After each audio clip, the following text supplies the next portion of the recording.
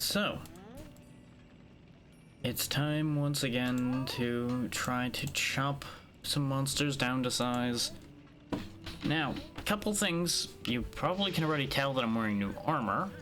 That's because, as usual, I've done some prep off camera and done some grinding. Specifically, I'm wearing half Kut-Ku now.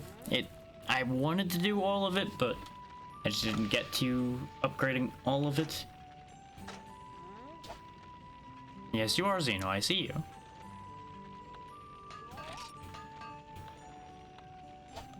How are you doing this morning? Yeah, the reason for concern about prep involves the item box over here. This is Monster Hunter 2. Yeah. Now, specifically, the reason why there's concern is this is actually all of our item storage. I thought it was going to go on to other pages like the other ones do. Turns out this one gives you only the one page of inventory in your item box. So I couldn't prepare as much as I wanted to. Basically, we have a limited amount of space, and I'm a hoarder, so this is going to be constant pain. So yeah, that's a thing. I have still prepared a lot, but I could not prepare as much as I wanted to. I've learned a few things that will help us keep our stocks up, but it might not be enough to keep this rolling without me having to pause to gather now and then. I mean, you've been putting in good work working on it, so. But I absolutely understand being tired because I'm sure you've still been fighting with the sleep schedule.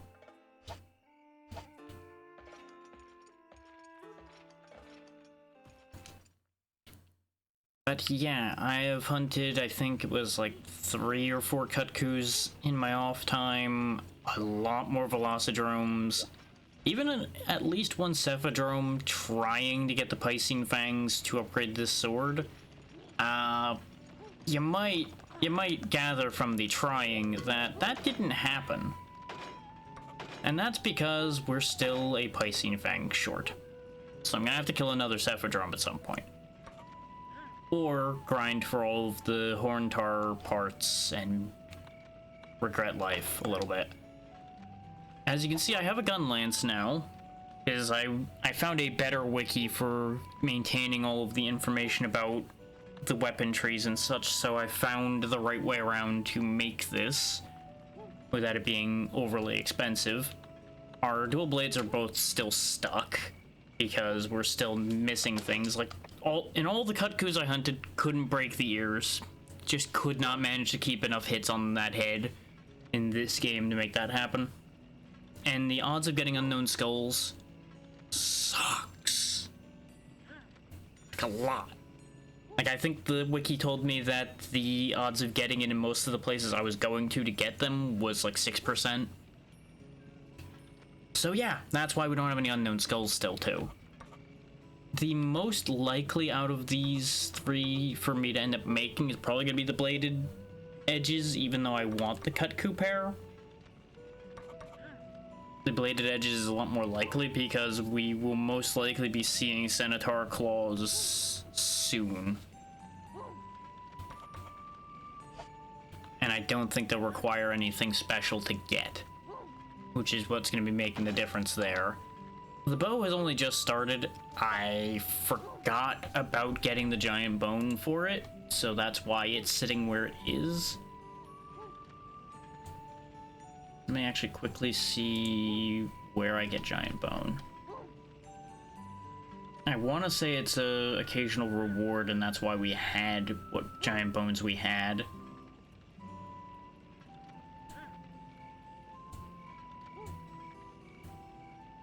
Oh no, it was off the Bulldrome. That's why we don't have very many, because I don't keep hunting the Bulldrome over and over again. Well done on the 3-stream streak there, Xeno. I mean, we could get it off the Daimyo Hermitar as well. That might actually be where we end up getting it, because we're gonna have to do that quest. That's probably gonna be our play here. I don't know if I'm gonna start today with the Daimyo Hermitar, because that's still gonna be really rough even with the prep I've done. But yeah, that means the bow is gonna wait until then. The main reason we don't have all of the Kutku armor, other than needing to get more Kutku shells and such from killing more Kutkus, is, well, up until this morning, I didn't have any Makalite left. I went and got more, and got lucky enough to get it. And Kutku webbing is also a little uncommon after the quest is gone. I could still make the Hermitar Greaves. They do remain an option for good armor, and they still have attack. So I think I might change my legs to be Hermitar, just because that's a good idea. But yeah, we'll go ahead and do that right quick while we're thinking about all that.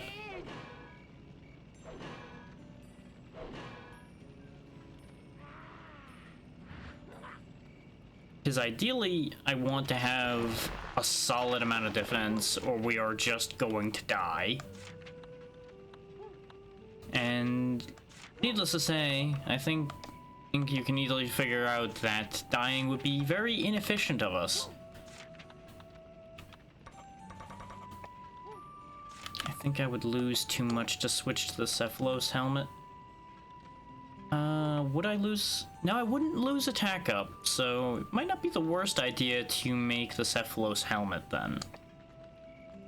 That's gonna, again, further drain our Makalite, which also precludes us getting the sword upgrade or the gun lance upgrade that I want, which I already ruined that by making the Hermitar legs anyway, for the time being. The other option is get one more Vespoid wing and start playing for sharpness and sharpener off of that. But then I start having to make too many more things and it just won't work.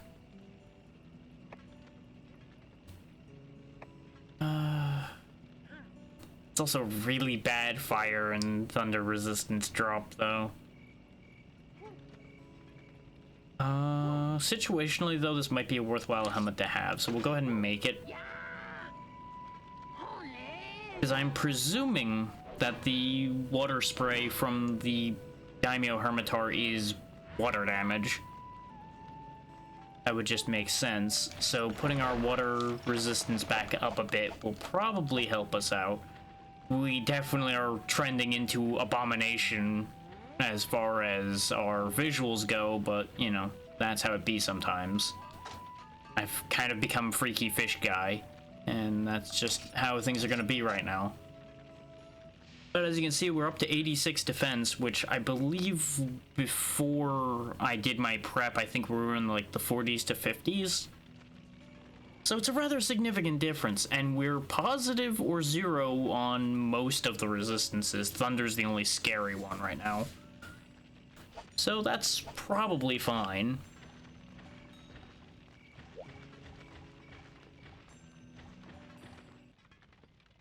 I'm gonna go ahead and put the longsword away.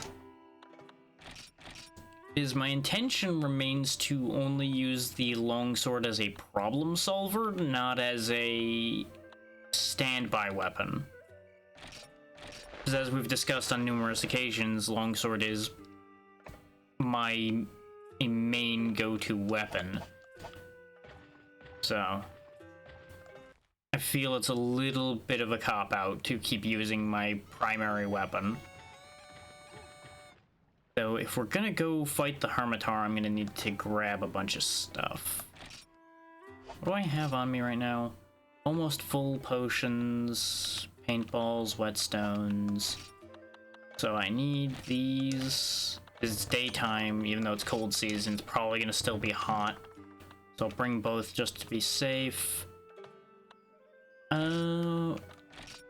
Because we got close to winning the fight last time, I'm gonna go ahead and bring the shock trap and the trank bombs, because the second it starts spitting in the dark gray goo, I should be able to put a trap on it and trank it, and we'll win. I'll bring the herbs and some mushrooms with me, so we have a double stock of potions. Just trying to think, is there anything else I have on hand that I can bring with me to help? An entire stack of well-done steaks so we don't go into stamina hell again. Top off our mega potions.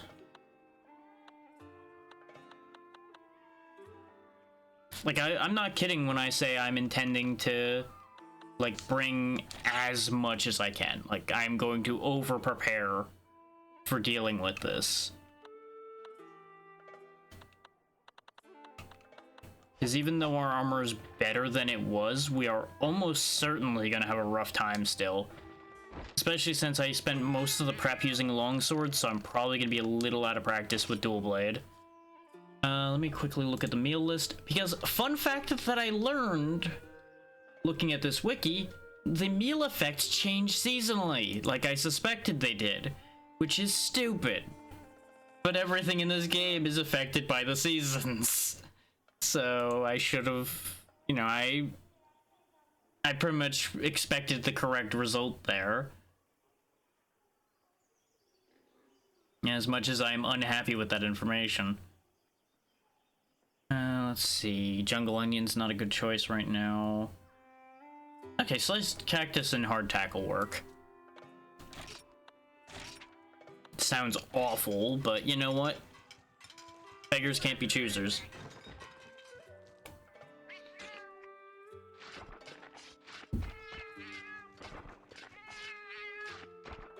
Somehow eating without moving the faceplate of the helmet out of the way. There we go. We have health and stamina up. I would have loved like a defense or an attack increase, but without sitting there sifting through that huge menu list, it wasn't going to work out for us. So let's see how this goes. Wait, no, I don't talk to you for it. Where's the chief? Where'd he go? Where's he hiding now?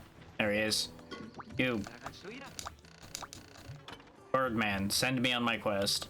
Wait, you want sliced cactus? Well, I might just get that for you. Wait. Oh, and he wants the Cephadrome. Oh, speaking of the quest that the villagers ask for, that raises friendship for them. And raising friendship awards you a bunch of, like, special friendship events and such, including being given rare items. So they are worth doing, and some of their quests to level up their areas of the village also require a certain friendship threshold. So don't be surprised if I have to manage those meters. That's gonna be a bit of a thing. The main one I'm worried about, though, is the blacksmith, and we have certainly done plenty for her, so she should be fine. It's just some of the other people that we might have to help out might be a little bit more problematic than that.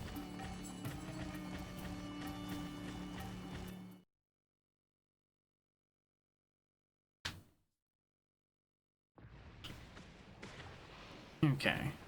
It's still hot, so we use cool drink. There we go. Now we gotta go find us a crab. Put some paint on it, and then we will fight to the death. Because that's a combination of concepts that makes nothing but sense, right?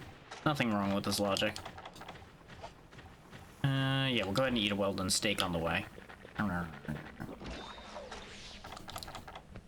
This way we are stocked on stamina. Especially with these dual blades, I'm going to need all the stamina I can get.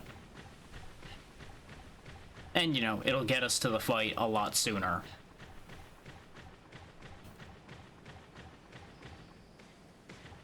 Now, the reason why I'm concerned is we kinda got ruined by this thing last time.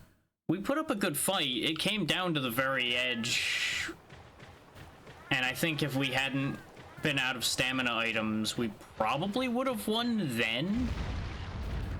So I'm a lot more confident than I would otherwise be, but still concerned. There we go. Now we know where he'll be going. And then there's these little blights on the landscape. There we go. Give me back my map.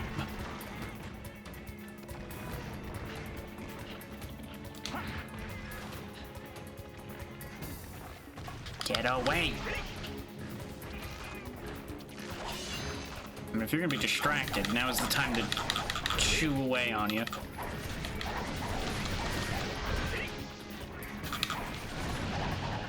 I'm stuck in my animations. He's gonna pull a bomb, so I need to get rid of him. You can have that mini whetstone, that's fine. Though you set me up for failure, you little bastard. Oh, wow, you actually really badly set me up for failure. He's being way more aggressive this time than he was the first time we fought him. But then again, I do think they give you kind of an easy version of the AI the first go around. It doesn't help that we have these cats all over our shit here.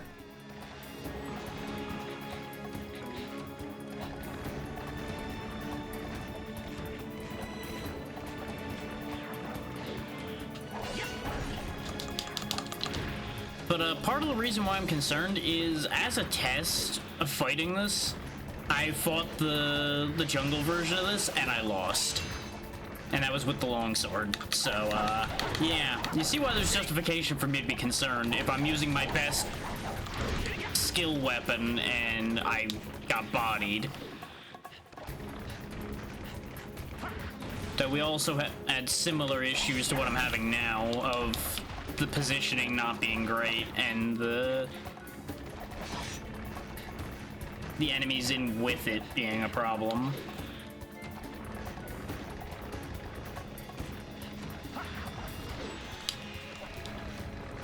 Because he wanted to sit there and turn around instead of doing what I told him to. We didn't get that potion off the first time.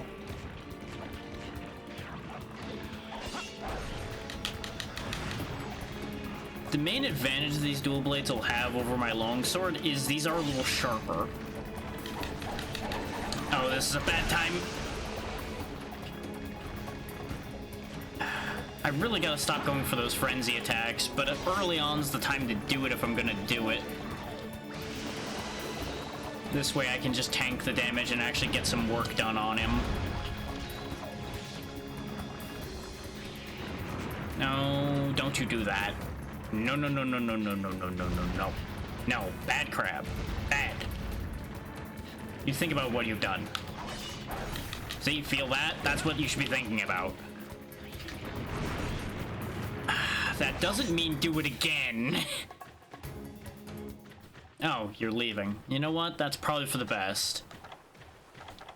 Except for the fact that now he's gonna be in with all the Cephalos instead of the cats. And we just got done clearing the cat at parade out of here.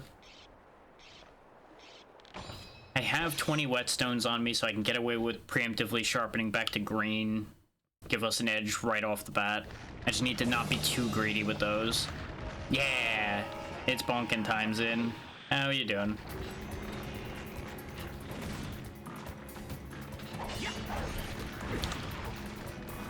Rude. No, he did. You don't get to see him do the quick backup that often. He's usually committed to staying in the brawl. Nice. Hopefully work's going well. Out comes the crab.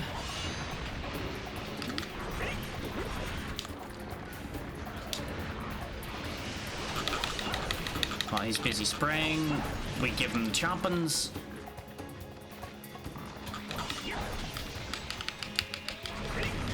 Nice. Yep, I knew I timed that wrong. As soon as I was halfway through the roll and he hadn't come up yet, I knew I was in trouble. I should have just put the weapon away and moved. But I was hoping to be able to save some time. I don't know why I thought that was gonna work. That one was pure mental failure. It's like, oh yeah, I'll get away with this. He's gonna come up. Doesn't come up. Immediately ruins my day. Nope. Nope, I'm not that stupid. I'm pretty stupid, but I'm not that stupid.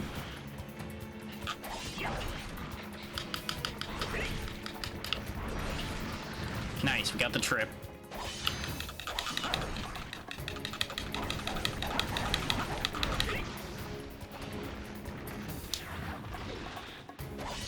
No, I didn't want to reactivate it. God damn it. We are so low on stamina that it kept reactivating when I tried to deactivate it. I should have just let it fail. But I wanted to try to keep some stamina. Instead, I botched everything. Uh-oh. You know what? That's the better result, honestly. Getting hit by the Cephalos is the ideal result out of that situation. You know, just because I put pants on that have stripes on them doesn't mean I should have started clowning around. You know, I guess here we are.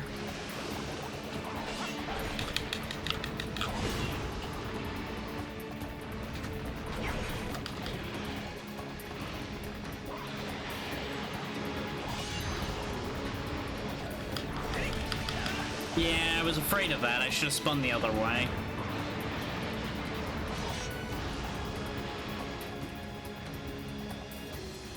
Nope, he's leaving. Okay.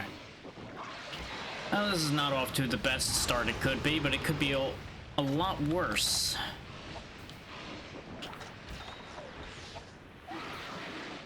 Considering we haven't fainted yet. And I'd be shocked if we don't faint at all. Because even with the armor upgrades, the Daimyo Hermitar still hits really hard. I just gotta watch out for the purple goo so that I can tell when it's time to trap him.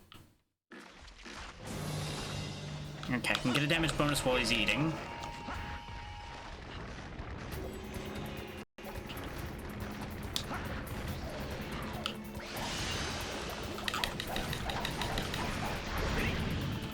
Nope. Missed me. Didn't miss me that time. I should have went for the spin, not the forward. Like I said, I'm still getting my head back in for dual blades after using the longsword for most of my prep to make it easier on myself. Which, you know, I obviously knew that was going to backfire on me later. I'd intended to do some of my prep with dual blades and then I got lazy. Oh, he is pissed. He is so mad at me right now. Then again, you'd be mad too if somebody ran up and stabbed you while you're trying to eat dinner. It was admittedly rather rude of me. Yep, there went Green Sharp. A wiser man would have healed in that situation rather than going for the attack, but I've never claimed to be a wise man. Ow. That's for other people to say about me. And mostly be wrong.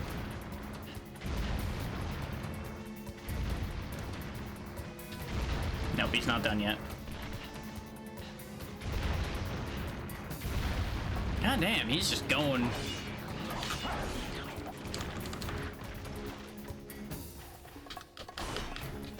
Yeah, he's in guarding mode right now. So what I actually want to do is this. And like really chip away at his back while he's guarding. The bad part about that is it does your sharpness in like even harsher than normal. But if I can break the shell, which would be shocking to manage to pull off, it would be a huge advantage for us. Like, breaking the shell is much more the purview of things like a gun lance or a hammer. Basically something that isn't primarily a cutting weapon. I mean, hell, even with a gun lance, it probably would take a Wyvern Fire to do it reasonably. I know we don't need the heat protection here, but I'm doing it just so I don't forget. And that's about what I figured as well, is that he was going to immediately run to a hot area again. We've definitely gotten some work done on him. Not as much as the first time, though, I don't think. I think the first time we fought this, we definitely got a lot more free and clear hits on him than we have this time.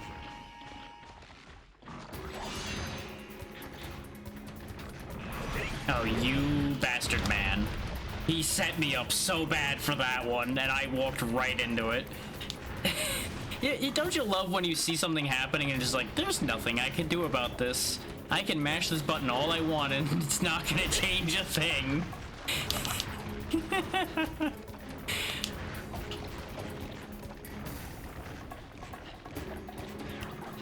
Just like, yep, my animations are committed now. Well, that's a shame.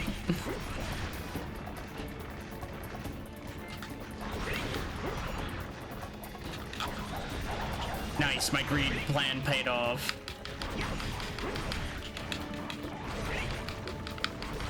There goes my green sharp already, but that's okay.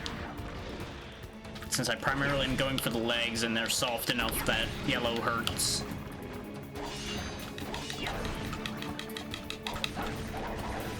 Oh, he's already... Is he already bleeding? Or was that me hitting him conveniently? No, he doesn't seem to be consistently spraying gray, so I think he's still fine. I think I just hit him in the face at a convenient moment. Make it look like he was weakened. I would have been very shocked if he was already that low. Even after a double trip and getting a lot of hits from it. Because remember, these weapons only do so much damage per hit, even though we're getting a lot of them. And this is a durable boy we're dealing with here. He's got some health, which is why it's important to be prepared to fight this thing, because you kind of have to do an endurance fight to a certain degree against these guys. And you all know that I'm bad at endurance fights. So I'm not typically built to last, I'm built to kill.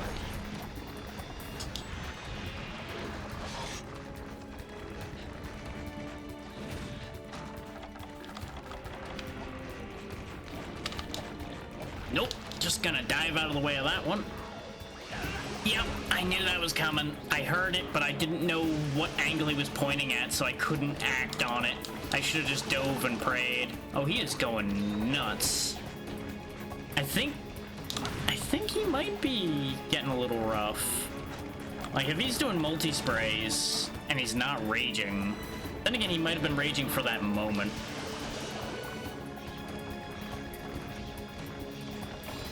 Nah, nah, nah, nah, nah. Doesn't matter, got away with it. I got away with the majority of it, and that's the important part. Because he didn't hit me with any heavy attacks. And I got most of that lost health back.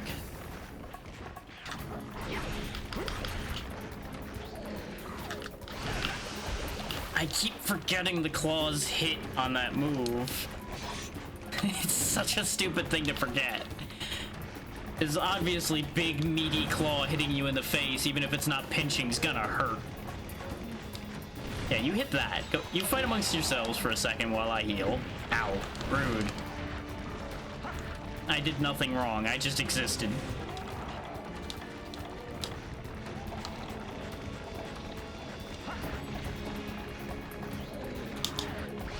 Nope, not this time.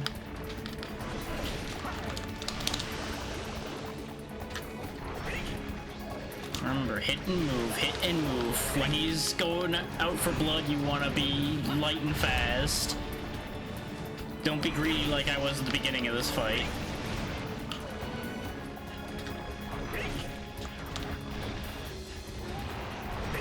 Because this is the much more sensible way to use dual blades. Just do an attack and then dodge. Attack and dodge. Attack it and dodge. Because you have the freedom to do so. I also know a lot more about the various movesets, by the way, because I learned something that I should have looked for, admittedly, and didn't. And I'll explain after this hunt what I'm talking about with that. But the short version is there's actually, you know, instructions. Yeah, these guys are kind of goofy.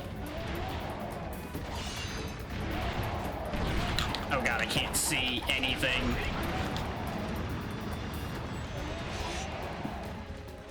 Bad times, gotta not be in the pile. Bad times.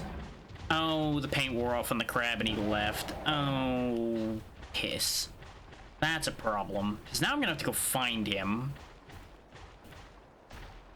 And he could be mostly anywhere, so that's upsetting. If I were a betting man, which I'm not usually, I would bet he went this way.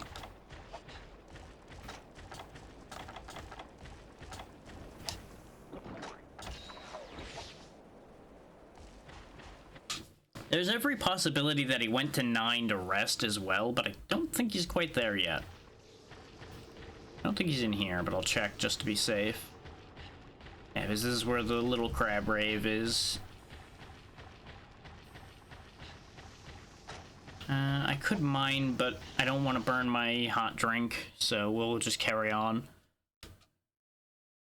Yeah, no, there is a very, very drastic difference between everything before World and World.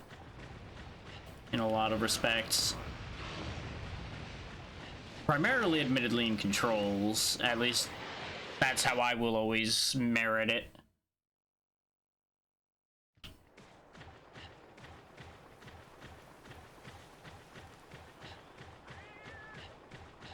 Because one thing I'll always give credit to Rise and World for is they do control significantly better.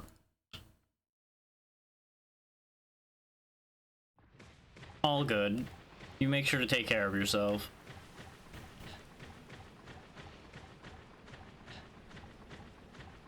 I will still be here chasing crabs around a desert.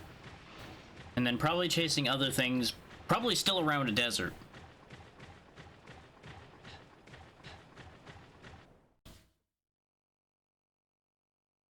I think my initial theory that he went off to 9 might actually be correct, since we haven't seen him anywhere else. And we would have noticed him. He's not exactly small. But he may have, like, backtracked somewhere, too. As we passed.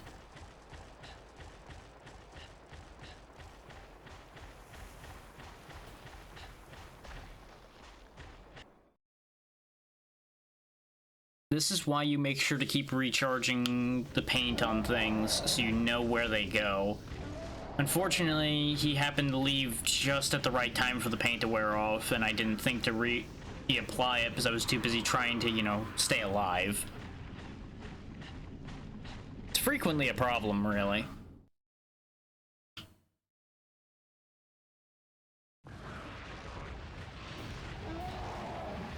Yep, there he is. So I was right with where he went, he just, I guess, probably went somewhere else in the interim, and I got here too fast at the time.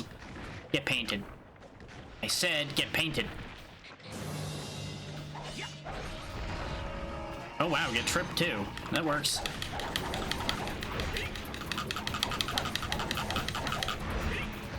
Up he goes, and away I go. Oh, he is pissed. Then again, the tripping will do that. Thankfully, they don't stay mad for very long. Ooh, there we go. Okay, managed to dodge the worst of that. That's fine. That's less fine. Oh, he's getting really up in my egg grill now. Yeah! A lot of problems. Hello, ABC.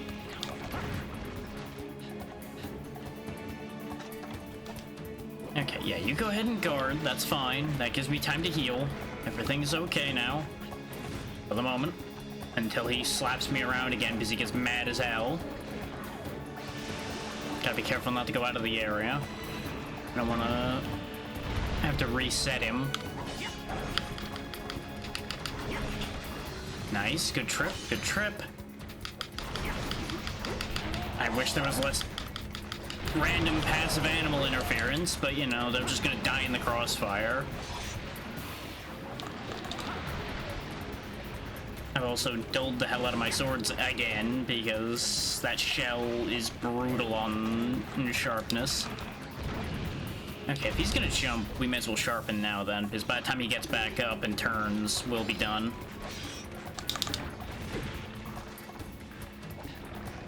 But yeah, this is Daimyo Hermitaur, otherwise known as a huge pain in my ass that will take a very long time to kill.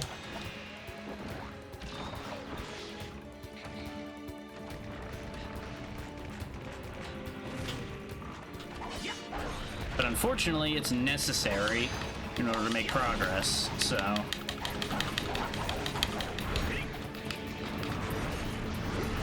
Which, based on the information from the wiki I've been reading now, which tells me a slightly different story than the wiki I had originally been reading, we actually have to hunt basically everything, according to that wiki, in order to make progress. Which doesn't seem to be true. You basically just need to go until you trigger the requisite results from the villagers. But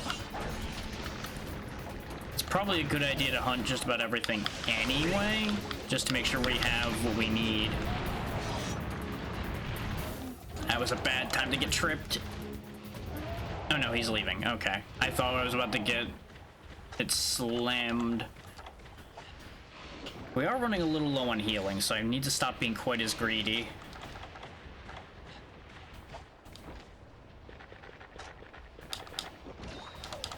He should, in theory, be getting low soon, though, if he isn't already.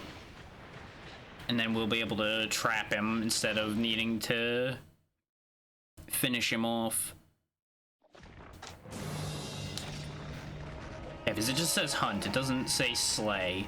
So, trapping counts.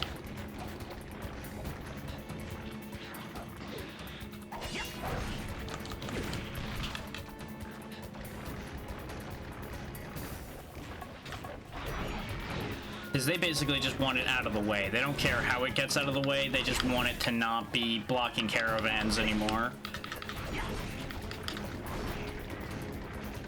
Oh, he is spewing in the dark goo now, so he's getting low.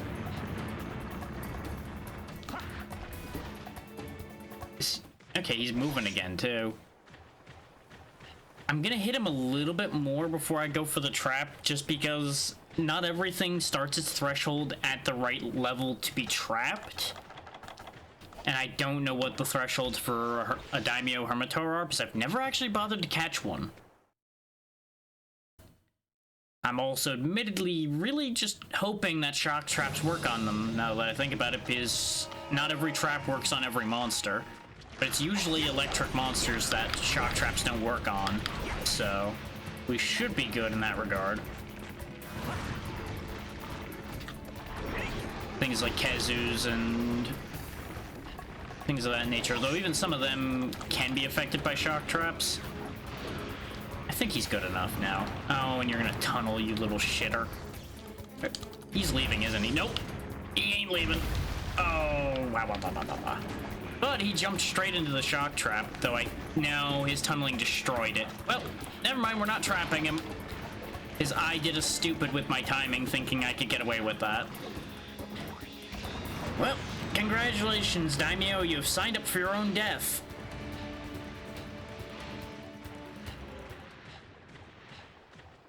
And he's going to go sleep now. I literally should have just waited a few more seconds. If I had waited, he would have gone, slept, and then we could have put the trap at his feet while he was asleep, and we would have been golden.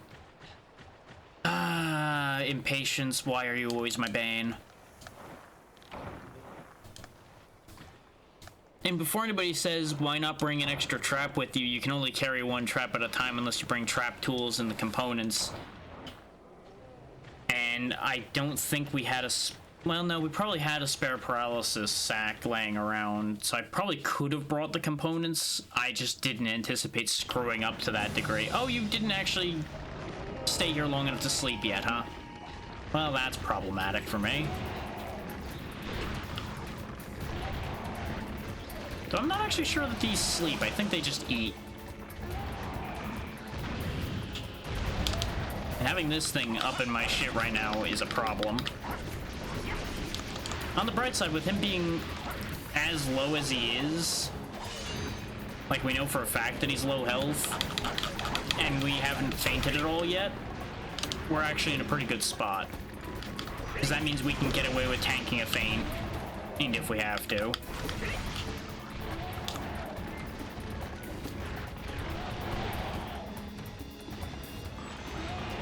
I just wish I didn't have interference in here right now. Because not only is that damaging my sharpness further, they're also potentially going to get me hit by things I otherwise would have been able to avoid.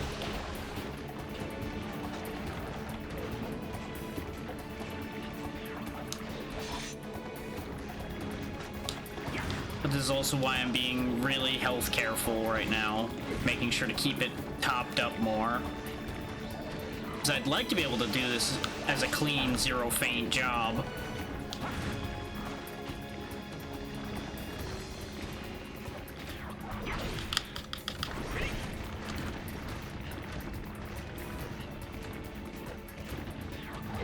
Which is also part of why I'm kind of encouraging him to hit the passive mobs. Oh, god damn you.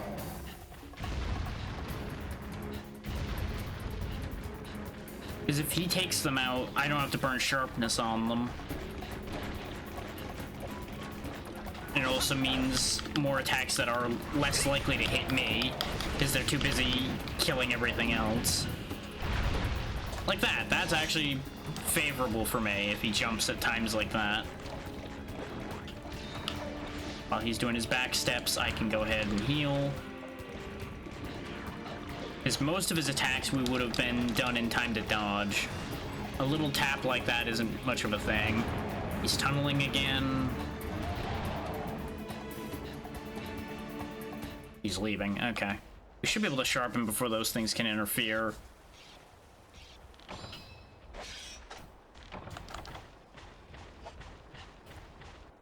I don't think he's got enough health left for me to need to paintball him again, but I'm gonna play it safe so we don't have to chase him all over the map. Or he might be leaving again already. Nope. Nope, this is why I was sprinting. I had a feeling he was trying to fake me out. I didn't like it.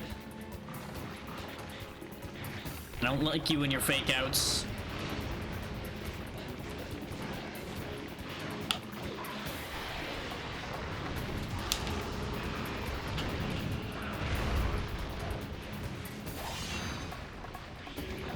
Oh, you piece of shit. This is how we get nothing done. This is how we get nothing done. He burns all the hunt time cause he keeps on tunneling.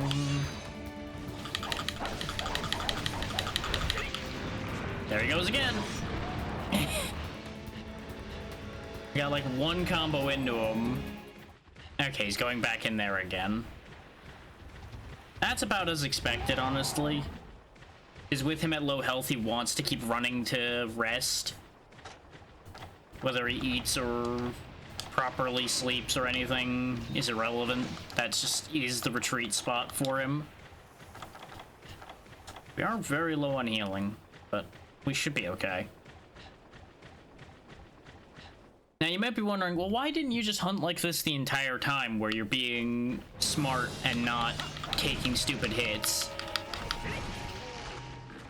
Where would the fun in that be? I mean, it would certainly save me on resources for sure. Don't get me wrong about that one. There we go. Daimyo defeated.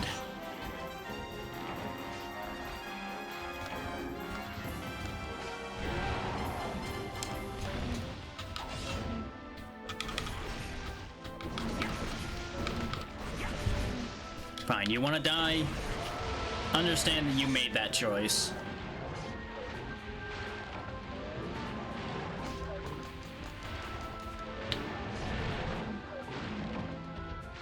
Rolling up and interfering with me, cleaning up my kill. Okay. We have cleaned up all the parts of the Hermitaur that we're allowed to take.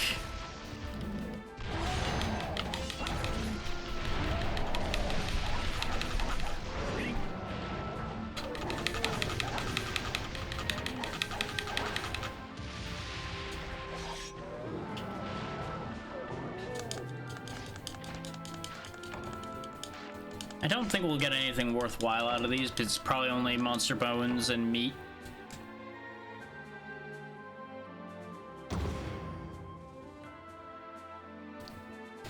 There's never been a good explanation for that, and I don't think there ever will be. Because I've always asked that too. And like, for some parts it makes a degree of sense, because like, they would lose power if they were taken off of the dead version. Like some of the horns and such off of some of the more energy-based monsters, for example. They would lose the energy that's coursing through them sooner if they were dead already. So there's an argument there, but like, we absolutely could harvest a lot more off of that daimyo, for example. But we don't. Because reasons. And like, that comes down to game mechanics at that point. There's no logic to that other than it's just for game mechanics purposes. But as you can see, since we did our first urgent, the tavern's upgraded. Pretty much, yeah.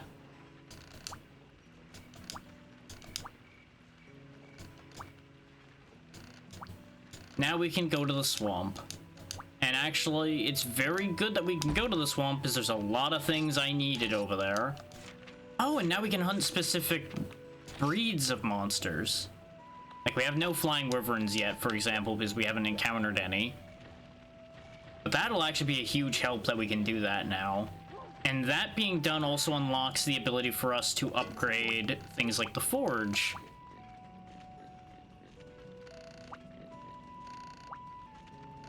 Which is going to be very, very helpful to us, as you might imagine. But I'm going to have to go kill an Iodrome for it, which is fine. That's on the priority list of things for me to do right away anyway. But once that's done, I believe both the purchases of immediately available and my upgrade options improve. What do you need now, Chief? There's my 1 jar of honey reward for taking on a giant crab.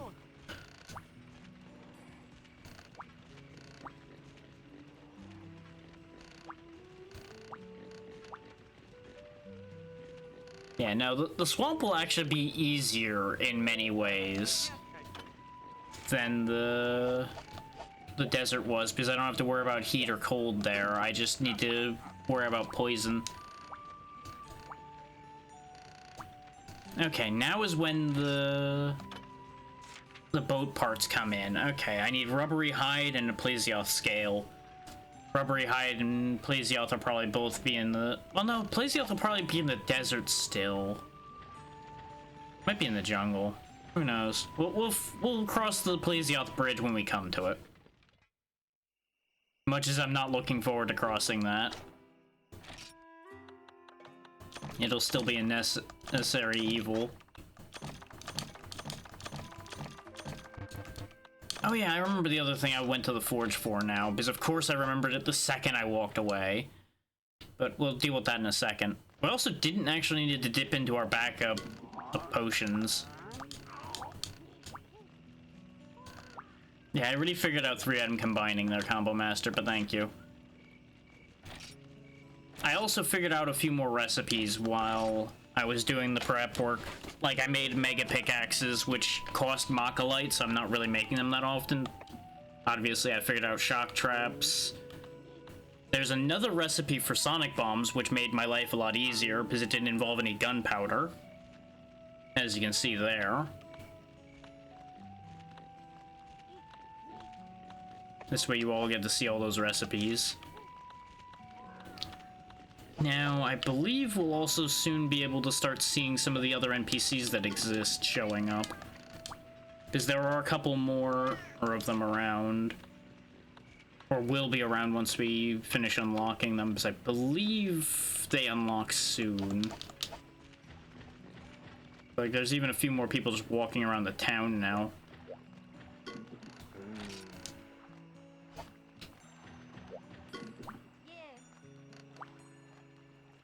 I'm just checking with the new people to see if they give me anything or say anything useful. You were here before, and you've had a couple hints, but nothing useful. Yeah, I think that covers the handful of new people walking around. But yeah, if I go back to the bookcase, there's something I should have thought about a long time ago. And it's the hunting guide. Specifically, it tells you the move list for every weapon. I should have looked at this a long time ago. Because, you know, I'm a genius that way. I just ran around pushing buttons till things worked themselves out. Now, admittedly, I'm not actually going to learn anything that I didn't already figure out with most of these. Like, it just proves out to me that, yeah, demon mode is the way to go, and there is no Archdemon mode. That's basically the thing. What it did show me over here in Longsword was that there's a right stick click move. Which is why my Longsword felt wrong before, is because I didn't have the thrust, which is how you weave in some of the other moves. Because off of the thrust you can do an upward swing and a bunch of other things. Things like that.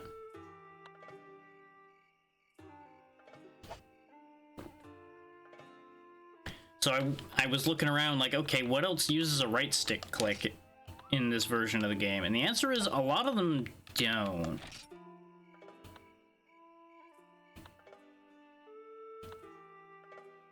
Oh yeah, there you go. By holding right stick down, you can perform a charge slash, so Greatsword does have charge now.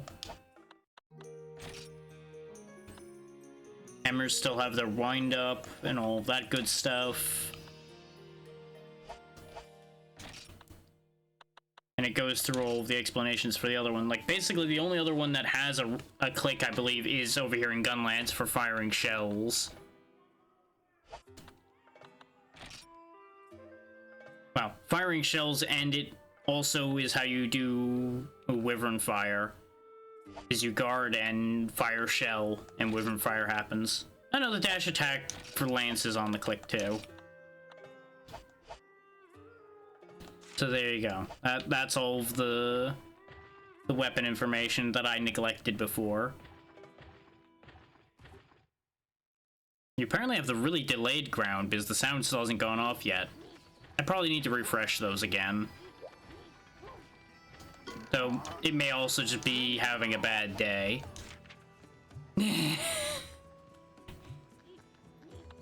Oh, thank God. That'll help our cause a lot. We can buy mushrooms now. There's the sound. Yeah, that was turbo delayed for some reason. For those that don't know, those sounds aren't on my side. Those are attached to an external service. So if that external service's servers ever start having issues, then they just won't work.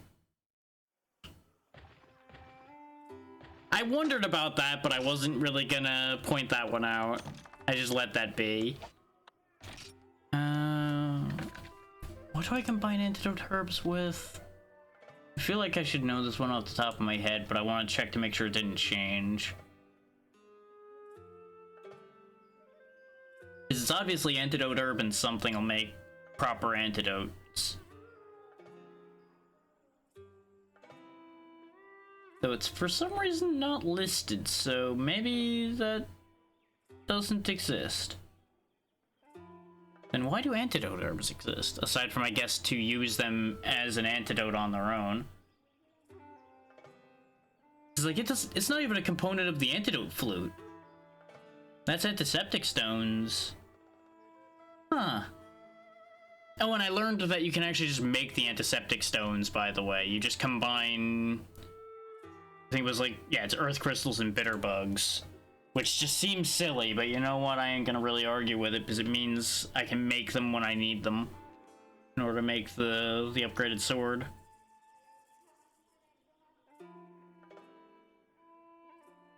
Yeah, I don't see antidote in this recipe list anywhere.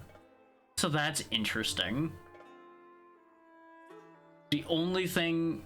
Oh, there we go. It's just in a weird spot. So it's mushrooms and herbs. Okay. Doing it again isn't gonna change it, ABC. if it's having issues, it's not going to get any better the more times you do it. It shows in the chat when you push the button. I saw it in the chat before you did everything else, so I knew what was happening. Because I pay attention to chat. I responded the second I saw the text pop up on screen. Hello there. It's almost like when I'm not running around doing 6 things at once, I pay attention to what y'all are saying.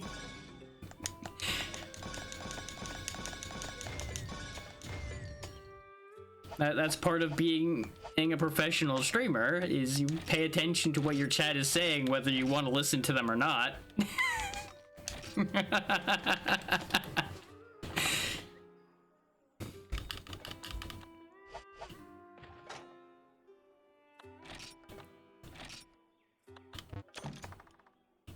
You know, doing this for a few years has its advantages. It also has massive mental debuffs, but that's neither here nor there.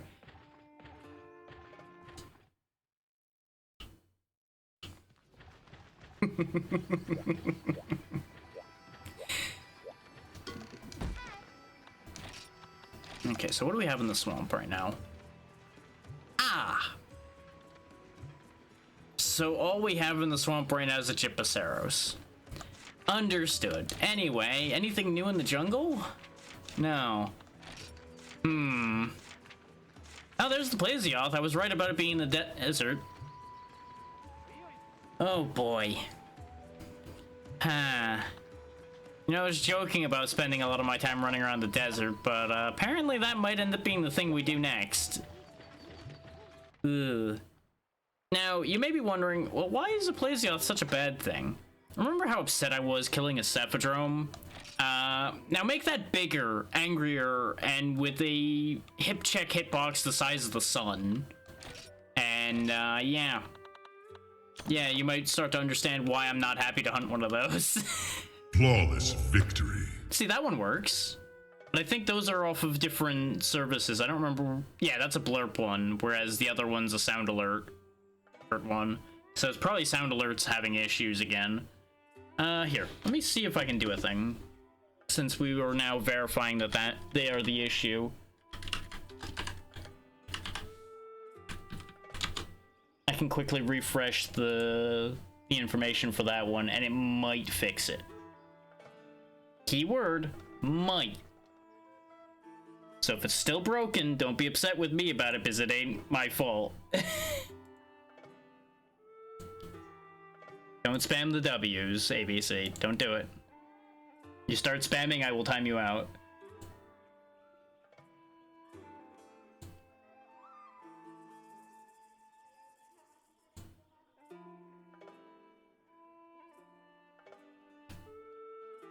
You know, it looks okay. I can just, like, quickly reset the source, though. And that'll probably fix it. If anything can fix it.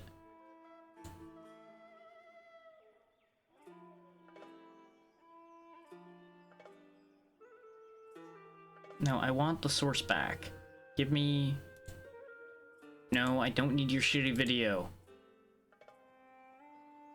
Why won't you just give me another copy of the source? Why are you like this? Why have you made your page worse?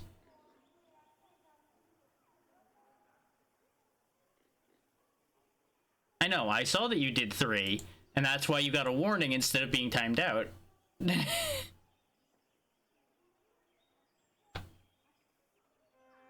If you had just kept typing W over and over and over again, you would have been timed out in a second and I wouldn't even have said anything.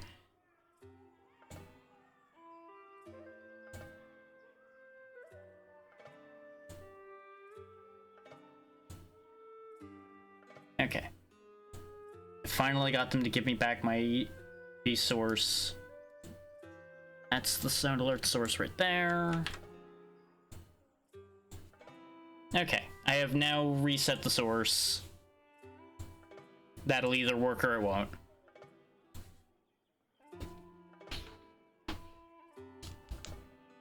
That's as good as anything as far as fixing goes. potential W.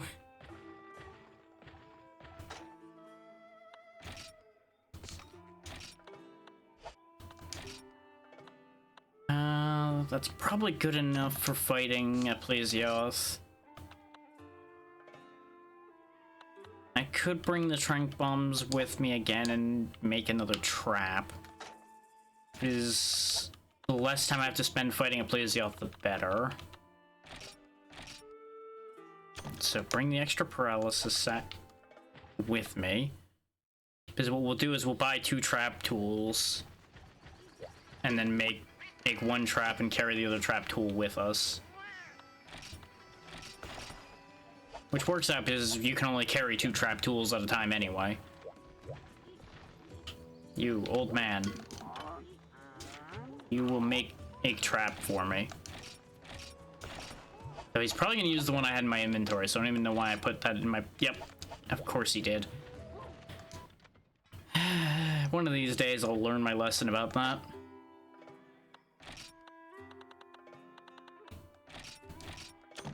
Okay.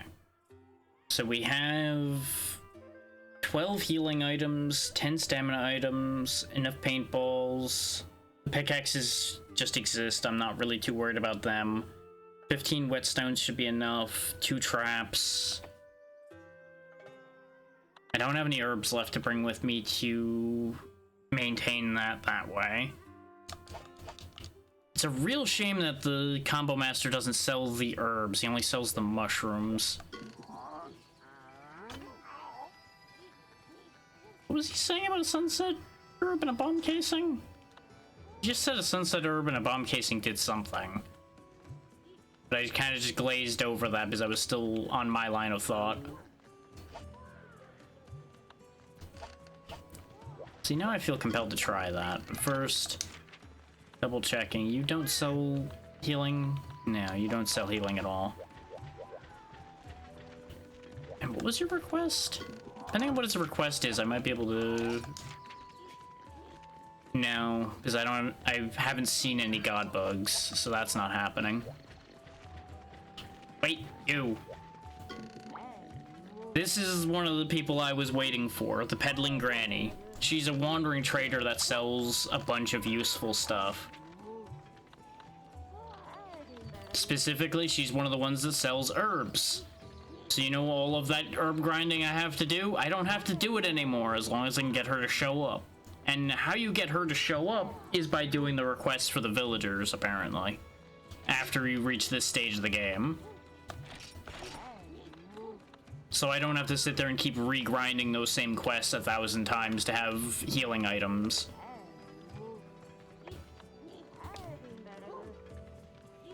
You know, this might give me more space.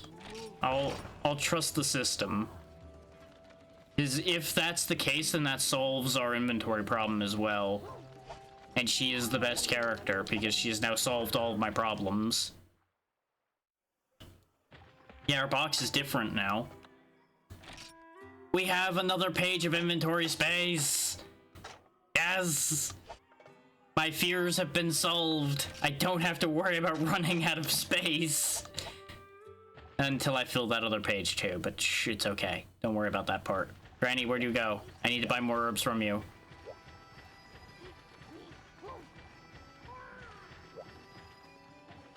Where is she? Did she leave already? Was I only able to buy 1 set because I was too slow?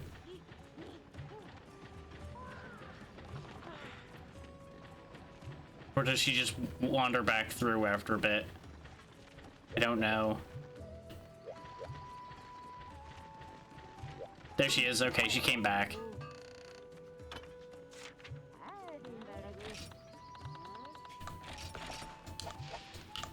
I have to run back to the house every time, though, because I can't carry more than 10 herbs on me.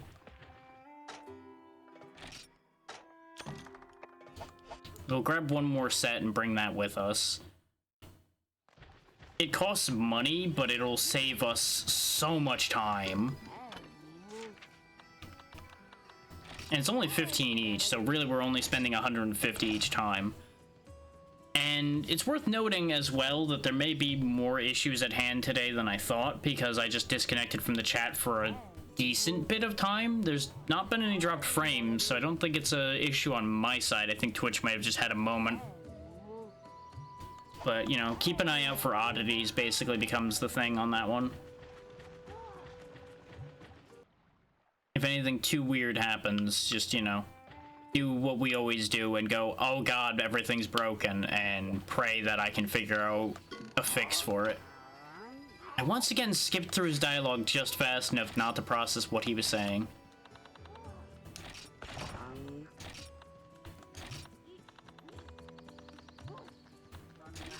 I'm not going to turn all of them into potions yet, because sunrise herbs are used for a couple other things. But there we go. I just wanted to have enough supplies to make sure I can just reset if I need to.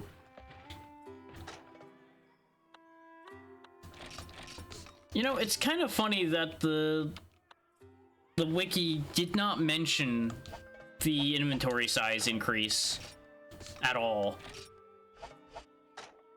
Is it listed a bunch of the benefits of going up to the next tier like we just did? And they were definitely singing the praises of Peddler Granny. Didn't mention the organizer paper at all.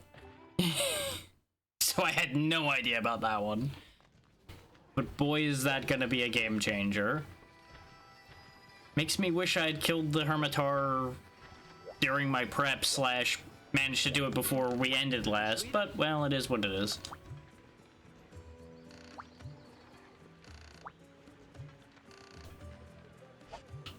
Yeah, there's more tutorial on breaking monster parts.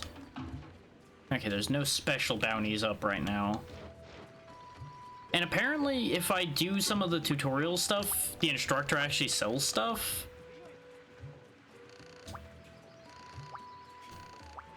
Oh, he's got arena quests more or less ready to go now too. Dojo exercises. What exercises do you have? 5 pin tuna, 25 vespoid, 3 cephalos, 2 herbivore eggs.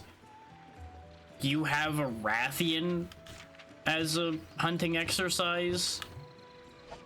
The fuck? And you want another Daimyo Hermitar dead.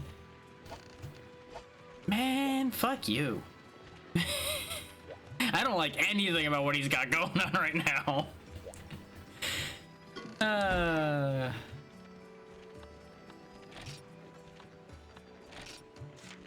Still just that, yeah.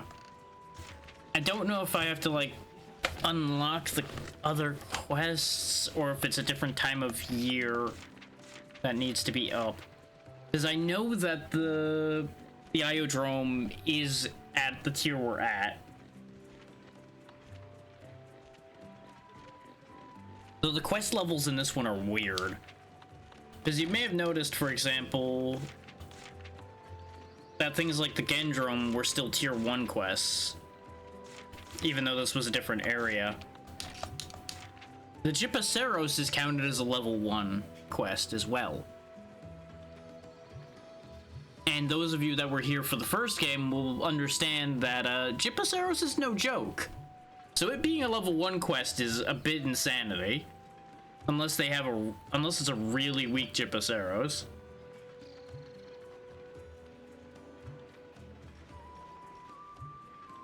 Which I find unlikely.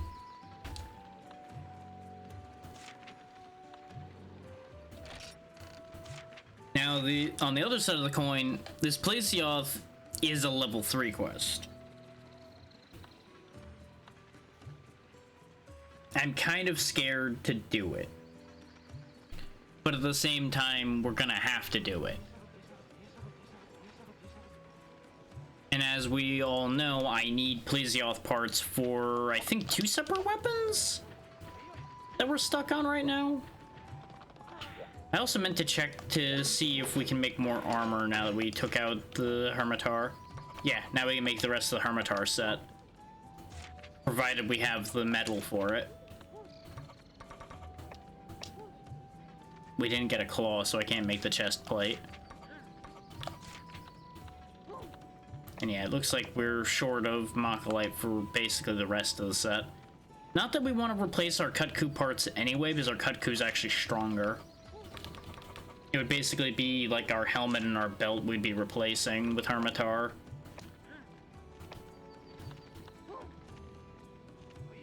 Uh-huh, it's getting close. Much to my eternal amusement and concern, more or less the moment I mentioned it on Blue Sky, I gained like 3 or 4 more people that are like, ooh, you're saying we can cause disaster by doing this? Okay, we're in. You absolutely don't have to, but I would appreciate that.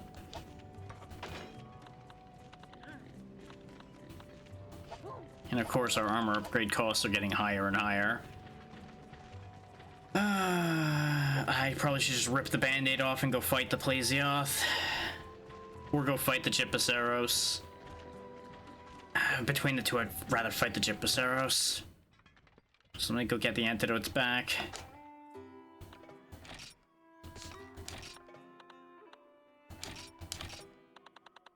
Because especially since I'm packing a bunch of antidotes, the Gyppy shouldn't be too bad.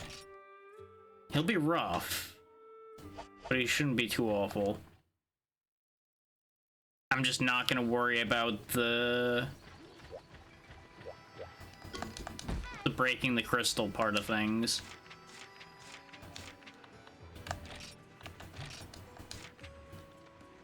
Oh god damn it.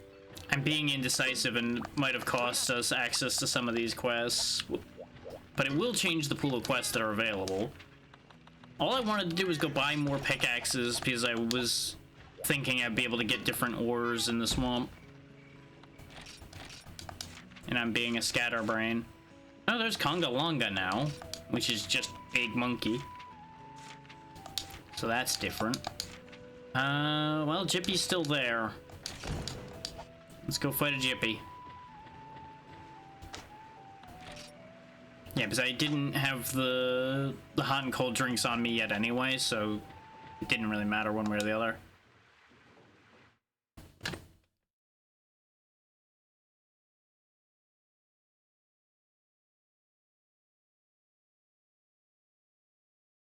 Based on how much higher our armor is right now compared to when we were fighting the Gypaceros in the first game, we should be okay. It's gonna very heavily depend on what else is in here with the Gypaceros. Because the map is probably gonna be more or less the same as the swamp from the first game. Because the swamp I saw in the first game was very similar to the swamp I saw in a later game.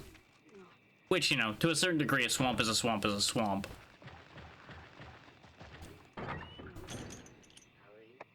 Yeah, see, they even provide an old pickaxe, because they want you to get a soot stone as one of the subquests. I ain't gonna promise that we're gonna be doing that, but it's a thing. This old man over here, by the way, is how I got a lot more potions. Turns out if you give him a chipped shell in the jungle, he'll give you potions. You want a whetstone, huh? Sure. Let's see what we get for giving you a whetstone. You give me a small monster bone. I was half expecting him to ask for the monster bone back. I believe there is a trade in one of these places where you give him small monster bones and he'll give you something else. But basically, if you keep making deals with old people, you'll actually get some really good stuff. Ah! That's different about this swamp. Some of the water in here is poisonous. Good. Don't touch the purple. Purple bad. Understood. Man, they breed some real big pigs around here, huh? You know what I should have done? And actually, yeah, this is a different layout now that I'm looking at the map.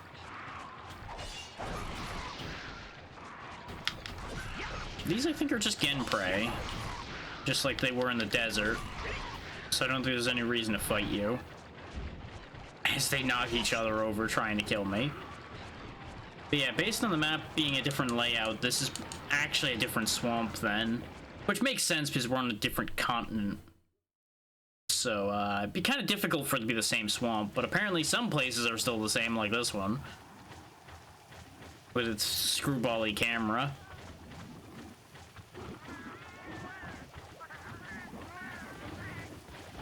Are these all bull drums in here, though? Why are they so fucking big? Like, I genuinely don't understand that one.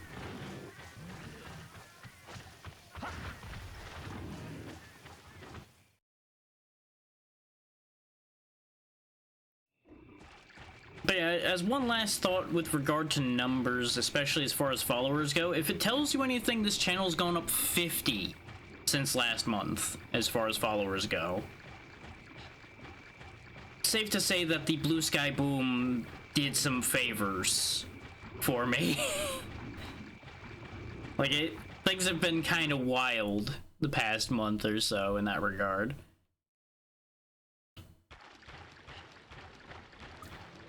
It's a neat looking cave. He's not in it, but it's a neat looking cave. It's unfortunate that it's got big angry monkeys in it. I know they're apes, but I don't have enough respect for them to name them properly. I don't particularly like the Blongas or Congas. They're very upsetting.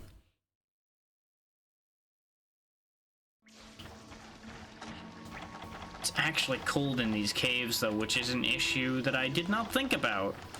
And I really should have. So, kind of just hoping Jippy's not in this cave over here, otherwise we might have a problem. He's not in this cave. Okay. We will just mine and get the hell out of here over to 2 then, because he is in 2, almost certainly, because we've been basically everywhere else. Ice crystals. There's the sootstone. I mean, I guess I could try to haul this out of here, but it works like an egg, where you'll lose it if you drop it. And if he is, in fact, in 2, like I'm suspecting, we're gonna run right into him. But you know what? It'll be funny. Seeing me try to sprint this past him. But I think we're gonna drop it because it's gonna do the fear animation, and he's just immediately gonna botch the job. No, he's not here? Where the fuck is he? Because I went to 4, right?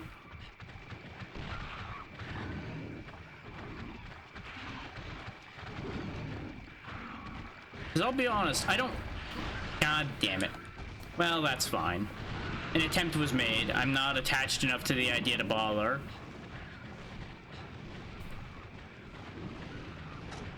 Oh, I guess he just doesn't get a cutscene. Okay.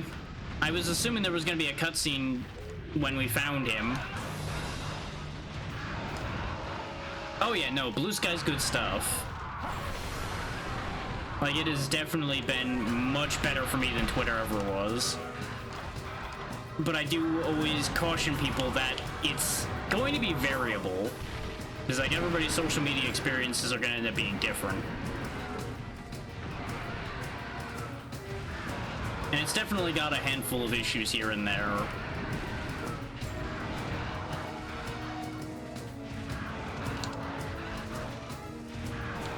I really want to just get my stamina back up after losing a bit of it to the cold.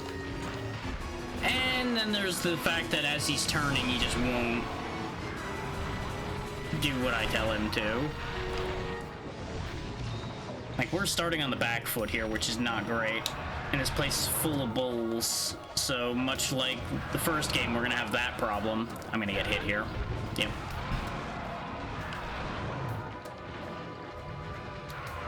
If it weren't for the bulls, I would probably just stay in here and then use items, but on that basis, I'm actually just gonna step back out of here because this is just not fair. Here to try to use items in this mess. We just have to do this pretty quickly so that the cold doesn't just take the stamina back. Oh, and that's what I was afraid of. He's pissing off to somewhere. Or else, but we already painted him, so wherever he goes, we can find him. Or he's not actually going anywhere and just decided to take a joyride around the room.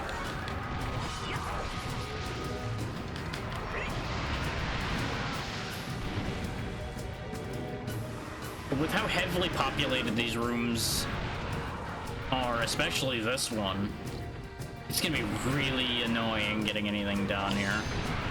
Because we don't have the slow greatsword problem, but we certainly have the lack of crowd control problem.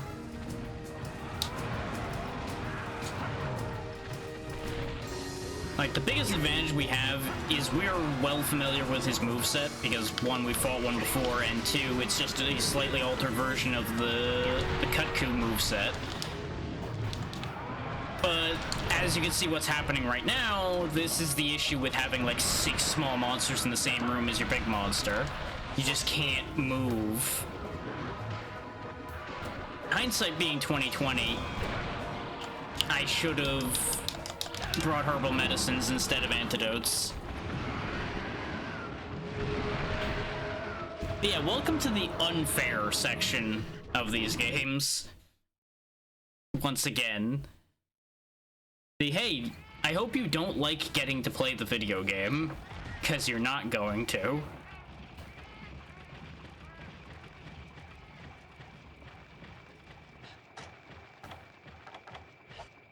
Yes, go somewhere else. Go literally anywhere else, because everywhere else in the map only has bulls or prey. It doesn't have both. That one room, for some fucking reason, has both. You know, I just had a thought, and I should have acted on this. I should have brought flash bombs. Not for Jippy, because we've pretty much established that he's either immune to it or it's a pain to get him with it. But it would have kept the others at bay. Oh, there's Gen and Io Prey here. Interesting. Much like there were Velociprey and Gen Prey here in the last game. Okay. I mean, that does allow me to get Io Prey material.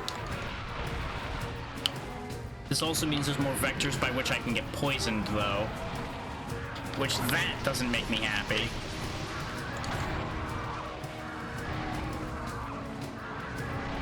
Thankfully, Jippy's gonna beat the hell out of them for me.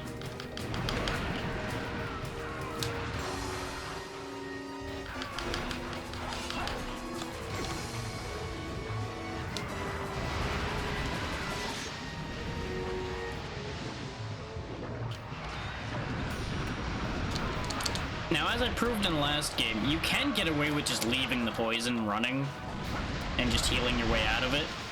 And sometimes that is genuinely the better idea.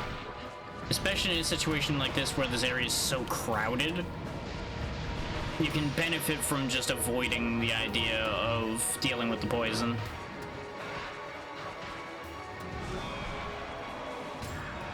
Thankfully, you don't really need flash bombs when the monster does it for you.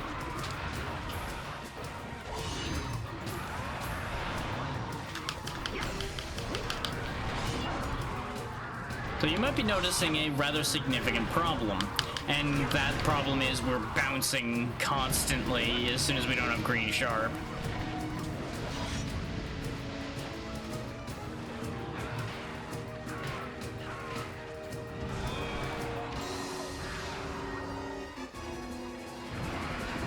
Thankfully, if he wants to keep doing that, that can continuously buy us time to fight him. Especially since he apparently wants to mostly screw around whenever he isn't flashbanging all the other enemies.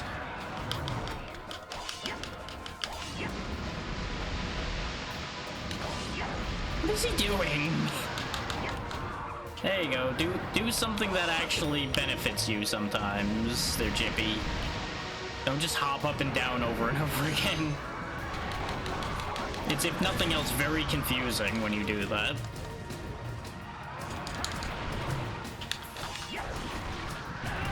Well, there went the rest of my sharpness.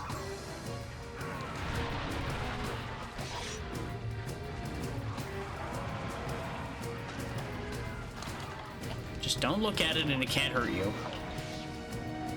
Especially if it's running away.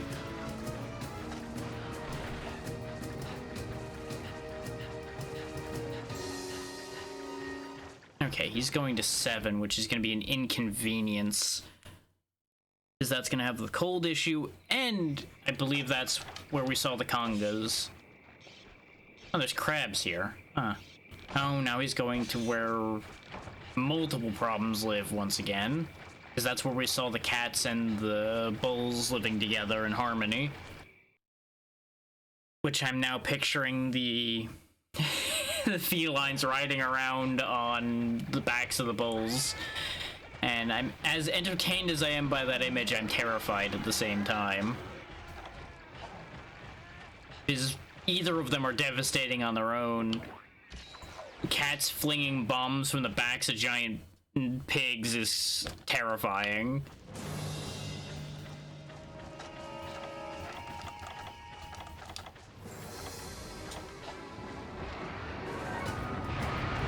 Oh, hi there. I was just having a snack while I waited for you to get over here.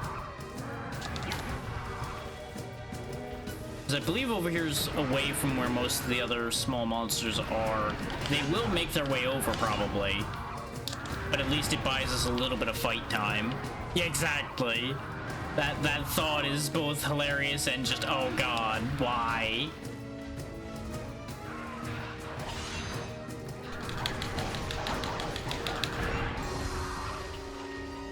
Yeah, we're just gonna have the same problem we had with the Kutku using dual blades, and that is every time I try to go for a long animation, he's just gonna do the spin dry technique here.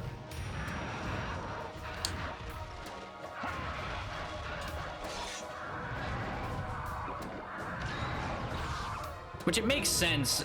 If you've got something hanging out under your legs, spinning around is a good way to get it out from under you sometimes.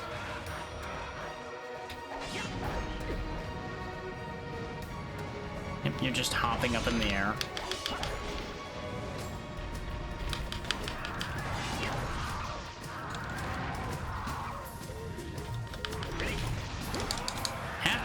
Half my issue right now is camera angles are causing my attacks to operate differently again. Because remember, since my attacks are based on the stick, they are directional inputs. Which means, since they're directional inputs based on camera, if I'm facing to the right, a left input would actually be a back input, and vice versa. Which is fucking bizarro world sometimes. And now we're doing the fun don't get to play the video game thing again. All because I took one bad hit. Okay.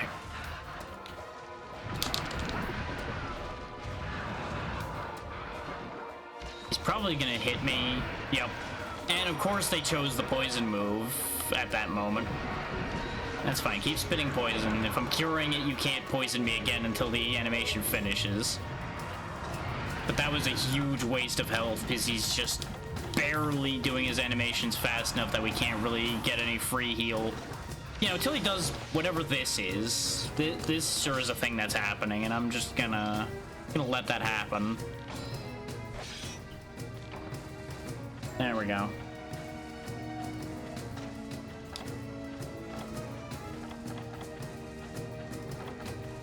Now, the thing is, we haven't done enough damage to him to have him be in a bad spot yet, so I know he's not running to heal. He's just running to run.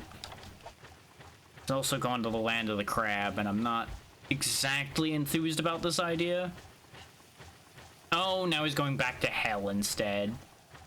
And I think... Oh wait, no, 4 wasn't that bad. It was 2 that was nightmares.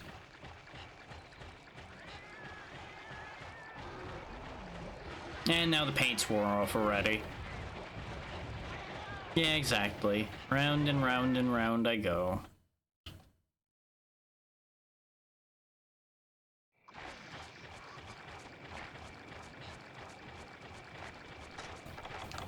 Cycle back to the paintball.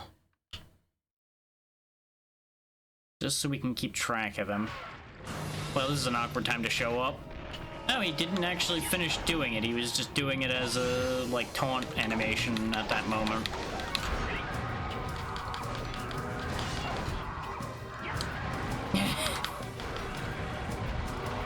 At the rate we're going, it'll happen soon, but I also wouldn't bank on it happening.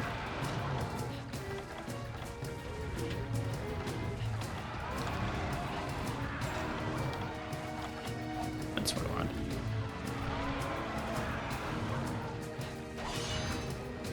Like, at any moment, the growth rate can stop for a moment.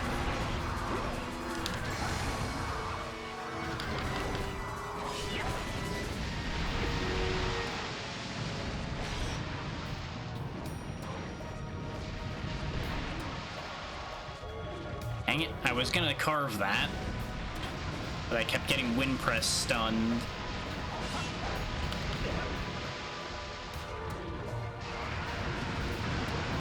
Okay, what is he doing?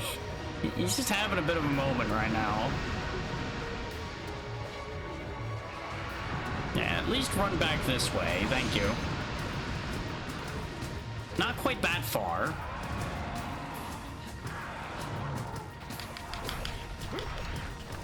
Missed it. Yeah, the fact that I bounce on his legs is gonna be the biggest issue here.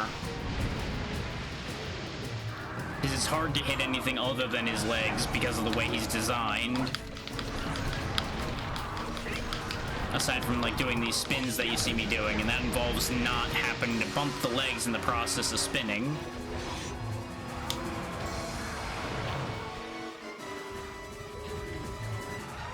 I think I'm gonna be too slow getting to this guy. Yep. It's a little bit of a problem. I mean, technically I do.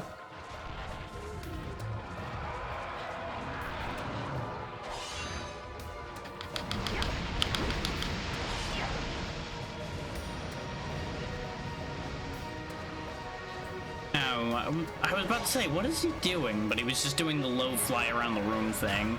And now he's mad as hell.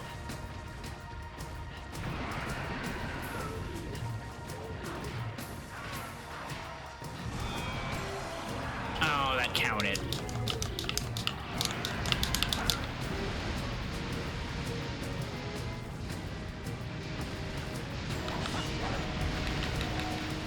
He's still mad. I gotta be careful.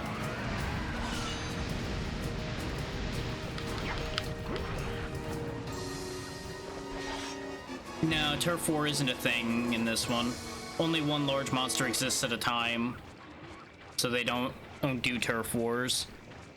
You'll have, like, the small monsters fight it out with the big guys now and then, but that's mostly just because they ran into each other or chasing me around.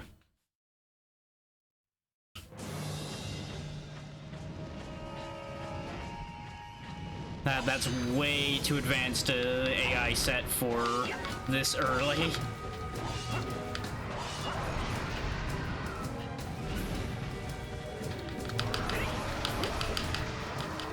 There we go, that was a good hit. Ooh, and we got a stagger off of that. Nice. That's fine, get tagged by a rat tail. Yeah, Turf Wars are really, really fun and they're very handy.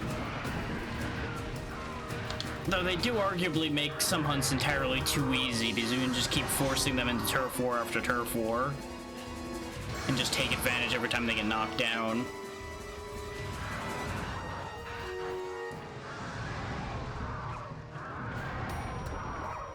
Because you just go Turf War to mount to Turf War to mount, and then they just never get to fight back.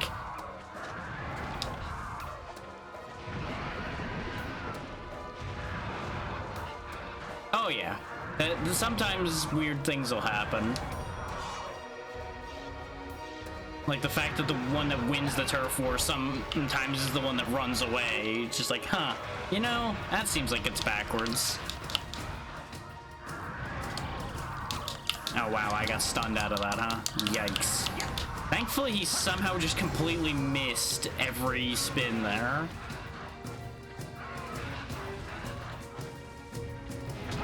I just don't like having to constantly chase the monster all over the map.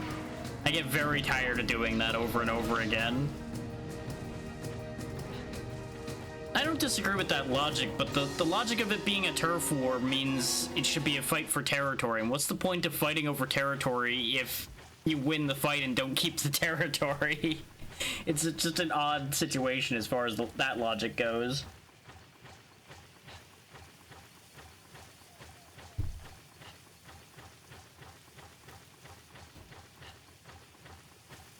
Oh, he's going back to hell.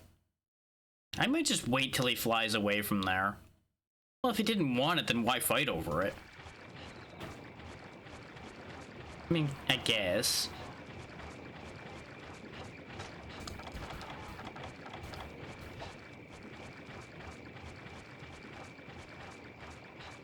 And I can't even go directly to 2, because I don't know if you've noticed, but the path from 4 to 2 is a one-way path.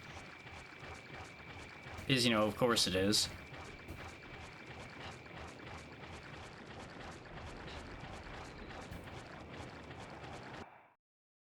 You know, I bought extra pickaxes, rather, to gather while I was here. And I'm realizing now that it's just like, you've been real focused on killing that Gypaceros. But at the same time, in our current position, I probably need most of the hunt time to kill it. Yeah. It's like, oh hey, you thought you were gonna be able to go that way? How about no?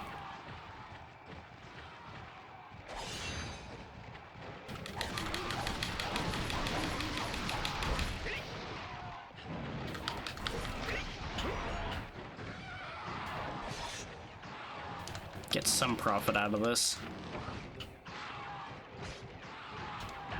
Is that a minimum? Getting that IO Prey scale will most likely unlock anything based on IO Prey material.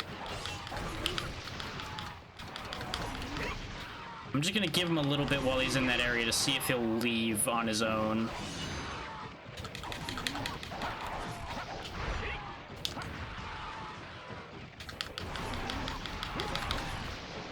Well, he wasn't the one I was swinging for, but you know what? I'll take it.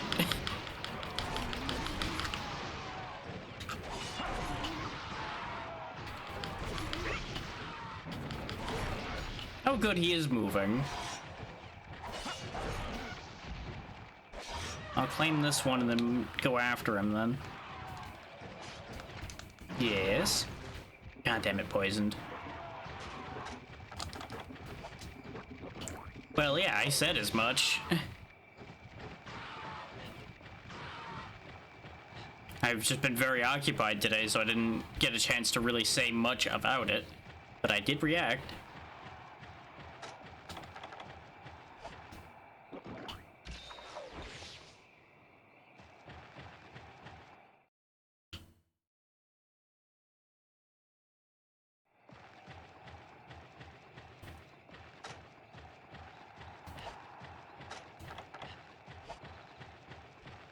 Fair.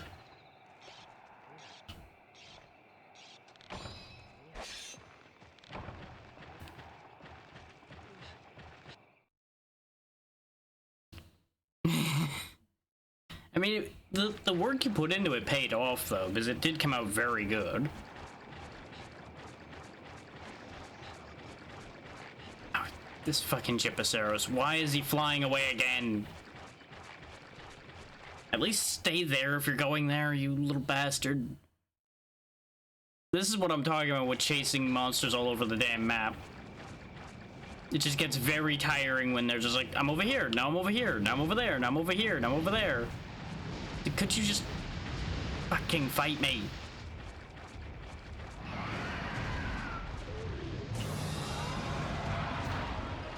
Yeah, no, once the color was on there, it worked out a lot better.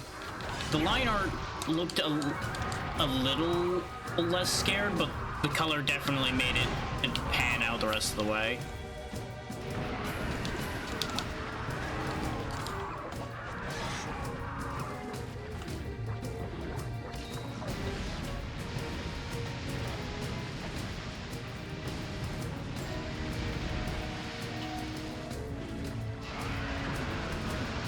But that's also half the point to coloring something, is to add the extra dimensions to it that line art just can't do.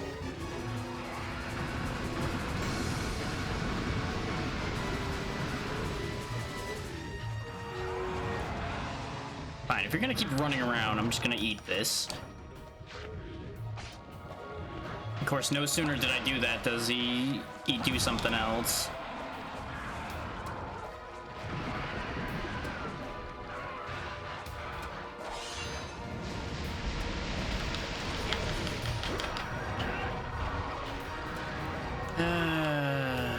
You are being very tedious right now, Mr. Gypaceros. I just want you to know that.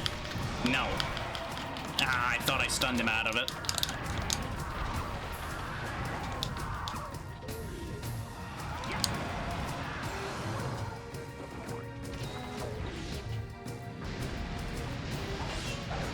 You won't see the Vespoids not flying very often, but there you go right there where they were actually stunned. So you actually get to see their idle animation, or in this case, their idle state in general.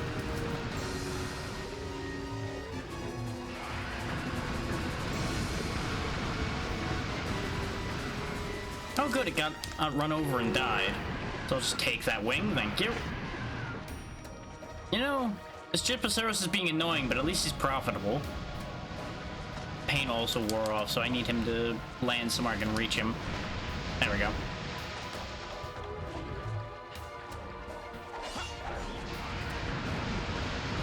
Will you knock it off with that? You're burning hunt time, you little bastard. And I know that's your goal. I know you're trying to timer scam me. I don't appreciate it. No, I don't. I already got timer scammed by your cousin, the Cutku. I don't want to do it again.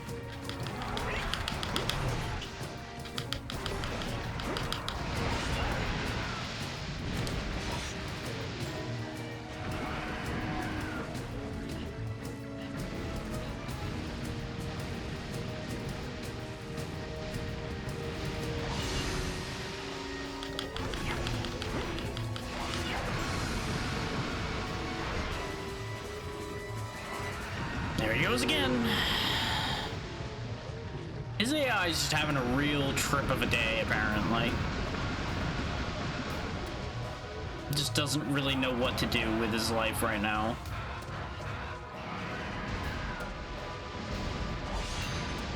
You flying away this time, or are you just being weird? You're flying away.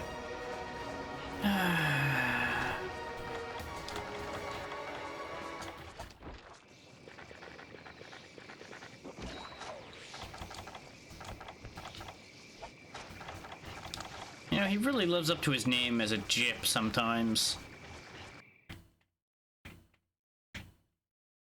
Yeah, he's chasing in phantoms right now. He's having a bit of a time. I don't think I hit him in the head that hard, but you know, maybe he ate some weird mushrooms. There's plenty of them around here.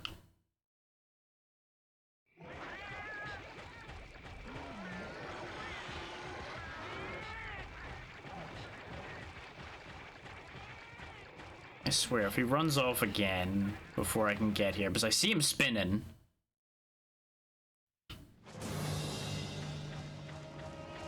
I mean, it does happen. Especially in the last couple games, they do actually eat things, and what they eat has effects on them.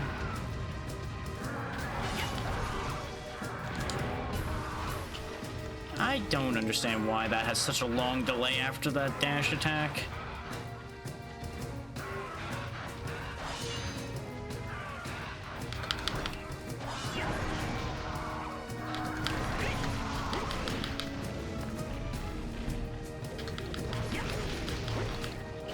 I mean, I'll be honest, I haven't sat down and watched their behavior. Maybe some of them do. Seems like something Capcom would do.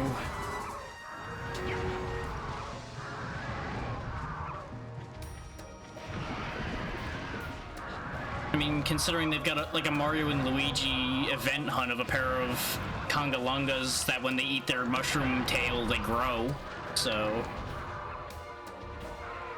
is they start out tiny and then they become huge. Oh my god, I'm getting stunned so easily right now and I hate it.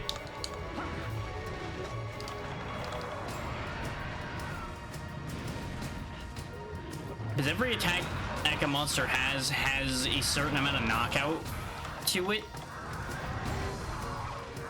which basically plays into your odds of getting stunned when you get hit. Oh, this fucking guy wants to do this shit again.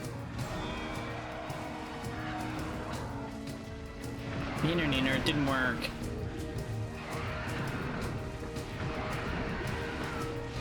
You thought you faked me out, huh? Joke's on you. I never know what I'm doing, let alone what you're doing. There's the trip. It's a real shame that our sword is dull as shit right now, so I can't capitalize on it as much as I want to. Nope, I couldn't roll that one. It's a very precise timing to roll dodge the stun, because technically, if you're in your iframes, you actually can avoid being stunned by that. But it's very janky to accomplish. There we go. Clean sharpen.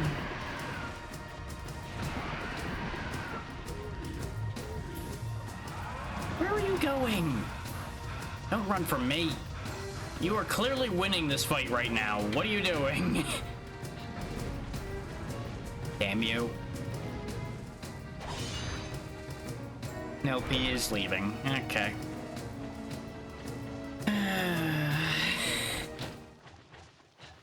Goddamn chicken running bastard.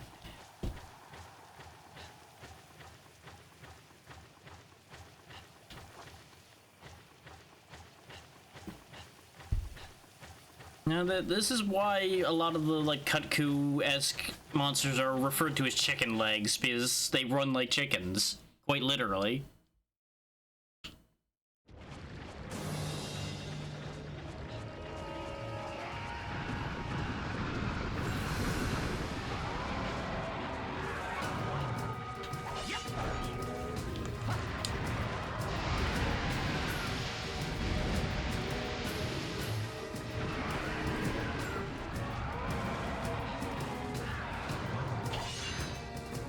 Come on. Good stagger. Follow it up. Follow it up.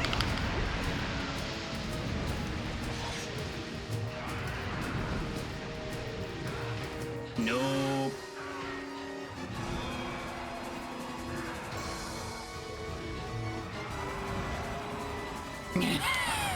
You like that one enough to clip it, huh?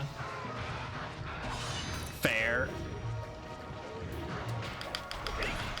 I'm gonna get stunned anyway, but I'm just gonna go for it because I don't have a choice at that point. I wasn't gonna be able to get the distance.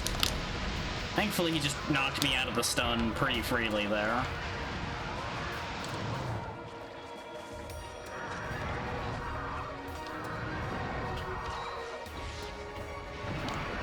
Nope.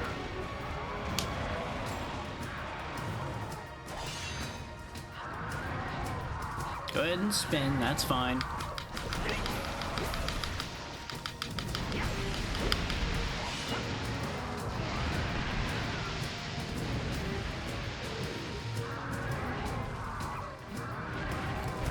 I got hit by something else, I think.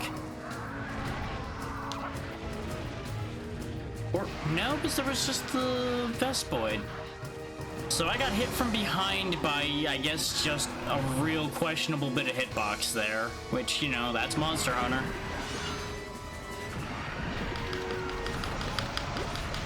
Oh, now he's gonna be mad.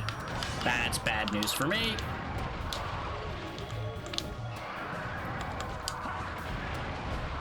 Yeah, see, there's that weird bit of hitbox again.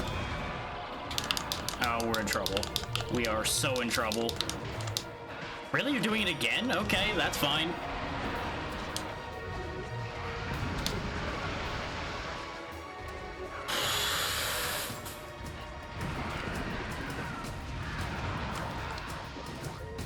I'll get enough health back to live, that's fine.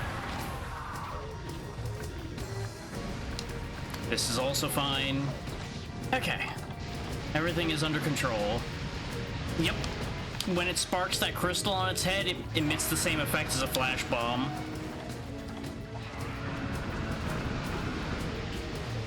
If you break that crystal, he stops doing it, but we don't have the right equipment for doing that. I'd be better off with like a great sword or a hammer for doing things like that. Mostly just so you have enough reach upward to hit that part consistently. A longsword technically can hit it, but it doesn't hit it well unless you sit there and spam vertical swings. I mean, I guess like a bow or a bow gun technically could, because you could aim there, but I don't know how effective that would be. As one who's only ever really used bow and barely ever touched bow guns.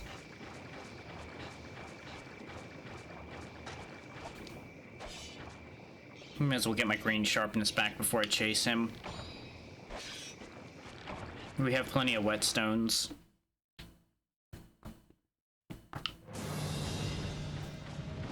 Not a bad idea there, Xeno.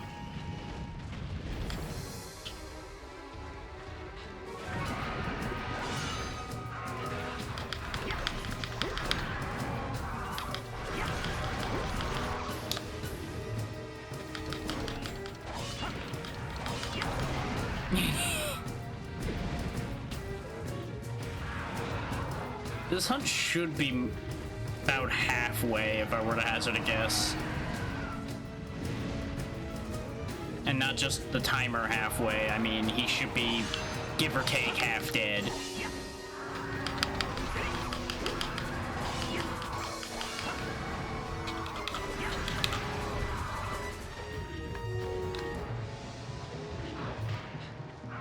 He'd be a lot closer to dead if I didn't keep getting my animations wrong because of weird angles. But I don't want to sit there and spin the camera to make sure my angles are always right either. Oh, well, we don't have the other half of the trap anymore because he just stole that. Biz, for those that don't know or don't remember, Gypaceros can steal items. He just doesn't do it very often because he has to hit you with the peck to do it. He faked me out. He actually got me with the fake out that time. Okay, he's just going crazy with the headbutts now. Okay.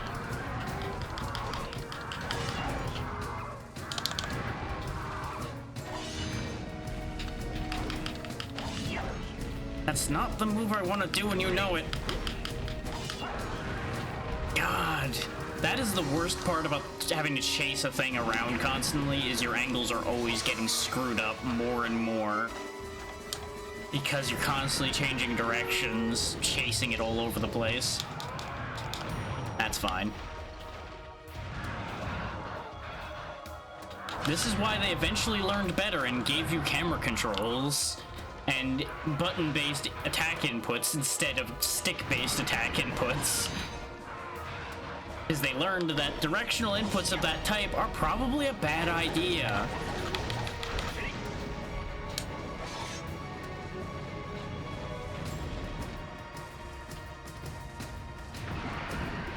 And for those wondering when I'll stop complaining about that, well, good news, this is the last game we're covering that has that, so that'll get sorted out after we're done with this game. I think he's leaving, and the paint wore off again. God. I'm not used to things taking more than 2 paintballs to kill.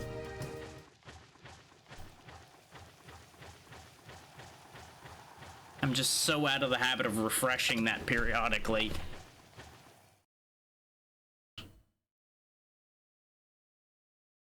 Like, I can reasonably guess where he can go, but it's not going to be a guarantee at all. It's like, I got him this time. But see, we're down to 10 minutes left. This is where the problem comes in. Like, he's gonna have to... You son of a bitch. He's leaving again immediately, isn't he? She sure is.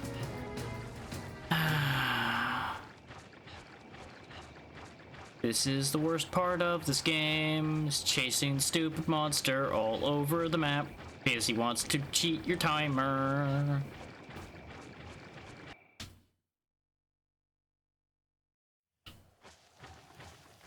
Nope, he didn't go back here. He would have been here already if he was. We might actually lose this on time, and I hate that. Is for those that may have forgotten, as soon as that timer runs out, hunt's over. Just out of luck.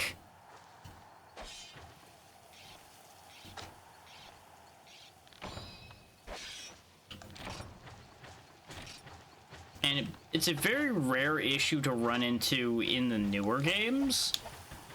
Dying to timer is incredibly common.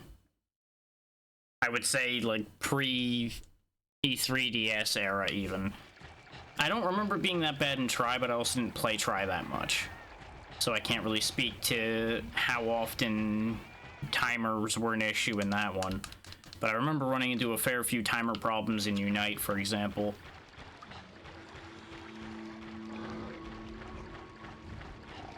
His monsters just run around a lot. Not that I can think of off the top of my head, short of hitting them out of the air when they go to run, and this weapon's not good at that. You can, like, flash bomb some of the monsters out of the air when they try to fly away. That sometimes will work, but it's difficult to time.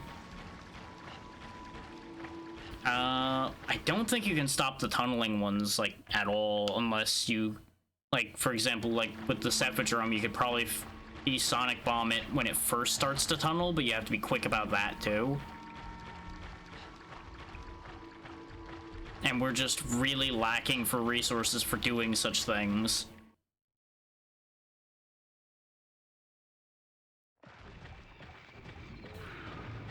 Because, like, as far as flash bombing him goes, for example, I just don't have any. And it's not like there's much I can do when he does exactly this, where I literally arrive in his vicinity, flies away again. Now, their AI is not supposed to do this often, but every now and then you'll get one that just does that. It just starts running all over the map, and there's, as you've seen, not a lot I can do about it. I just have to chase the stupid thing all over, or and hope I can finish the job before it times me out.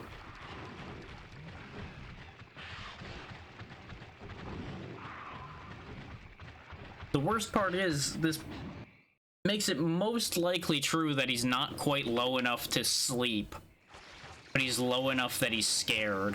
Oh, I'm gonna have to get poisoned, aren't I?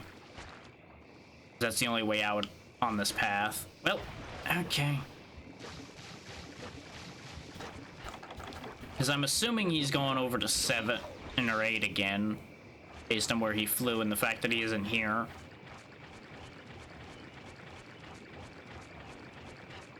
The good news is most monsters have a loop they'll do, so you can kind of head them off or catch up to them at the very least, based on knowledge. Problem is, I don't know the paths on this game specifically enough yet, because they're not all completely the same, to be like, oh yeah, he's going to definitely go here, and then I can be ahead of him.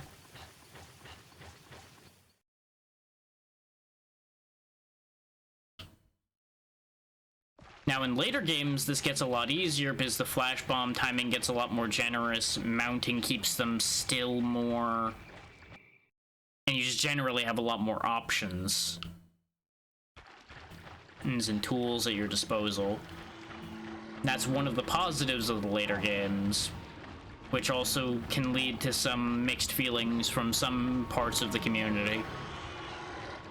Because there's always the argument of, it's getting too easy.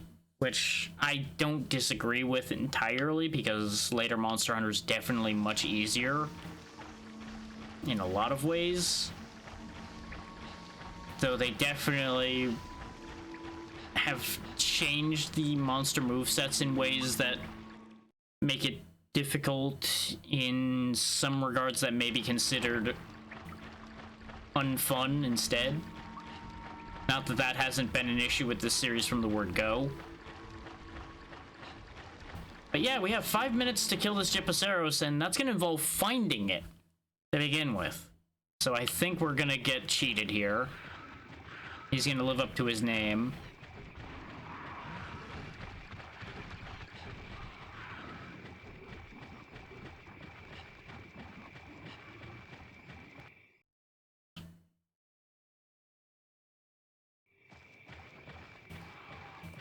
Yep, is he in here either? And based on the fact that he wasn't limping or anything yet, I don't think we're gonna have the damage output to kill him in 5 minutes, even if we do catch him immediately. Like, we'd have to have a lot of free time to hit him, and he's not been cooperative in that regard.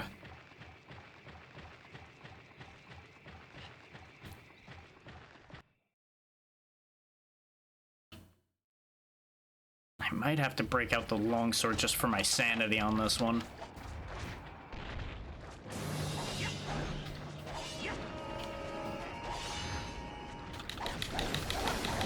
So if he wants to just stand there, maybe we can make something happen here, actually. Like, you know, it's one of those, you want to cooperate with your death, this is fine. Except, thanks to the fact that our sharpness is garbage and cannot get better until after some of these fights are done, there's not a lot I can do to capitalize when we trip him, for example.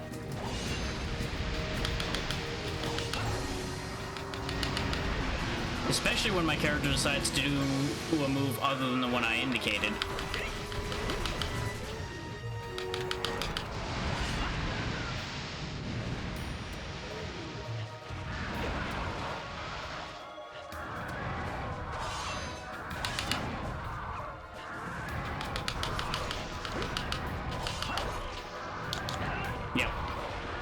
Because every time he does that stupid dash attack without me telling him to, we end up in those awkward situations where I cannot regain animation control in time to get away from the tail hitting me or him biting me or any number of stupid things happening.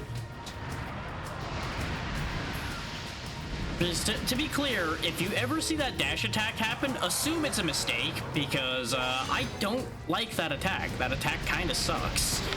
So I very, very rarely do that attack voluntarily. But that is the back input attack, so it will very frequently happen on its own, because it'll interpret an input as being back, based on how we discussed it working before.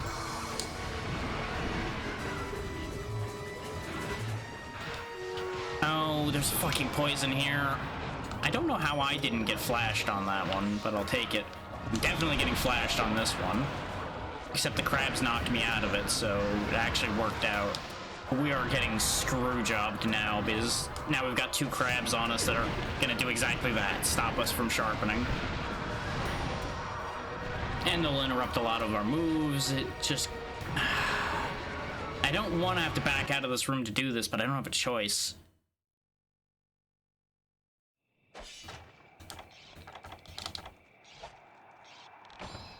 Is the biggest problem with backing out of the room and coming back is, one, he could easily fly out, even more so than if we were there, and we're wasting more of our very, very tight timer right now.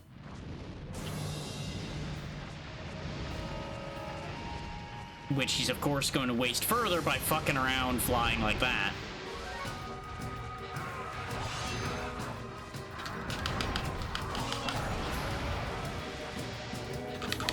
Oh, and of course I dipped my toe in poison water, so I'm poisoned again. Of course I am.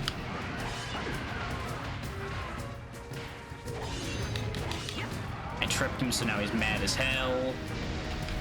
And then he's gonna fly around like a jackass some more. And there he goes. Like, this is genuinely the most frustrating aspect of these games. Is the timer gets really close, and then your monster starts fucking around.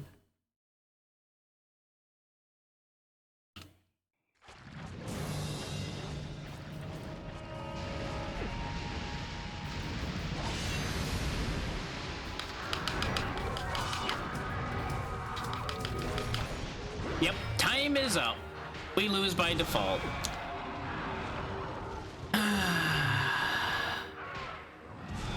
The thing I hate the most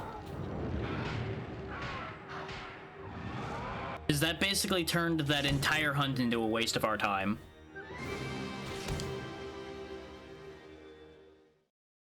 We wasted resources, time, and everything on a hunt that went nowhere.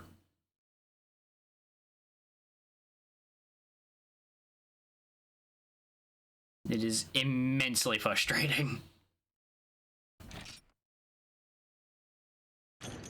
And outside of a couple times I got hit because I made a mistake, there's really not much I could have done differently to make that go better. Like, there really wasn't anything I could have brought that we had to make a difference there either. I could have gambled on trapping him, but I don't think I would have been able to put him to sleep, so we would have basically just been trapping him just to get extra hits, which would have worked. But that would also have been gambling on him actually getting into the trap.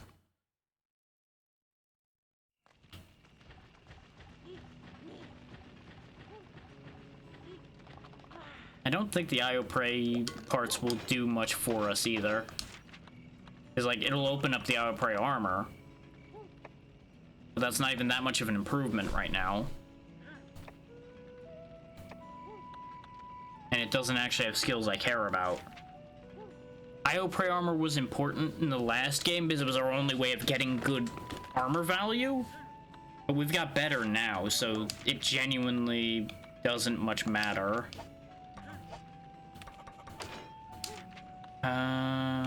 No new decorations opened up.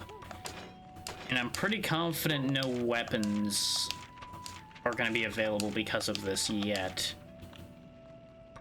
Yeah, because the Crab Buster came from when we killed the crab. I just hadn't looked because bow guns aren't really a thing I use. And I know none of the weapons we have were based on that. Well, this is awkward.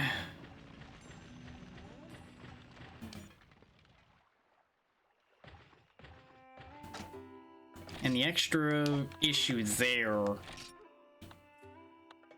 is none of the weapons I started preparing are really that great yet. It's like, this is literally like tier 1 gun lance. So I don't even know if this would be that good an idea to try to use, for example. This is also starting hunting horn. Ditto with bow. That's the first bow. None of these are really like standout weapons right now. As much as I would like to use them, I don't think they would make a major difference against the Gypaceros. My best play would be to use the longsword, other than just continuing to use these dual blades. And the longsword would help a couple ways, but in terms of pure damage output, I think we're about even. I could have eaten before hunting that Gypaceros, but that really would not have made that major difference either, based on the fact that he couldn't really efficiently kill us. Our biggest issue was we just couldn't kill him fast enough. Which, you know, part of that was being able to keep our hands on him.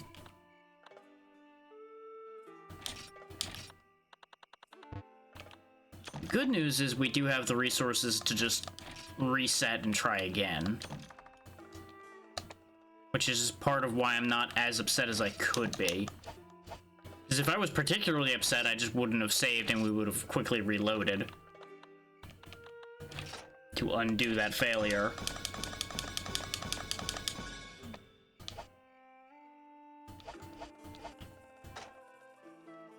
But that's also not really something I like to do. Is as much as it is kind of almost a necessary way of doing things in these early games sometimes, it's not very palatable to me to do that. I kind of view it as another one of those coward's way out type deals. Would it be worth it to me to do one of the hunting exercises?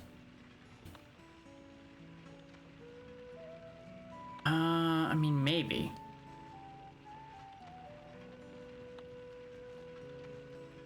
Because if I take out the 25 Vespoids, this might actually have rewards where I can get a bunch of Vespoid parts, which would help get us towards getting, like, the Vespoid dual blades, for example.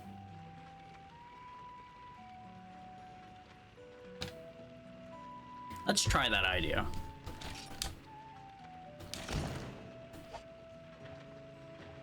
And this shouldn't even be that hard because it's just a bunch of bugs. It's gonna be a lot of them. And arguably I would have been better served using a different weapon than the dual blades for this, but it'll be fine.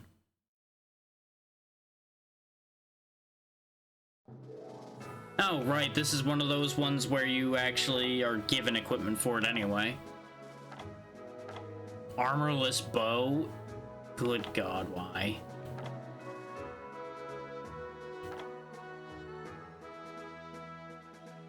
I mean, the spear has the highest point bonus. Oh wow, they give you like no healing or anything when you go in with the longsword for this. Just out of an interest of doing this quickly and easily, though, we'll do this with my preferred weapon. That's also one of my favorite longswords, too, the Leaf, which is based on Rathian parts, and it's a poison longsword, which is not exactly, like, oh my god, the best thing ever, but it's helpful. Oh, we don't even get a map, huh? Ew.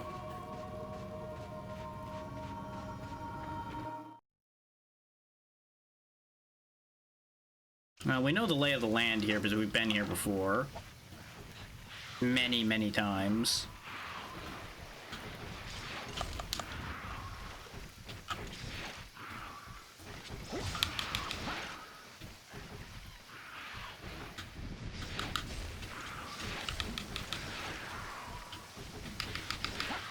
I'm so out of practice with fighting prey with a longsword.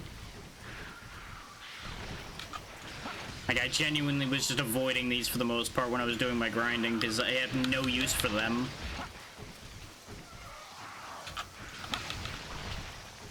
But this sword being a poison weapon will be useful against these Vespoids, actually. Because if you poison them, you have a better chance of getting the body to stick around, because you just let the poison finish them off. Problem is, this sword's strong enough that most hits are going to kill them immediately.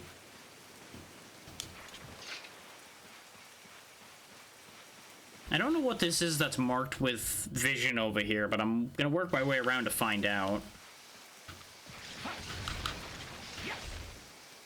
And just clear bugs on the way.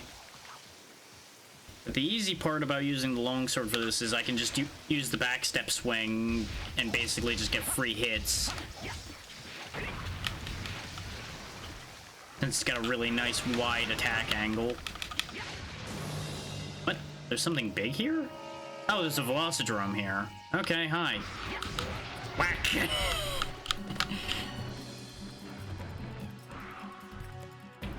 I should not be fighting this because I only have a single feint and I have no armor to speak of.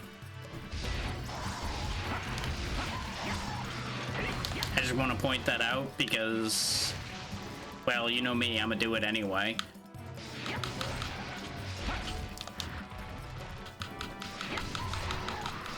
The bright side about this is as long as I can keep hitting him, he's gonna just lose. It just becomes a game of don't trade too many hits with him or I will lose. Case in point of how we're already pretty badly hurt. Yeah, he's already running off, so I'm just not gonna chase him. I don't need the parts, I just wanted to have some fun smacking him around a bit. We know the lay of the land here decently, so we can kind of restock a little bit on the go.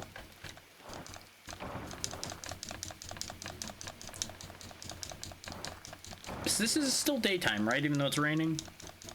I don't actually remember what time of day it was when we left, and this is giving me nothing but fireflies.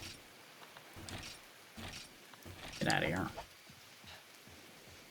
Though, actually, hang on. I might be forgetting something important, and I need to check.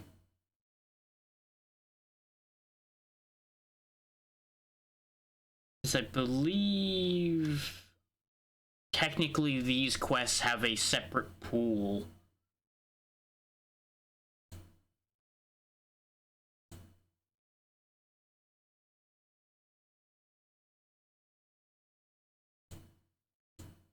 Yeah, dojo, I believe, is what these count as. Since this is the training missions, technically.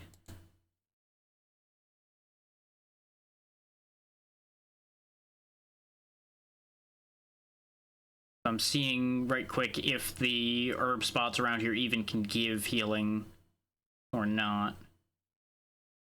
And it's not looking like they can. Oh wait, no. No, some of them still can. So I actually want to turn around and go back to the first screen we were on and use those herb spots there in order to get healing. So it looks like he's coming back for round 2. And I may as well oblige him, I suppose.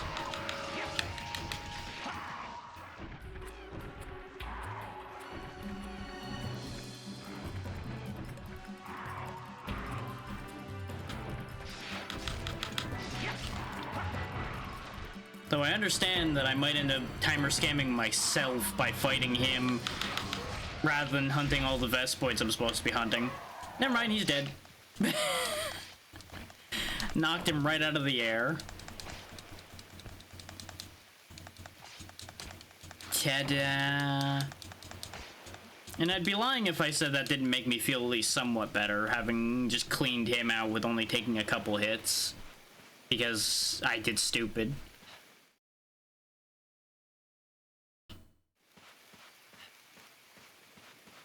Oh, this is full of Horntars now. They don't count towards our goal, but I do need parts off of these too. And at the very least, I want to keep them away from where we're going to be gathering herbs. What? Why is there honey in here? The dojo is weird, man. Toadstool. What the fuck?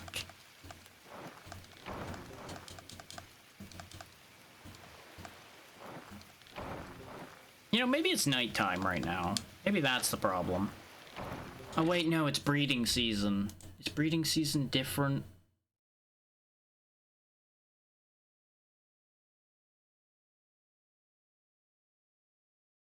No, Zone 4 breeding season. Herb Spot 3, which is where we're at, should have a 40% chance of giving sunrise herbs. And it's literally hitting the 15% chance to give honey over and over again.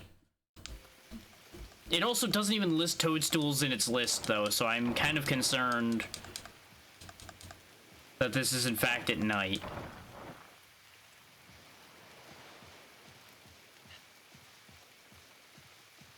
I don't remember whether I left it day or night.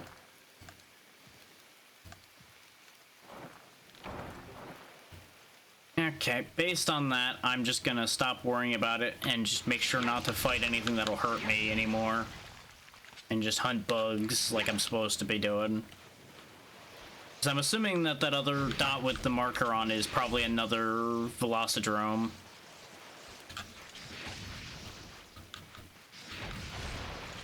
And these hunting exercises might actually be like the way to farm some of this stuff.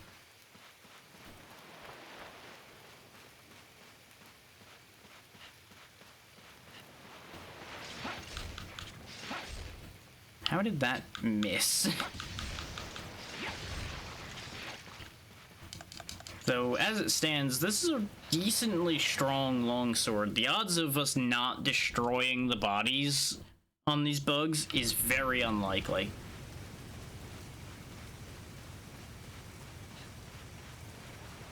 Now, we could go get the spicy grubs out of some of the gathering spots around here and use that for the subquest.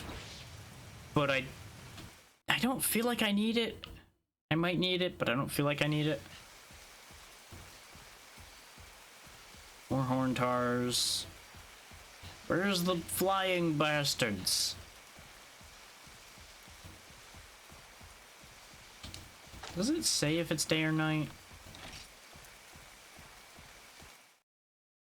Of course, I screen transitioned the moment I'm trying to read something. Nope, it doesn't say. That's depending on me to remember. Which, good joke about that idea. Because no sooner was it off screen and we're in here in the rain, did I immediately forget. Now there's blue mushrooms here, so that's the other half of what we need for healing.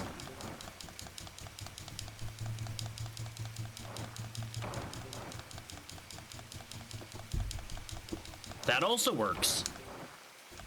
Just finding a potion straight up solves all my concerns. Oh, right, you lose points for healing, though. That's fine. This isn't mainly for the points, this is for the results. So I believe the more points you have, the better your rewards are. So I shouldn't be too flippant about the rewards.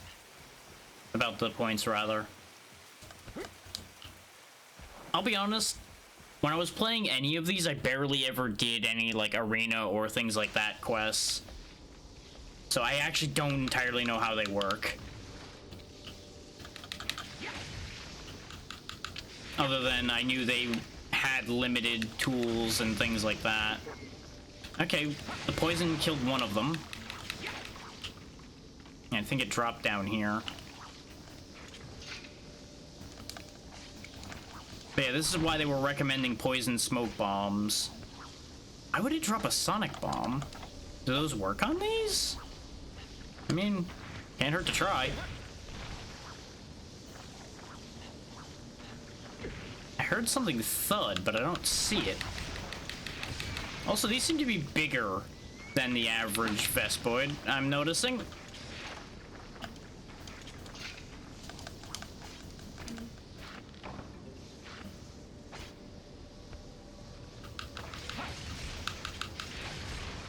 More durable, too. Makes it a little bit easier in some regards and worse in others.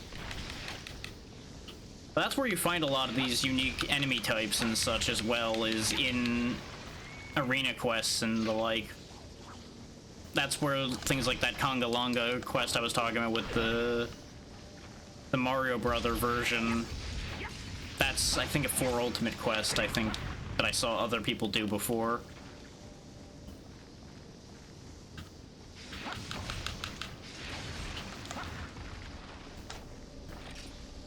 Okay, we only need to kill 5 more. I'm not gonna bother carving these at this rate because it seems like they're just giving me sonic bombs, which are nice, but not what I'm looking for. You gotta be careful not to get chip damage to death, though.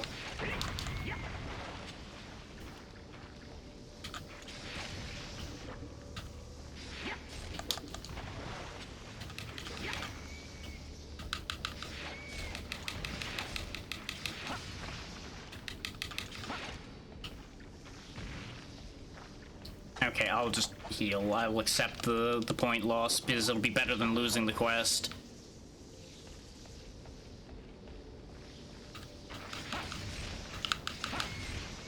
So I only need to kill like 1 more. But at the rate we were getting just like tapped by them, we would have lost. There we go. Now I may as well carve them. See if I get anything other than a sonic bomb.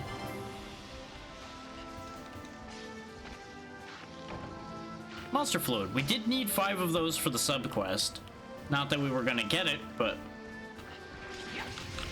we do need Monster Fluid for the bug gear anyway, so it's actually really good to get it.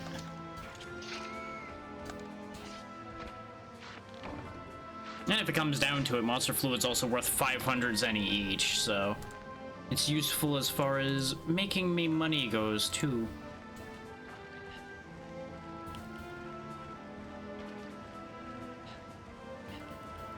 But yeah, it might be fun to do a few more of these, since these are set gear jobs, and you can also get some weird stuff out of these. Like free trap tools. Oh, that's one of the places where the spicy grubs are. Okay.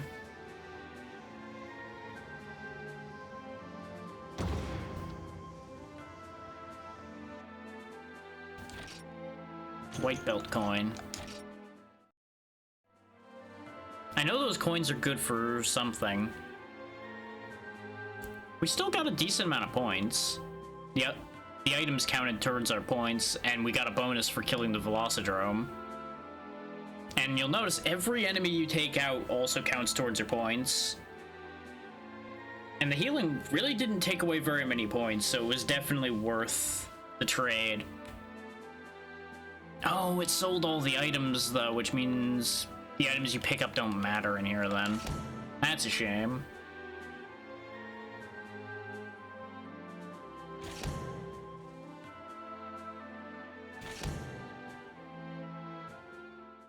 Also means we don't get Zenny this way.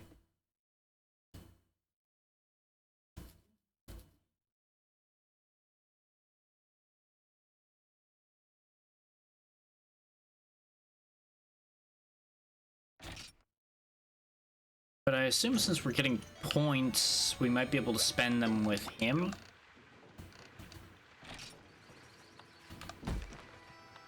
Yeah, redeem points. Okay, so we can get weapon tickets for a handful of weapons, and we can get the manly barbecue spit, which I presume is just a better barbecue. I'm not sure these are worth doing for me then right now, other than they're kind of fun. I was really hoping to actually be able to take parts out of those, but I should have remembered that that's not a thing. And I assume the coin itself doesn't help me right now. I mean, I suppose the easier answer would be to just look it up right quick, because I have the menu in front of me. But give me a second on that one. I'm pausing so that time doesn't keep progressing without us.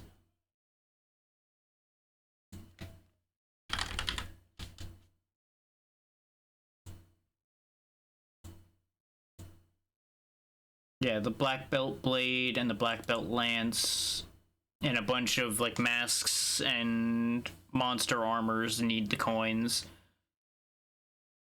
But other than that, it looks like these coins are kind of useless.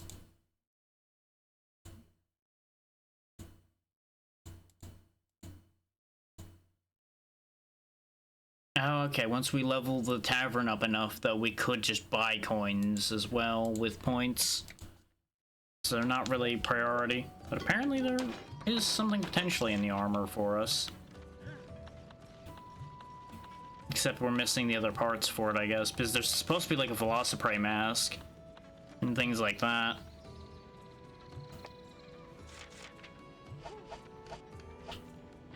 But I didn't actually look at what the full recipe for those is.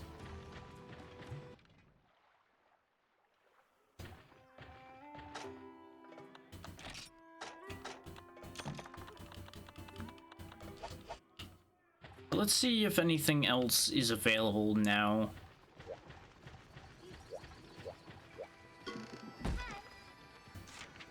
Kutku, there's the Iodrome. We're going to go get that, because that's what we need to upgrade the forge, and it should also not be that bad to do. Like, it's gonna be rough, kind of like the Gendrum was rough, because it'll hurt a lot, probably.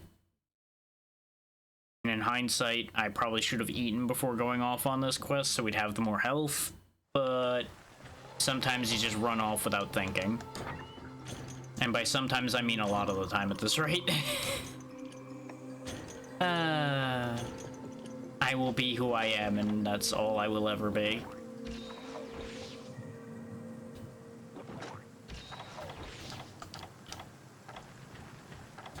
I don't know if I'm going to bother to try to capture it.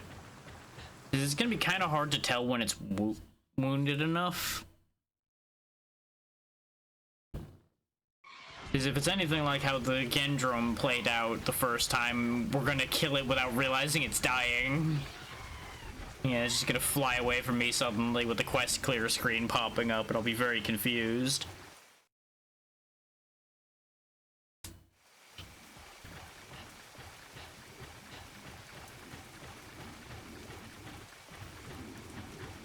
Well, if I needed to get more mushrooms, this would be the place to do it, because there is millions of pigs. I mean, you know what, I may as well, while I'm here.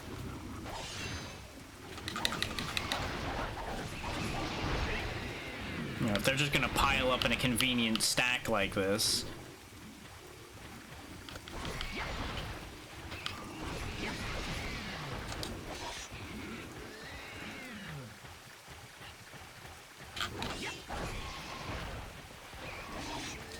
There we go.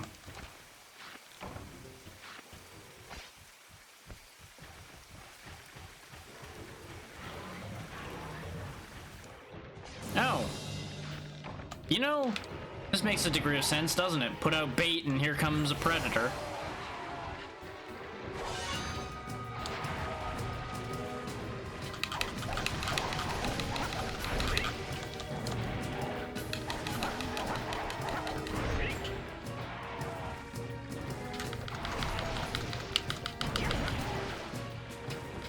That's what I was afraid of with that idea, though, is the immediate dulling of my swords.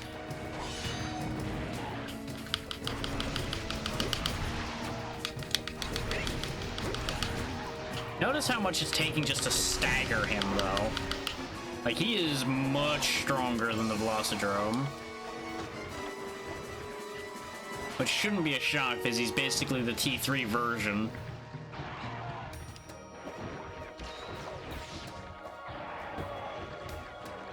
Hindsight, I should have brought antidotes with me, too, because they are poison.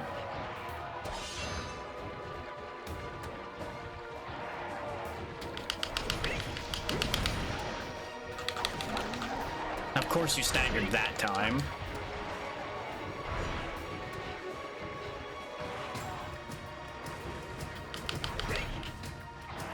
I should have spun the other way. I would have clipped him with it, like I'd intended to.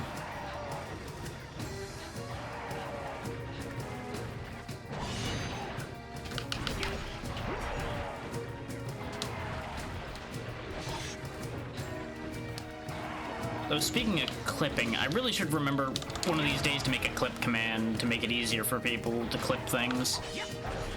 But I don't know what really is the point to that to a certain degree. Like, obviously it would be a little easier for mobile users, but I don't really know if there's that much of a point to a clip command otherwise.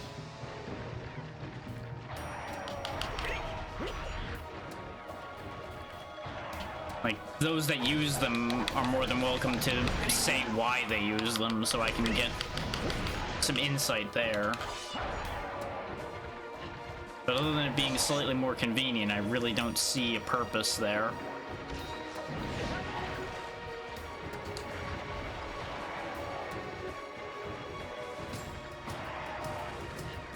Because I don't think the command lets you control the clip length and such. Though it may depend on the type of command used for that one. I should probably paint this thing just in case. These Scarpers. Because invariably I feel like this thing's gonna run off at some point. Case in point, actually. Thank you for demonstrating exactly what I'm talking about right as I'm talking about it, Iodrome. That was surprisingly well timed.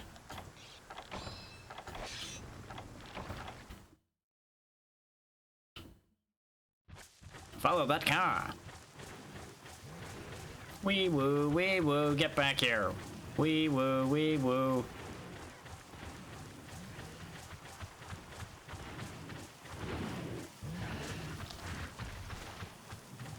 Well, this is gonna get tedious, isn't it? We're gonna do the same thing I did with the Gendrome, where I'm just running in circles right behind him.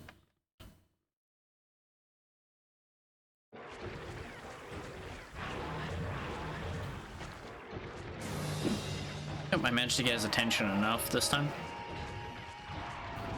I just gotta be careful because there's monkeys here. Like that, yeah. Oh, and there's bulls, as it turns out. Great. Love that for me. Yeah, a bunch of channels have, like, exclamation clip that does a bunch of things that then cause a clip to be generated. I don't entirely understand how it works because I haven't sat there and done it. But I do know it's a thing, and it is constantly getting recommended.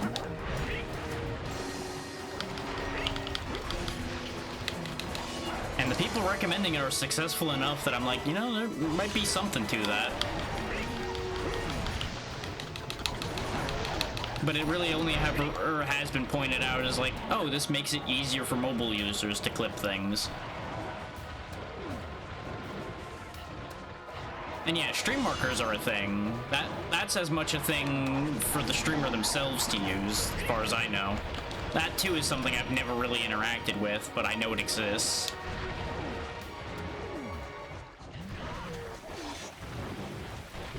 Okay, this time we're gonna try to head him off at the pass instead of chasing after him. But I think I'm about to get rodeoed again if I ain't careful.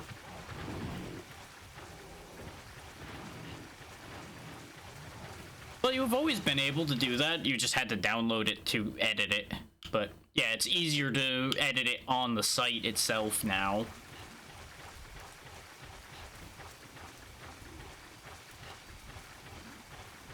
I've always been a firm believer of I pull the clip down, put a credit to the one who clipped it and everything on it, and then just send it wherever I'm sending it. Without worrying too much about detailed edits. Oh, he's standing in the area change. God damn it.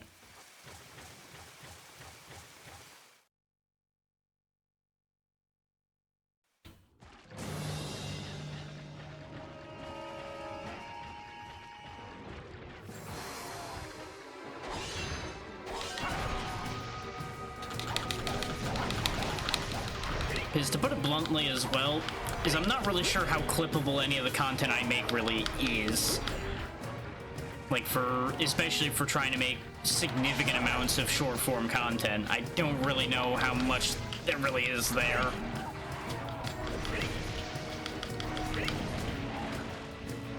Like, obviously I go back and check for issues, but I don't really, like, actively seek out short form content within there.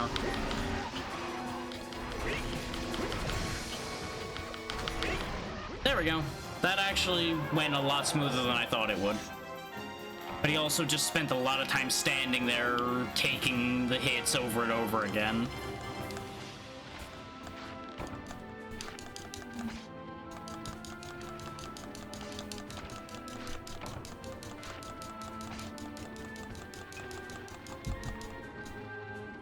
So not super profitable to have killed this, but it is necessary towards our goals.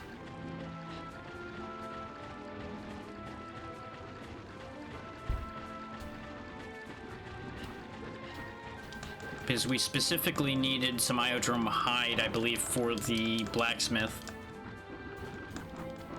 It was either scales or hide. And considering this game doesn't seem to do more than hide for the dromes, it's probably hide. Because I know it wasn't scale. I mean, it wasn't claws, rather, which are the other thing that we can get from them. So hopefully the quest reward will give us what we need.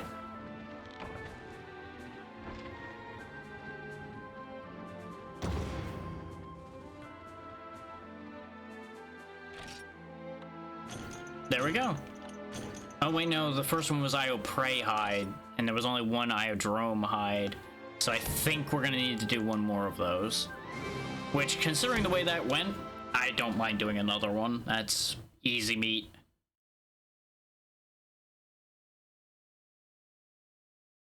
Especially once I remembered how to correctly hit dromes. Because you want to do the spins against them, so you follow their back step easier. Instead of doing the blade dance, which keeps you in place.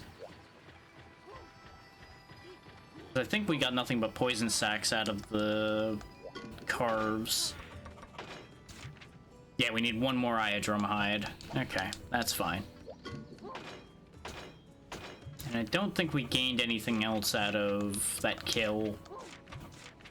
Because we didn't get any claws, and claws are usually what we'd be using for the weapons.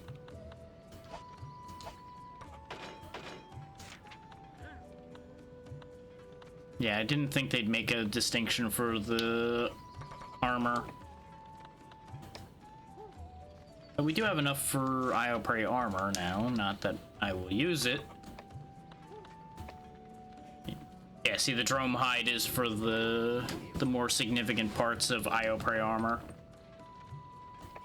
Which, it's great if you're going for poison, because it'll raise your poison. I believe that's poison. I think that's poison attack that it's giving.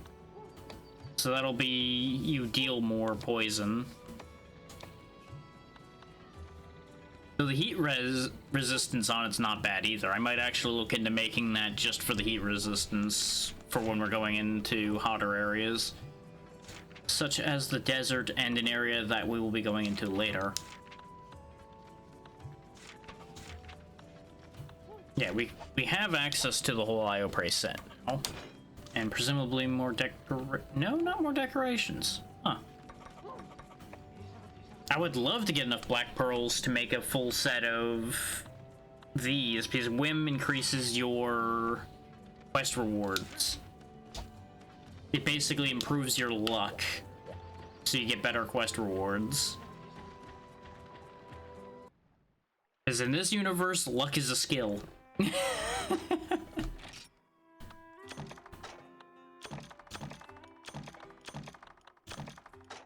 Which can be a bit of a wacky concept, but it makes enough sense. But before the times change, let's go beat up the Iodrome again.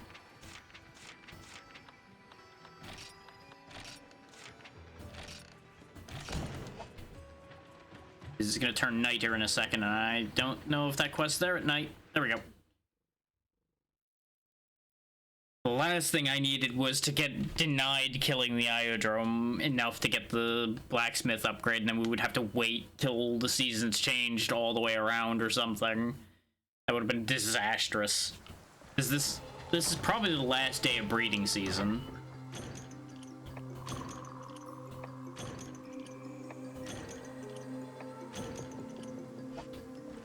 I do like the swamp music though.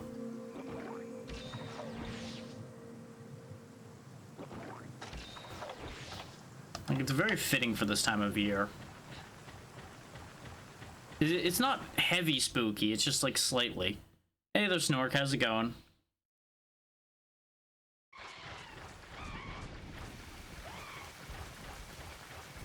Good to hear.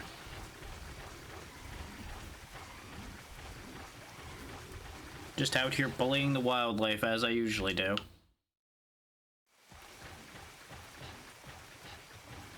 Fair enough, fair enough.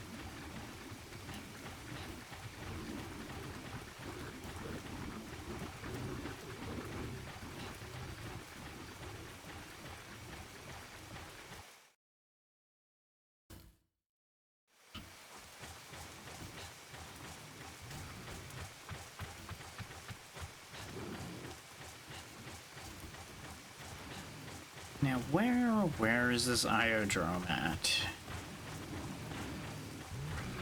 Thinking about it, I should have went to 4 straight away, because he came up from behind us when we were up, I think it was 6 that we were in when we just killed him a moment ago. So he would have had to have come from somewhere like there. Like here, rather, now. Also, it seems like now that it's raining, a lot of the poison's gone. Because this whole area was surrounded by poison before. So that's neat. Always good to see good weather effects happening. Ah, okay, so you get more money but more responsibility. That tracks.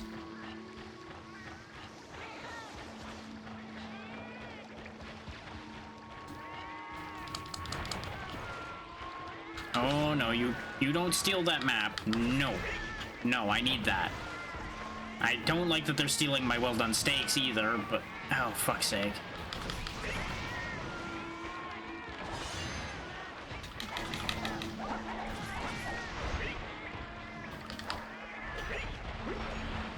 I don't like doing it, but they're stealing important things from me, and I can't let that stand.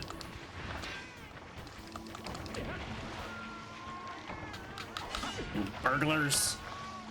Oh, they stole the map again. I don't know which one stole it. I think the one that stole it's the one that's getting away. Well, great. Now I'm gonna be running around blind here. Great. Because I just don't have this place memorized enough yet. Great. This is already going way worse than the other one.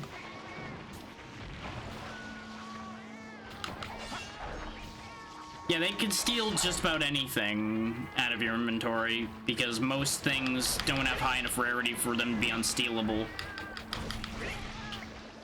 Basically, unless they're a rarity, I think it's like 6 or higher, they can be stolen. So like ancient potions are safe, because they're very rare. And like monster parts and things like that will be safe, but most of your consumables are below that rarity threshold, so they're all fair game for the cats to steal.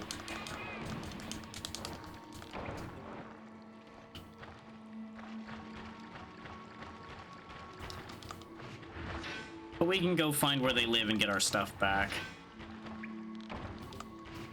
So I believe their house was down here on the bottom somewhere on this map, because we saw it earlier. I don't want this right now.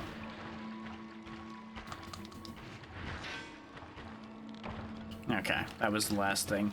Usually the things you have to carry like that are going to be the last thing in those spots, but it never hurts to double check.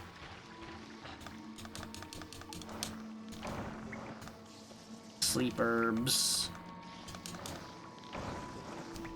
More antidote herbs will be good, because that means I don't have to buy them.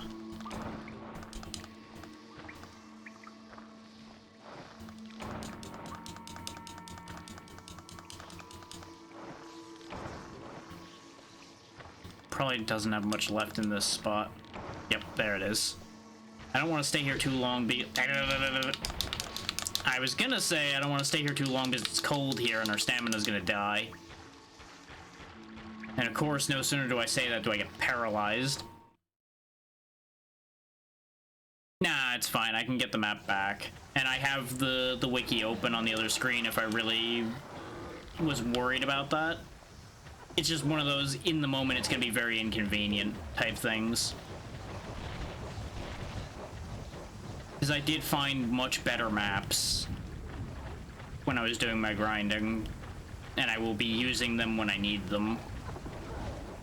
Because they've got, like, full readouts of all of the item spots and everything, and this...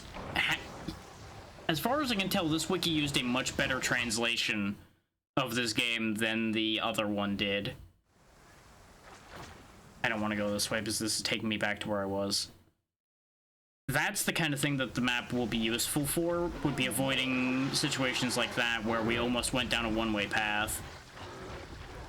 Because you can only see your immediate surroundings on the mini-map without an actual physical map.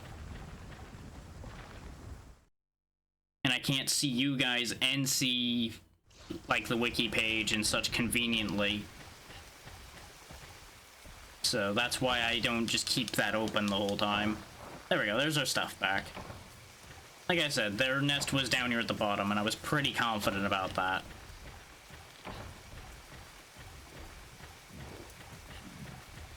Now, the only problem is we still didn't find the Iodrome we're supposed to be killing. So let's make that loop again, and we'll probably run into him like over here in 5 or 6 if I were to hazard a guess. Just based on our first encounter with it. Yeah, I grew up with Chocobo Dungeon 2 on the PS1. It's a good set of games.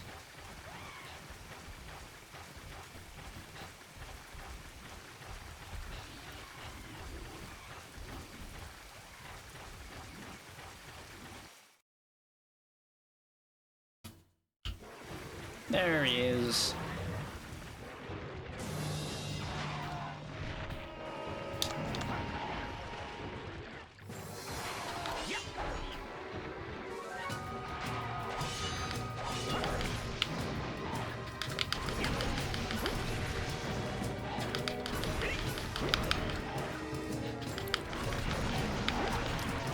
I believe there's some enemies that do that in the second game as well.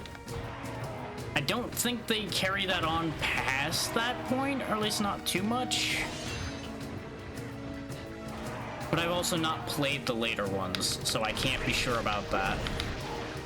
I just remember a few people I know playing, I think it was the Wii one, and not having complaints about something like that, and they would have complained about something like that. So either I missed that piece of information or it didn't exist. One of the two. But no, I really do enjoy Mystery Dungeon style stuff. I just haven't covered much of it here because a lot of it is a little rough to do in a good format. Because it kind of has a similar problem to this, where sometimes you just need to do a lot of extra work that just doesn't work out visually in a palatable way, like walking through the same dungeon like 6 times to prepare for something more dangerous. Chocobo's dungeon wouldn't be as bad in that regard. At least not from what I remember of it.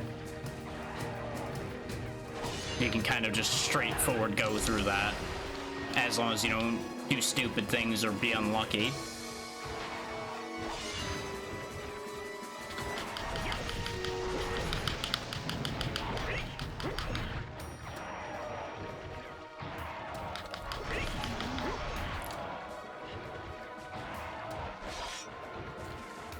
This is going a little bit rougher than the first one. But this one's actually, you know, attacking, so that would make a big difference, wouldn't it?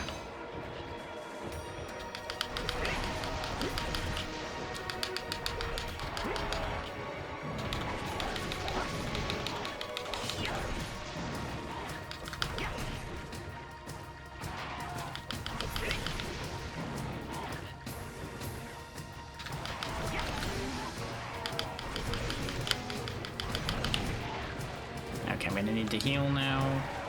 Oh, he predicted me. Look at him. Look at you go, being smart. Not smart enough, though. Nah.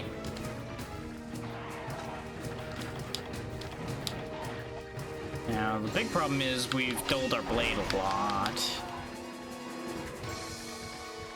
Are you running? Okay, you know what? You go ahead and run away. I'll go sharp and then I'll come kill you.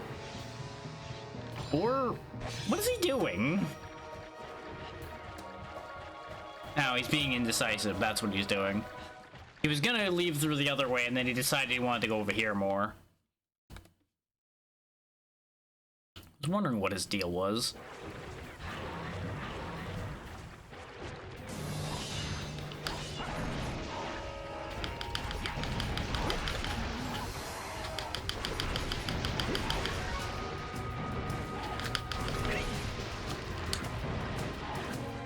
That's a great way to kill your series there, Snork.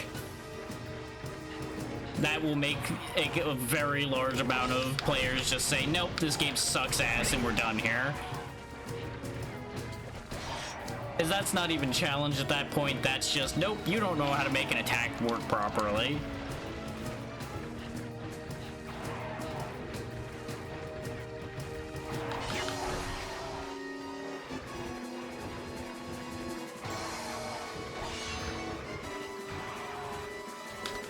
Though Lord knows there's plenty of instances of things like that in this series to begin with. Though less off timing and more, hey, I'm just gonna hit you a mile away from where the attack actually was. Hope you're okay with that idea.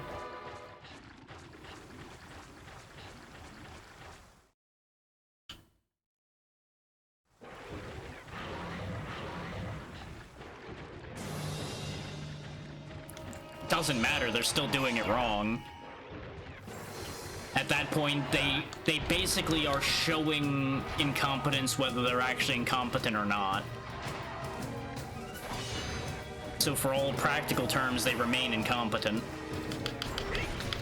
Exactly. The perception will remain the same regardless of the reason. And we all know how the internet loves to make everything about how something appears to be rather than what's true, so that would basically just be dooming the series.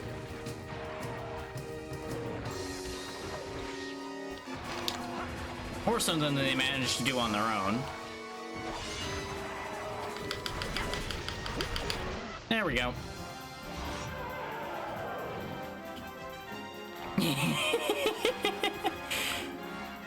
As I've been frequently blamed of doing, I stand here speaking truth loud enough that I may as well have a megaphone in my hand.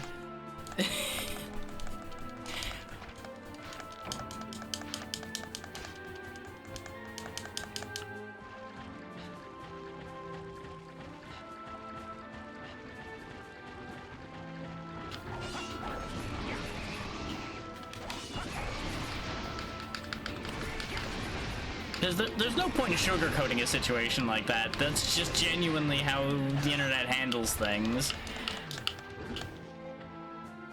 Like, oh hey, this looks bad, so this must be, like, completely awful.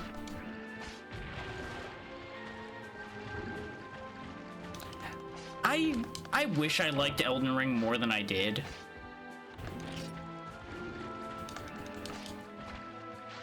But unfortunately, Elden Ring is still a Souls game at the end of the day, so it still has the exact same things I don't like about those.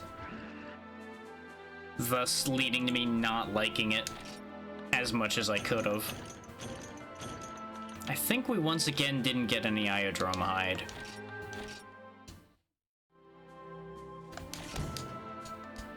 Which is supposed to be one of the most common parts, I would like to point out.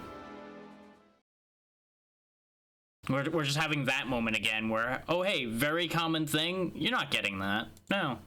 Here's all the rare drops, but no common thing that you need. Nope. Still remember the days of getting plates and spikes from Rathian and not getting a single scale somehow. And then everyone around you got nothing but scales and need the plates, and you can't trade them because they're too high rarity because stupid shit.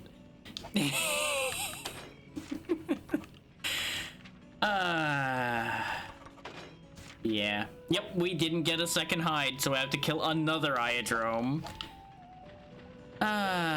Go put things away so I have space and go kill it again. This is the way it is sometimes. Though honestly, you say that Elden Ring has such good hitboxes, but there's definitely a few very questionable hitboxes, at least in the release version of that game. I think they got better. I think they cleaned up, but...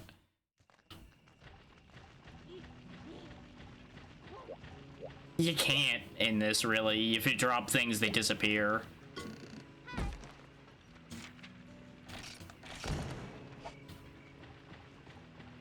The only way is through the actual game trading system, and that is a rarity limit on it. Because they knew what they were doing when they did that. They knew how to stop people from actually fixing problems. It's like, no, go kill it again. You couldn't get it? Nope, go kill it again.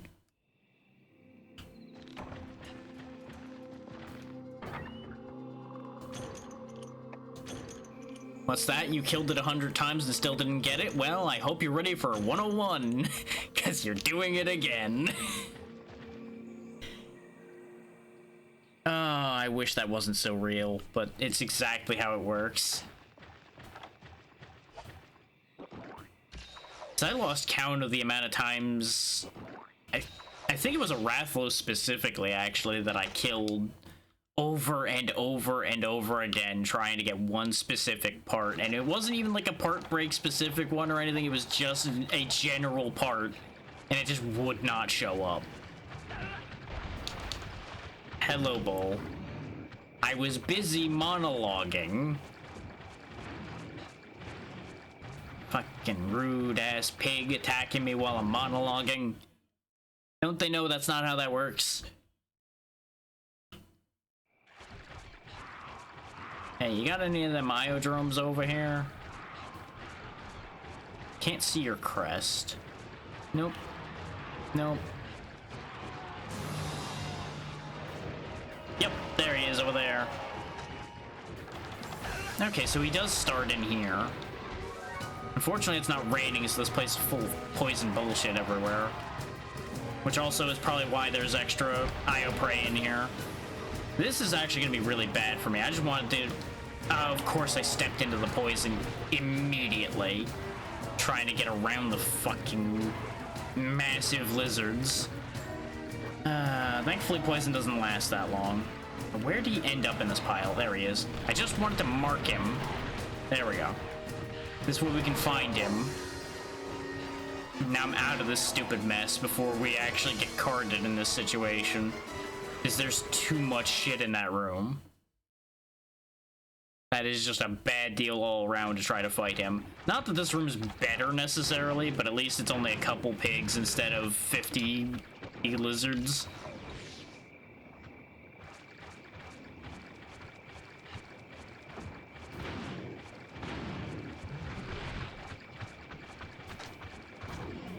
Well, that's the thing. That's always a weird situation with those.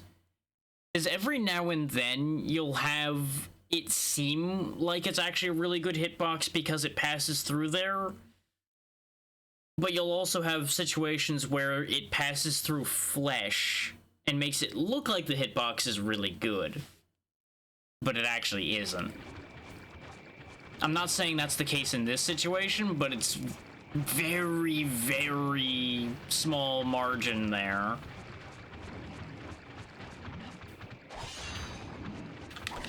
But I say that specifically because in at least one Souls game, I've had shots phase through enemies. I just don't remember which one it was anymore because they all kind of run together for me. And to be honest, even though that'll make people that are a fan of the series really upset to hear that. No, I didn't even bother trying to use range attacks in 2. 2 was jank enough, I didn't trust that idea any further than I could throw it. Well, yeah, Dark Souls 2 gets dunked on a lot. And not entirely wrongly so. So and this might give me some weird looks, but I feel like Dark Souls 2 is actually more honest to being a FromSoft game than the rest of the Souls games are. Because it was so fucking weird.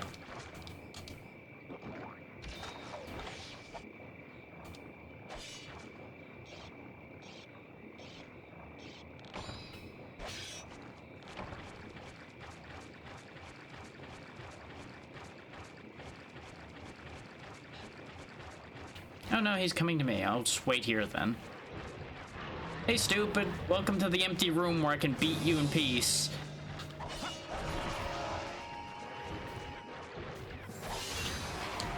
That's fine, you can poison me.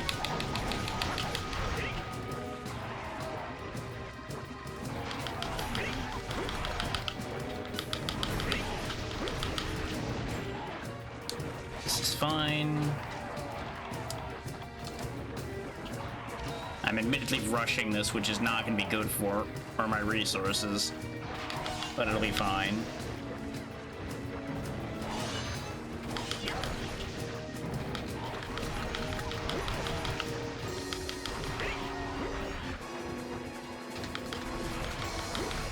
Like, to finish that thought about Dark Souls 2, that was the one out of all the Souls games that felt the most like a Kingsfield game.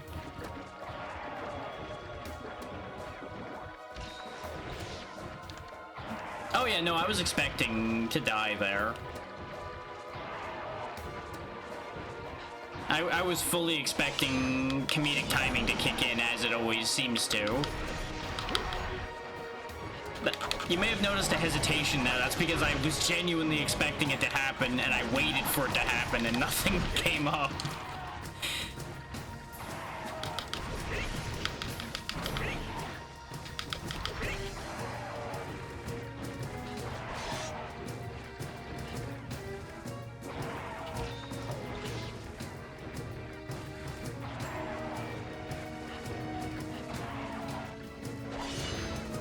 At no point am I saying Dark Souls 2 is a particularly good game, especially not the original version of it. I can't really speak to the second version of it because I didn't care enough really to do much with it at that point. Yeah, that was a whole series of things FromSoft did before Demon Souls. It's also where things like the Moonlight Greatsword actually originate from. Because they actually put a bunch of references back to that in the Souls games. Because FromSoft loves referencing themselves.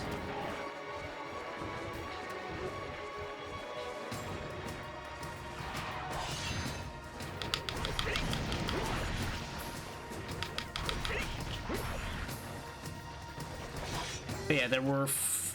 I believe there's only 4 Kingsfield games and then the 2 Shadow Tower spin-offs from that made up a good chunk of what FromSoft's library was previous to the Souls games. That and basically the earlier Armored Cores. had a couple other things here and there, but those were the two main series they had.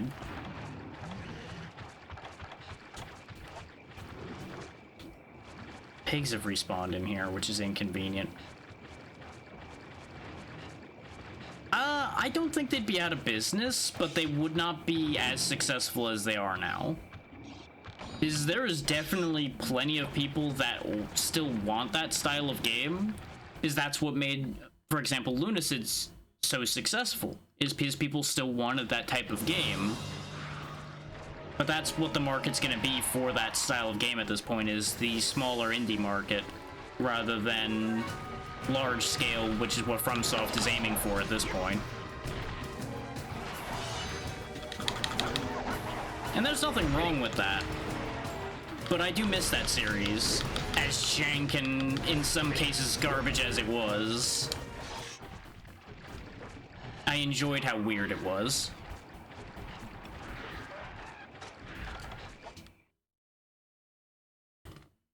And while Lunacid mostly hit those marks, it also hit a few other marks of their own choice, which I didn't entirely like as much, but that comes down to personal choice.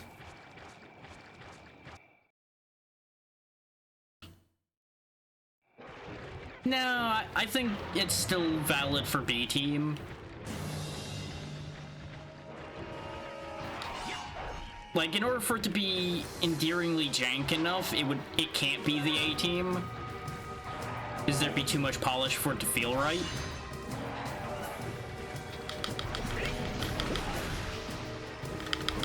Because it has to have a certain amount of jank. That's just how it is.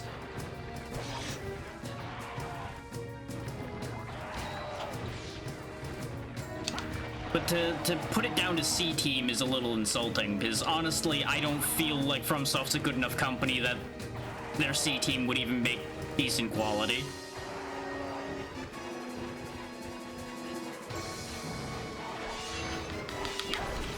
And that comes from someone who had been a fairly long-term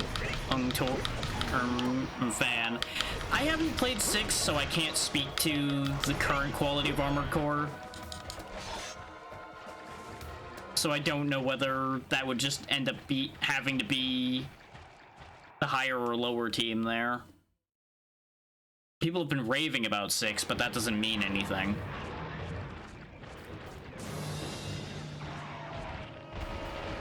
People will rave about a turd if it gives them what they wanted.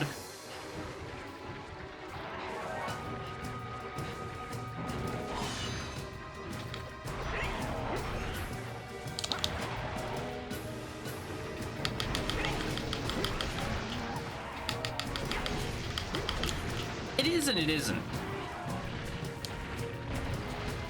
It's all you need to satisfy your audience. The specific audience that thing has. But in order for it to break out from that audience and get wider appeal, it would need to be better than that. But yeah, if the entire goal is make what money you're going to make out of the small subset audience that game has, then yeah, that's all you need.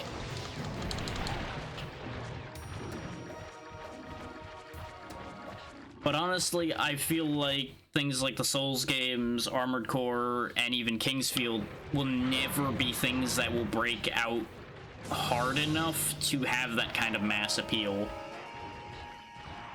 Because even with how successful Elden Ring was, I don't think it has fully broken free of that niche necessarily in terms of set appeal.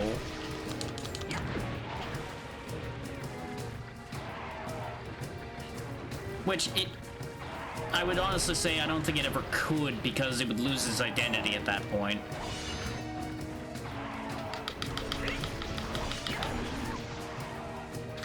And identity is very important. There we go. Just like his identity as a corpse.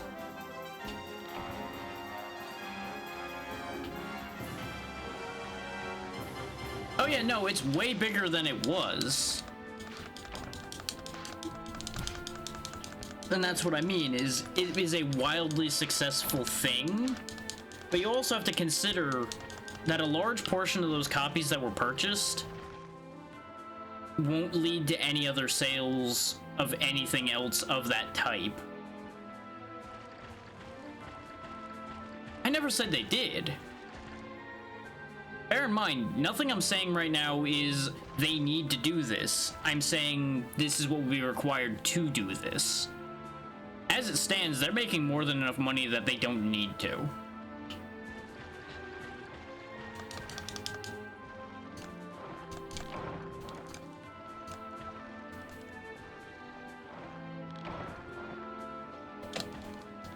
But in order to, like, fund additional teams and do even more than they are, they would need to continue making even more money, which would then require further increasing the amount of sales, etc., down that line.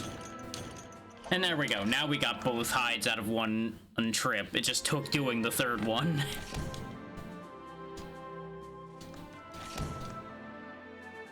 And mind you, the logic I'm presenting is inherently flawed.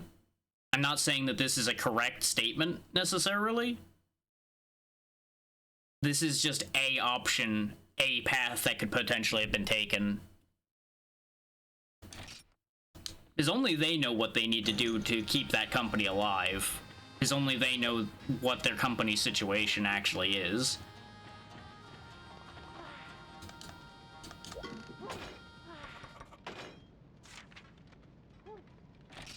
I'm purely just pointing out the logic of,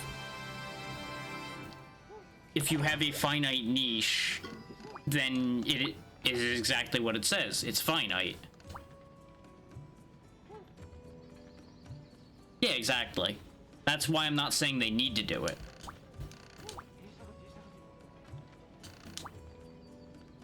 Oh, that's where those versions come in from. I thought that was like high rank versions of things when I was looking at it in the list.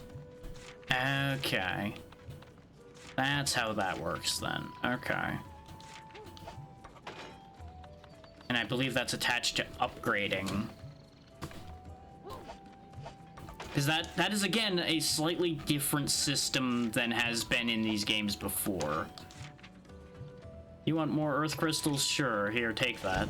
I have plenty. That's nowhere near as much as those earth crystals are worth, but it keeps raising our friendship rating with basically our lifeline here. She is the only reason we will make any success, because we need her to make weapons for us. So if there's anybody in town I'm always gonna be friends with, it's this old lady right here. Let's see if upgrading her also gave her more gear she can sell.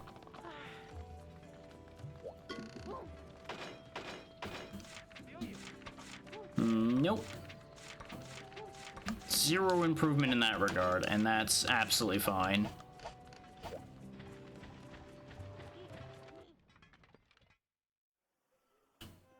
Just at the end of the day, that didn't do as much as I thought it would.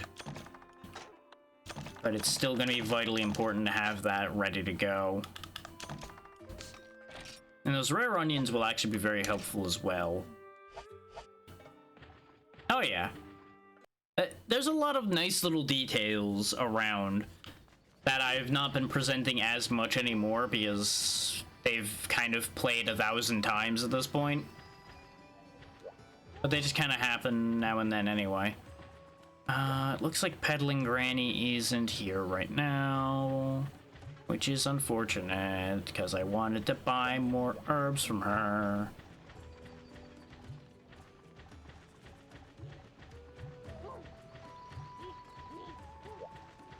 It's kind of impressive just how useful the old people are in this world. What do you want? You want me to kill a bull drum? I'll think about it.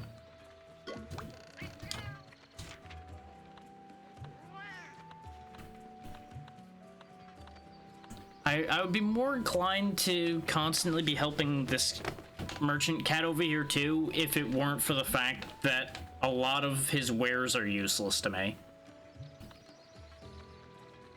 Though I think I do need to raise my friendship level with him in order to get the option to do the quest that upgrades him. So at some point I do need to do more of his requests. But I could always wait for another random request that pops up that isn't a Bulldrome. It looks like nobody else really has changed, which is not a surprise.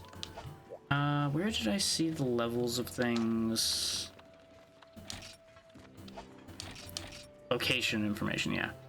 See, the tavern's level 2. The smith isn't even actually technically level 2 yet, because we didn't do her urgent quest to improve her thing. And there is a mine in this town, but nobody works in it. And we can't mine in it ourselves, at least last I checked. Though maybe now that the town upgraded... Yeah, it looks like they've actually started doing stuff in here now, so I can actually do something with this idea.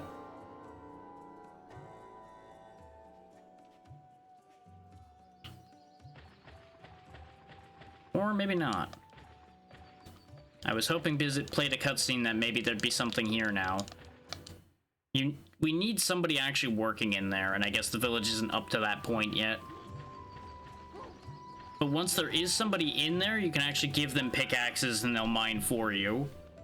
And bring you, well, random ores and such, basically, which will solve a lot of our problems.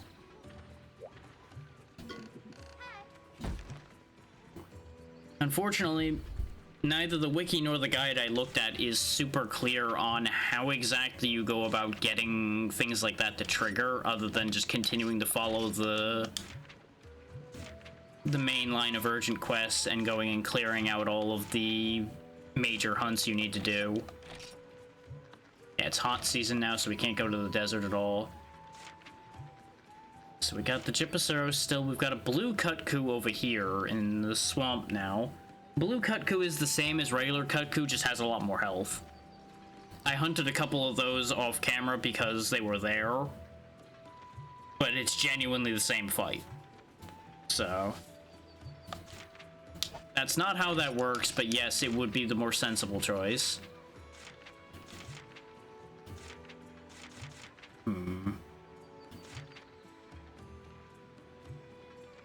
Yeah, technically this is a different... it's still 1 star. There is a Kutku quest that has the ear as one of its quest rewards. And we need that for our swords. But I don't think it's that one. I remember seeing a 3-star one that had it when I was looking through the lists. Still need a Piscine Fang for that to get better.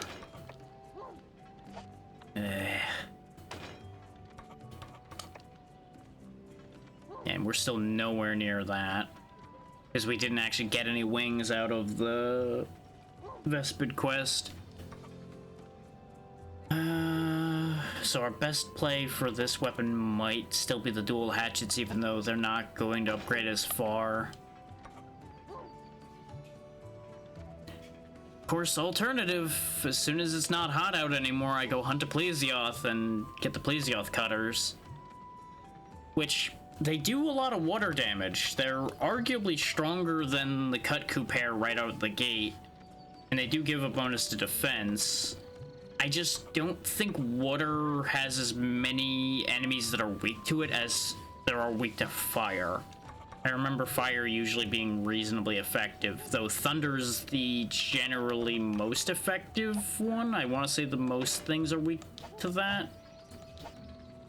But we don't have any of those options right now.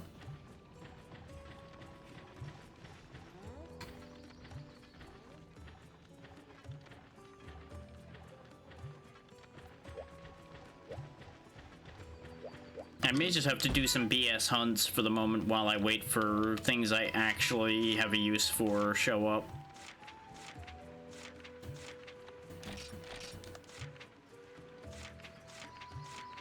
Because we do also need money again. Like, we are... even with 7,000, we're getting a little bit on the poor side. Do I think I could do the blue Kutku over here?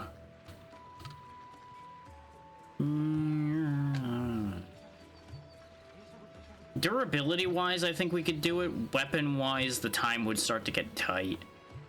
And that's the biggest problem I have right now, is our damage output is not great. But there's not much I can do to fix that right now, because we're kind of hitting walls on most of our weapons.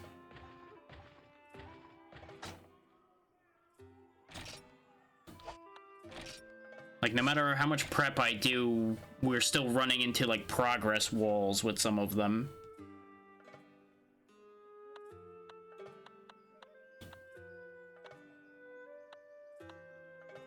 Which makes me wonder if there's just simply something I'm doing wrong. That's not how that works, Snork, but yeah, you go ahead and believe that if you wish.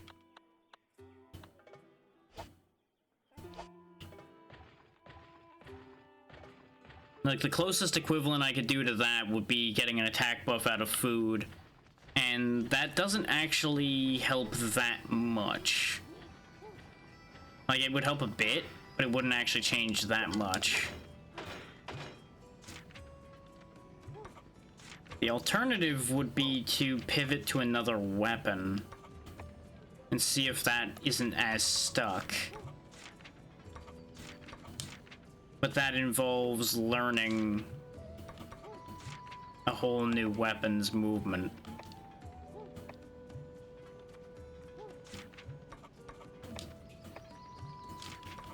Which, that's not the worst thing. But it easily could end up getting stuck just like the other ones. Like, this one wouldn't actually be that hard to do, except it just requires giant bones.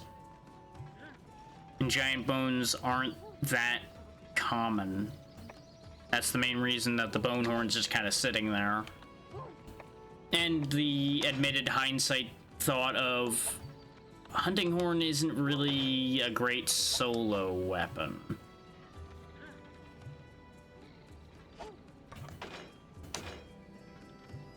Like, you can use it solo and do reasonably well as long as you know what you're doing, but it's way more useful with people around so you can buff them. What I'm thinking about doing, though, is throwing together a gunner set and relearning bow.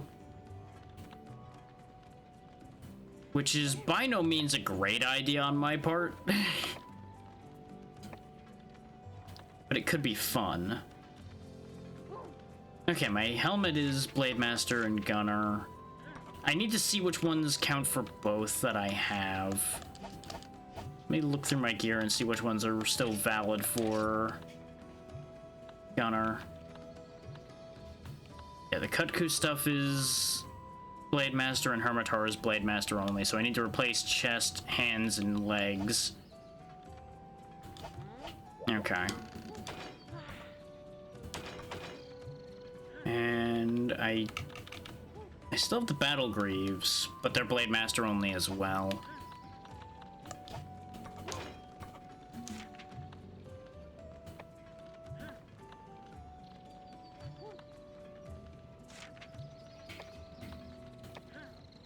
Yeah, I have plenty of the parts to make that, so we'll go ahead and make that. It won't be great, but ideally if you're doing gunnery, you shouldn't be getting hit.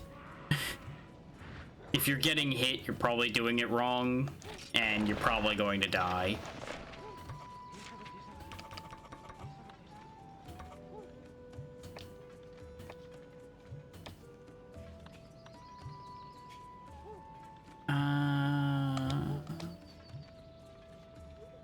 I don't think I want the Vespoid guards.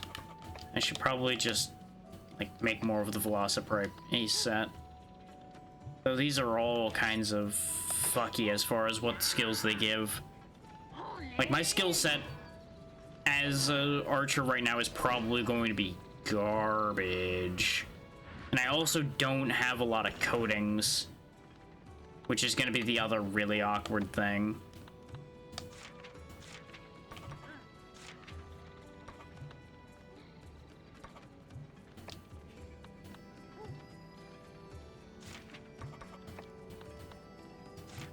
so many of those just give transporter. Sure.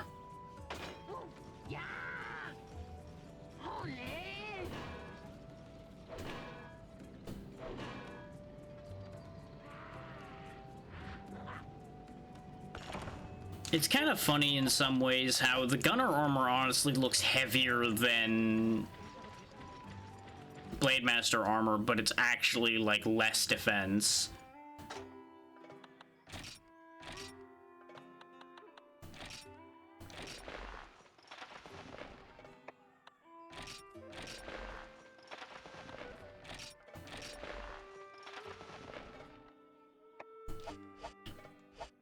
There we go. Look at that giant arm plate.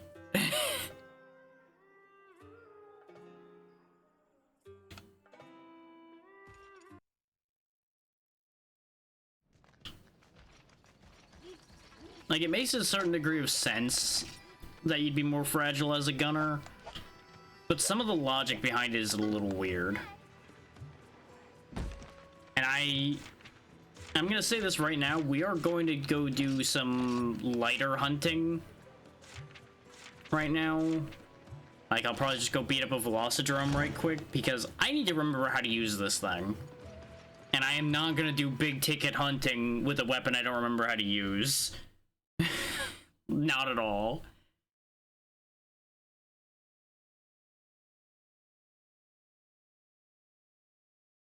You have to be able to swing harder, though. I mechanically can't swing harder, is what I'm telling you, Snorg. The game doesn't let you do that. It has one setting. Go.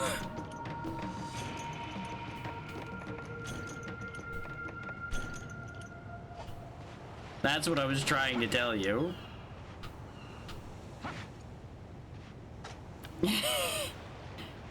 There we go, that's how I aim.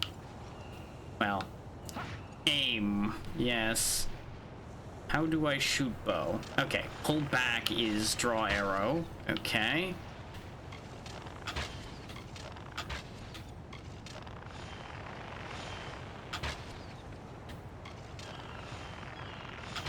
You want to hold for, I think, the second charge. Anything after that's wasteful. Oh, right. This is back when D-pad was aiming.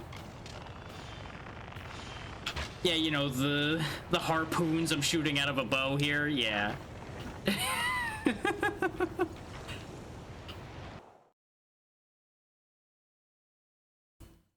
Yeah, because technically you can actually manipulate the camera, but it's on the D-pad, which is why I never acknowledge that as a means of moving the camera, because it's basically not possible in any practical sense. But with bow, it's necessary.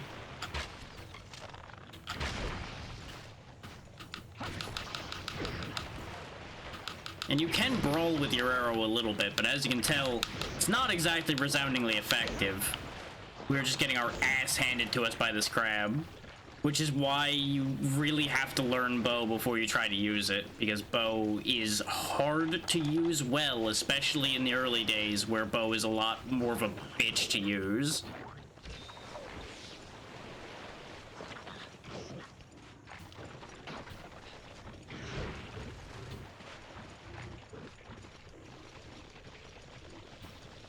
Okay, it was a regular pig.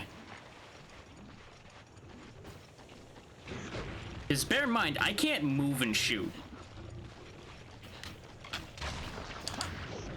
Like, the best I can do is shoot and then roll.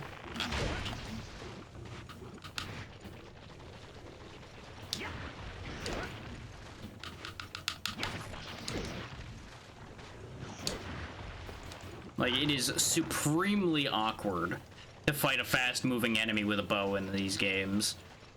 It is not recommended.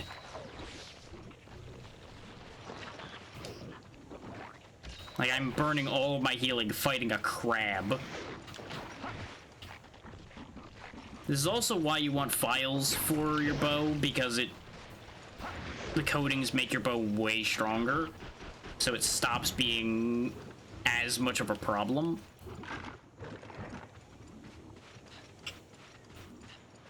Like, this is 100% gonna be an embarrassment because I'm relearning how to use bow. Because once upon a time I was actually pretty decent with the bows, but that was also later series bow, not this.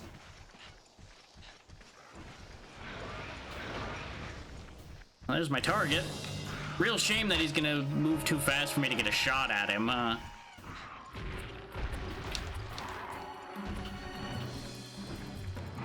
This is as much as a proof of why I don't actually use this and why there's not an easy way out in the form of using bow.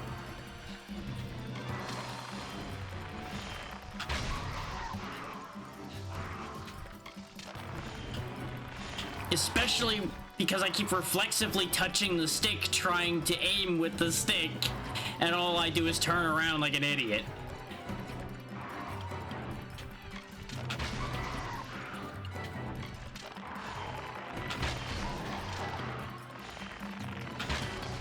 Like, as long as you can time your shots well, you can actually fight off something like this pretty well, as you can see by me staggering him over and over again. Till you forget about how aiming works again, because muscle memory is a fucking pain. Like, the amount of times I'm going to die stupidly because I touch the stick trying to aim like you will later, it's going to be a nightmare for a good hour or two of unlearning.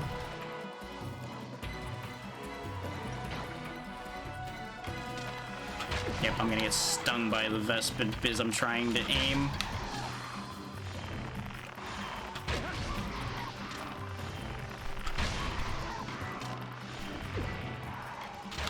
Alright, you little fuck.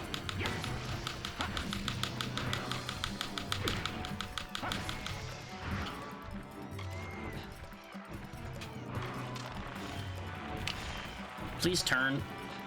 Aim, please.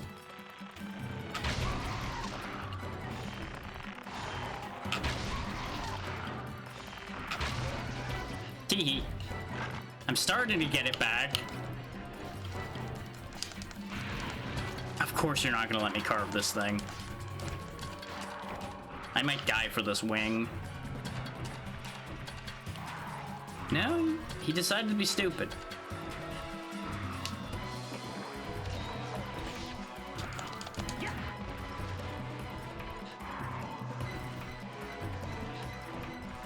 But yeah, I would be helped immensely by actually having coatings and having an actual gunner set. Notice how much faster our stamina max is draining, by the way. Because you also want to make sure to have food as a gunner, especially as an archer gunner specifically, because archery burns stamina like a son of a bitch, which makes sense. But it's also a pain in the ass. Because you gotta figure, it must be rough drawing a bow that has the power to fire arrows this size any real distance. Especially and get any kind of penetrating power on something as big as that.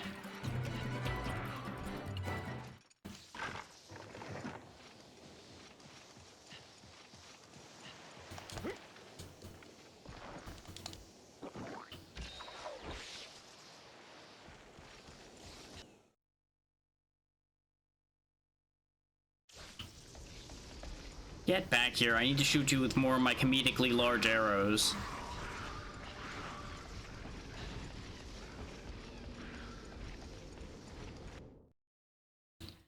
So far, so good. Plus or minus a few hitching points there, like relearning bow. But how you doing, Sleep Ipaku? How goes?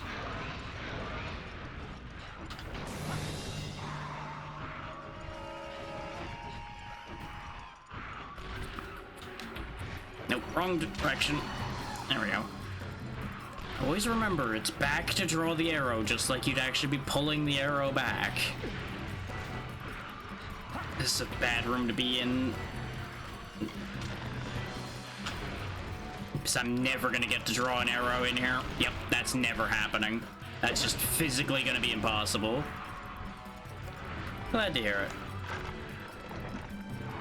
Yeah, on the whole, we're getting a little stuck, which is why I'm just showing off other weapons right now. Is we're just up against a lot of really nasty business and our gear is only partially keeping up.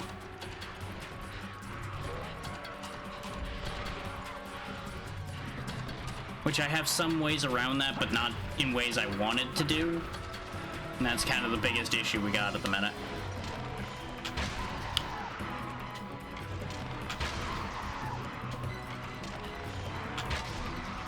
There we go. I'm remembering how to hip fire a little bit better so I don't have to aim every time.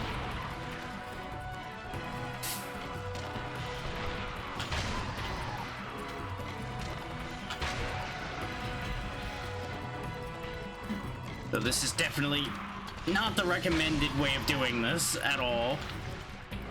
Especially not in a room full of small monsters.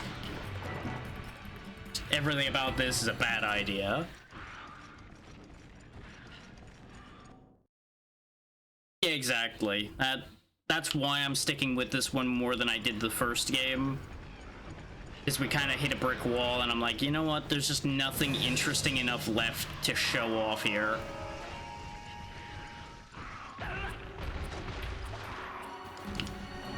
Because, like, we keep running into situations where we time out on quests because we just cannot kill the monster in time. Because they either fuck off entirely too often, or I just straight up cannot do enough damage to them. I thought that was a ration that I was looking at because I only looked at the picture because I'm not paying enough attention. Is like, I was demonstrating dual blades, for example, for the most part, in any of the sessions I've been doing, and I could not kill a Gypaceros with the dual blades. We didn't even faint, really, or anything, we just could not finish the job in time.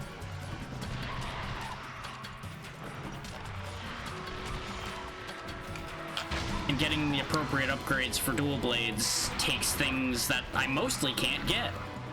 Or will take an asinine amount of grinding to get, like the insect parts.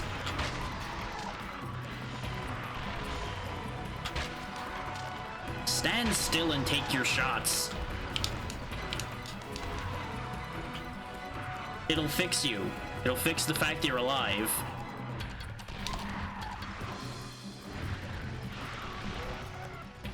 Hello there. Hey there, Callista. How you doing?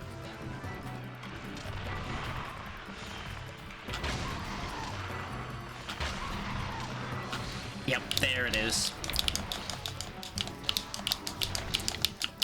Well, the face planted in the ground might be indicative, but it's actually going reasonably well, plus or minus the bow relearning. Where did he literally just run out the other end, even though he was right there a second ago, or did he jump up and out? I genuinely didn't see him leave.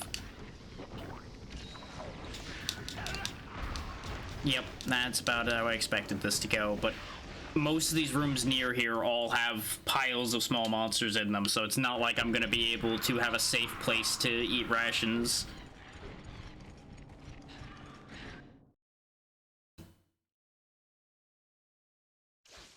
But yeah, hopefully this is teaching everyone why I never made bow a priority as much as I like bow. Early bow is pain.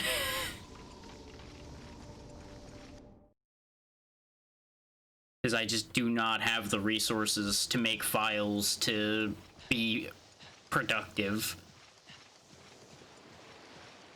Okay, if he jumped up and out over here, he must have went somewhere else immediately afterwards.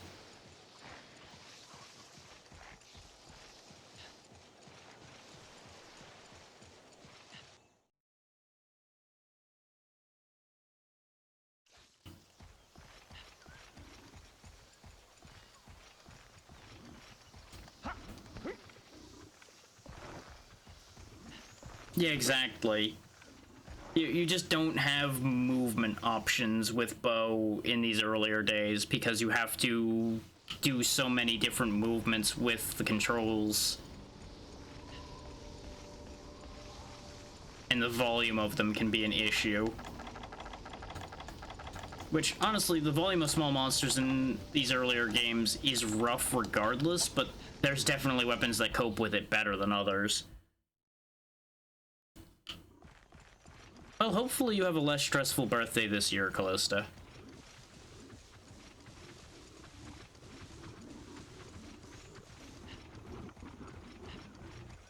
Yeah.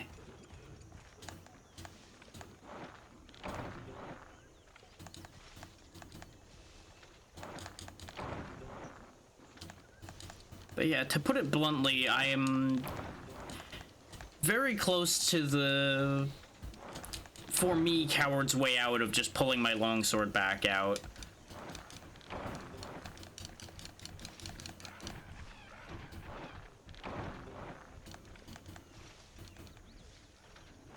Is considering that's my main weapon, that would be my easy way out of my current situation.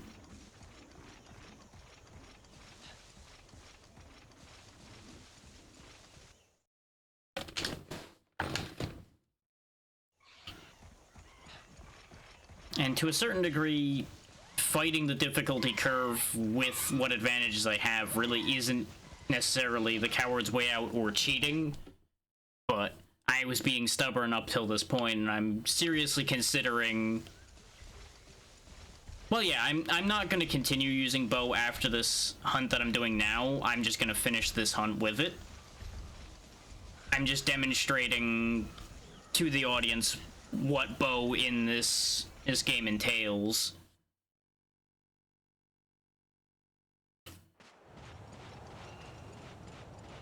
And I'm not going to abandon the quest, because we've gotten a good amount of hits on the Velocidrome. We should be able to finish the job. I'm just explaining where my continuing logic's going.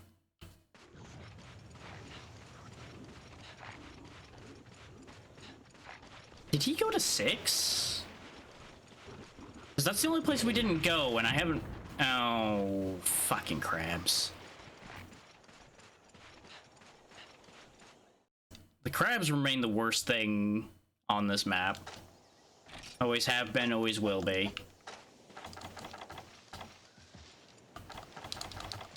Oh, right, unlike regular herbs, you can't eat sunrise herbs, so I need to go get mushrooms before I can get any of this health back.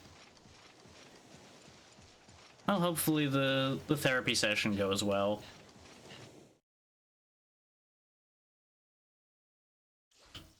But yeah, my other comfortable weapon would be a gun lance, and gun lance options right now are just bad. Like, I'm basically stuck with very early line gun lance, which just doesn't do much.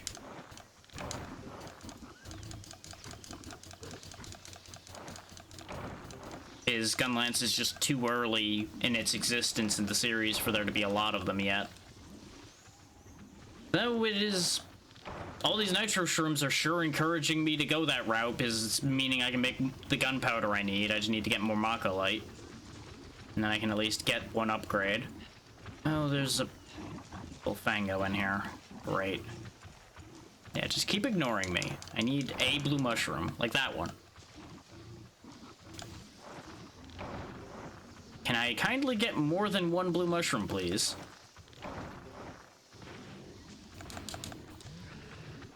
Nope, here's the feint. No? Surprising. Like, the armor we're wearing is not good right now, so I'm shocked that we survived that hit.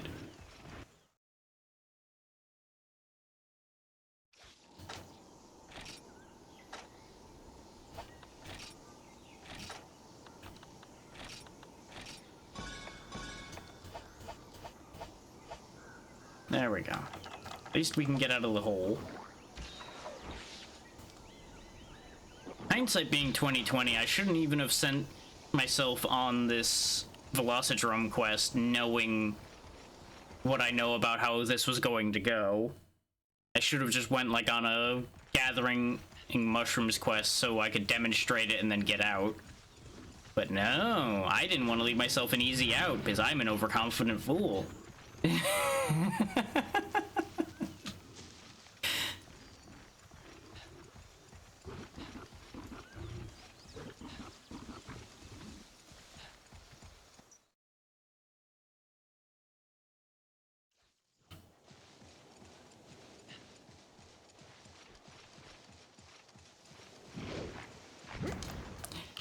Yeah, I feel like that's an intensely relatable sentence, much as none of us want it to be true.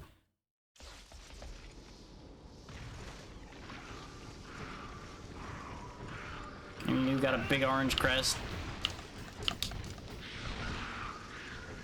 Nope, none of you are the boy. I have to make sure because sometimes they don't actually detect you properly, so you don't get the big monster is here warning.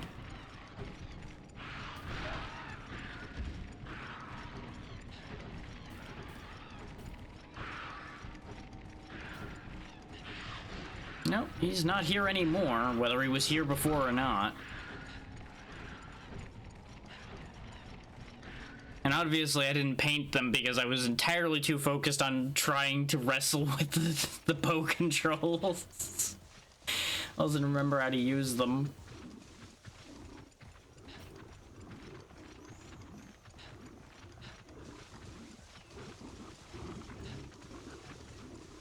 Where the hell did he piss off to, though?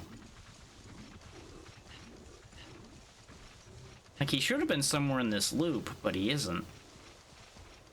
We're more than likely in that fun adventure of we're going right where he used to be a minute ago. Oh, again. Everyone's favorite game. You know, there's a way I can make this useful to me.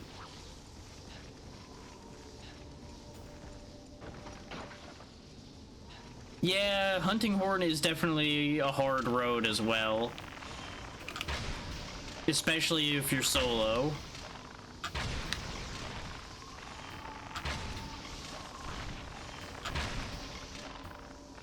Hey, what do you know? I stopped to shoot these things and there he is. And nope, I thought he was leaving again immediately. Bunk. These bugs are gonna make this a nightmare though. Oh, at times.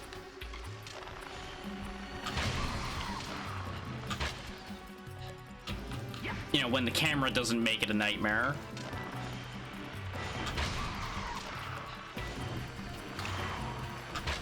I'm trying to avoid having to aim so that I don't just get bugged. Yeah, no, I learned from the first game that I am not patient enough for Greatsword to be good for me. Because I just get frustrated and then it doesn't work out anymore. But as you can see, as long as I am just fighting the monster, even bow isn't bad. It's primarily I need to be able to fight the monster. Let that be the tagline for these early games. It's fine if you can just fight the monster. Because that's basically just the thing for the early games. I get it.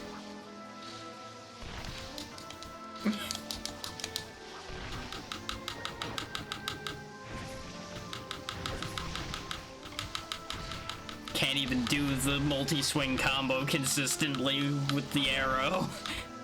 Life is pain. Just getting bullied by bugs.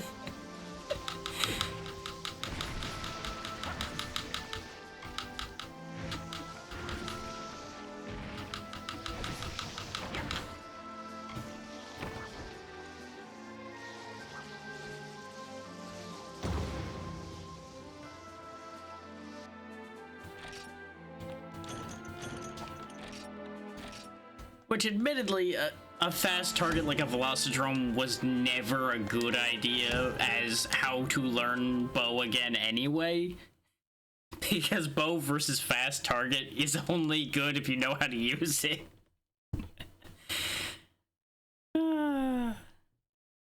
Bright side, I have relearned the controls quite well. I fully understand how to use it again. I also fully understand to put it away and forget thinking about that.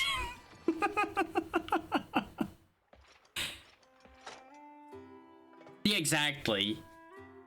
You have less fiddle with the aiming to do. But like, as a context, I have the Wolf Katana, which I'm very close to upgrading, but it's primarily stuck on Mach-a-Lite and needing, I believe it's one more Piscine Fang, or a bunch of bug parts. Bonehorn, which is just stuck because I don't have giant bones. Same with the Hunting Bow 1. Iron Gunlance, we talked about, is stuck on Gunpowder and Mach-a-Lite. Cyclone is stuck because it needs... I forget exactly what. I want to say I was aiming for the one made out of bug parts because it upgraded better than the other one. And then this one's stuck because I was trying to get the Kut-Ku ear, but I cannot get that break to happen. And I need a higher quest to get it without getting the part break. That's basically our situation as it stands. Which is why our entire situation is just a bit garbage right now.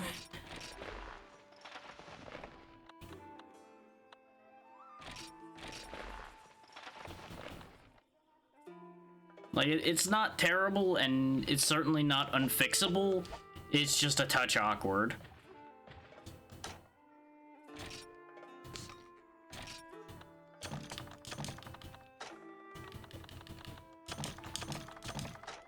And get rid of all those. Like, the one biggest advantage we have is we can at least start buying herbs and such so we don't have to grind insanely. Ooh, you actually have... Oh, you gave me Meteorite. That's nice of you. You want me to kill a Kut-Ku? I'll think about it. Yes, she's here.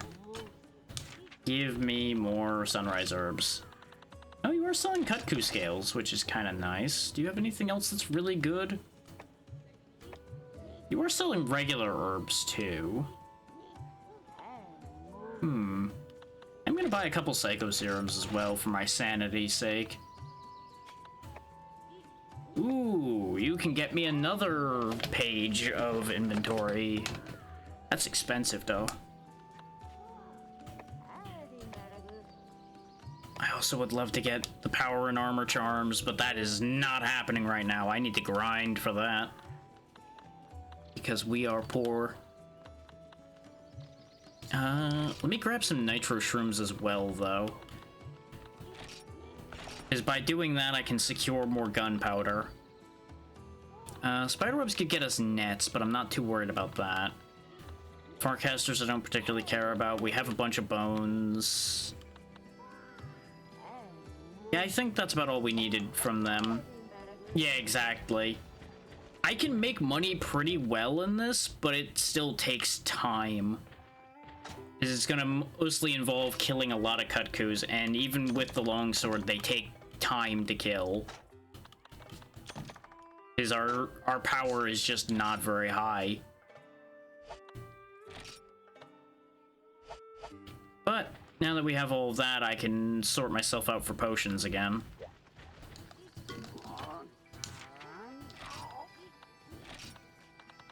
Or we're actually out of blue mushrooms?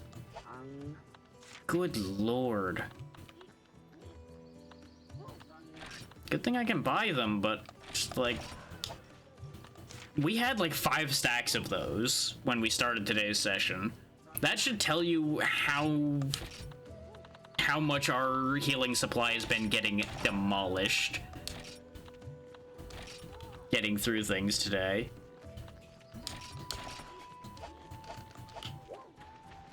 Apparently, my sound alerts are still turbo delayed, but hello, Swarm.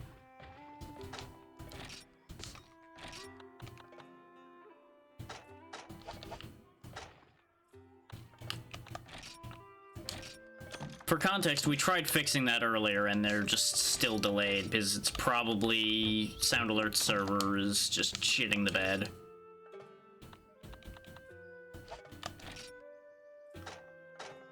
So I refreshed the source and did everything like that, and it just went, nah, still taking forever.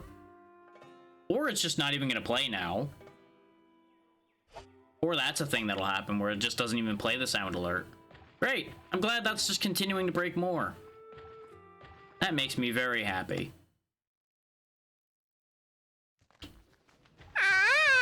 Nope, there it is. I just had to lose hope of it actually playing the sound, and then it worked. Yeah, for context, our primary remaining choices are a Gypaceros, other than the same things we've been killing. Kutku's still there. I already farmed a bunch of Iodromes. It looks like Gypaceros is the only one actually here right now because it's too hot for us to go into the desert. But the other main one is a Plesioth. But we have to go into the desert for that, and we can't. And until summer's over. So yeah, basically our situation is kill a Gypaceros. Which sounds real familiar to the last game, to a lot of people probably. Yeah.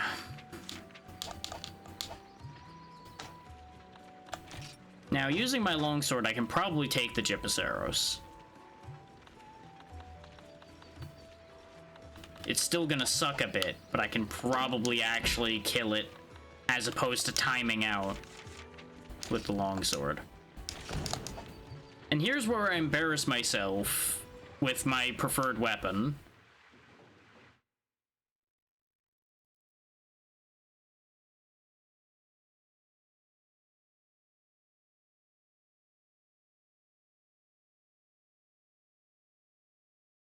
Which, as a caveat, do remember that a chunk of the moveset for this weapon is still missing at this stage of development, so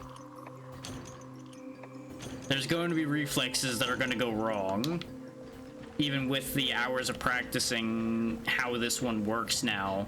I still have muscle memory kicking in now and then that kicks me in the back.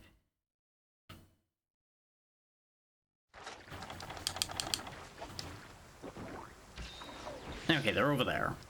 And this is why Psycho Serum's a wonderful thing, by the way.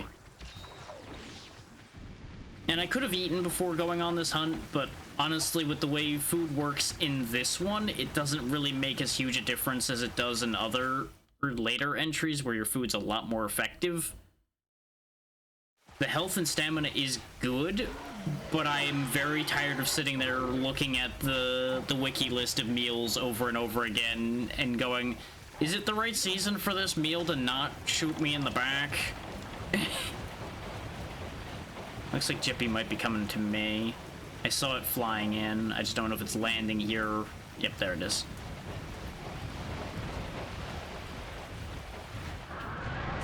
There we go.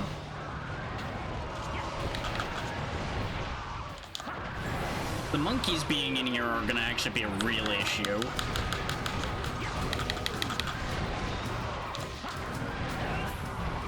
Because they're gonna cause me to get jammed up like that and catch a tail with my head.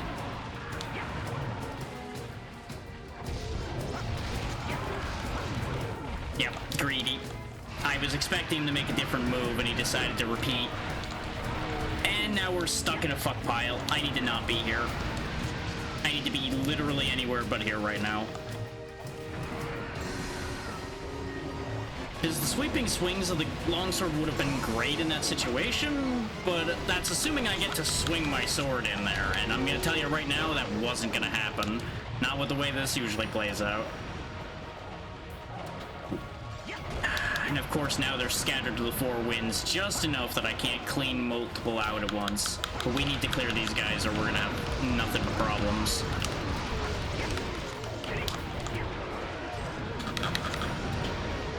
That's two of them down. But obviously that's going to come at a cost to health, no matter how we look at it.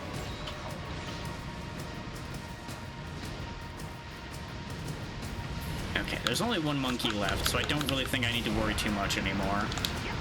Of course, you know, now the pigs want to beef with you just because you're existing.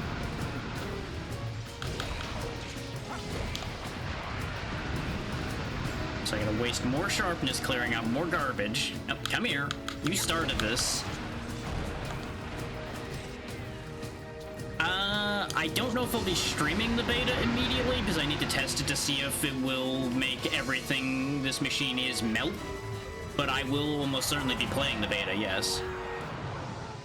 Again, providing it works.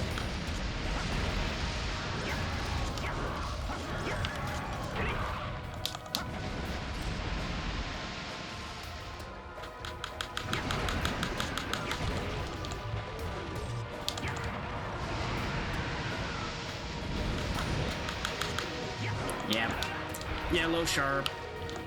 Well, no, we're actually worse than that now. We're down to orange, I just noticed.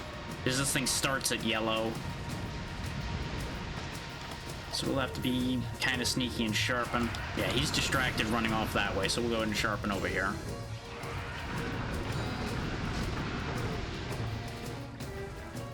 Neener, neener. Yep, you just keep doing that. I would chase you, but I know it's not worth it because you're just gonna run again. Yep, there you go. You done doing that now?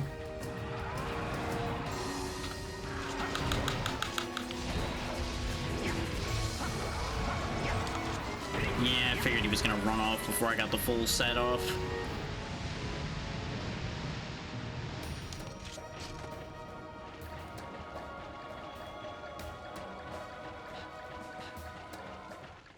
Yep, now you're gonna go run over there. Thankfully it's raining, so that room won't be full of poison. It's just gonna be full of assholes instead.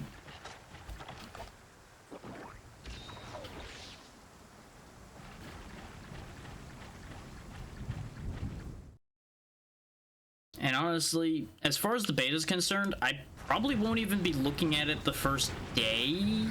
His first day is probably going to be swamped. And I doubt it's going to work particularly well. So I'll probably be waiting till like the day after, since it runs for a few days.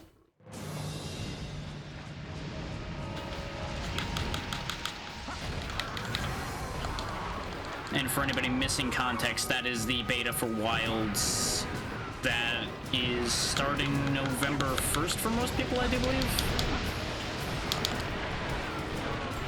Well, remember I said this room's full of assholes? Yeah, case in point.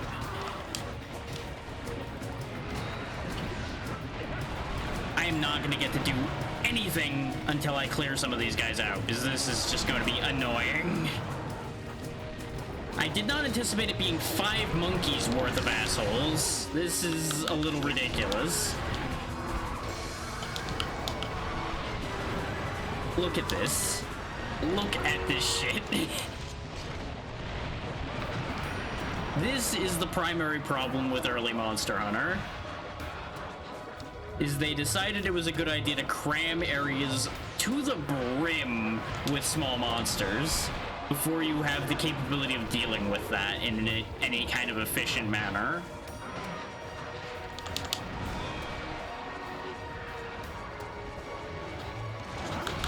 But while they're flashbanged is a good time to try to clear some of them. Not that I'm gonna get to do more than a attack, because there's gonna always be something up my ass around here. Well, that was just me doing a bad swing. But I'm disoriented because I'm trying to be in 6 places at once to do too many things. And this is gonna be our first card, I think, because I'm not gonna be allowed to move. Nope, we're good. We're okay. Part of that was I was getting frustrated and started making bad decisions, because I'm just trying to unfuck that situation that room was. Oh good, you're not gonna be in that shithole anymore. Excellent. Please kindly go literally anywhere else. Or right here. Right to me is fine. This is good. Especially since this looks like it only has Vespids in it right now, so this is gonna be nowhere near as bad. That's fine, push me closer. Yeah, I know, you're gonna do your flash thing again.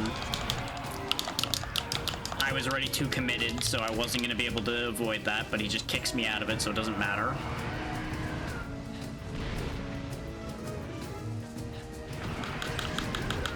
You know, don't even do the attack. Why would you attack in that situation, even though you were moving when I pressed forward? Like, to make it clear to those watching that may not understand, this game has a lot of small issues here and there that become very glaring problems from time to time. There's just bits of jank here and there from it being still very early in the series. Situations like that exact thing that just happened there where he wouldn't do the correct attack is part of that. And, you know, everybody knows about the classic Monster Hunter hitboxes that are a little questionable in places. So I don't think I need to talk about that one.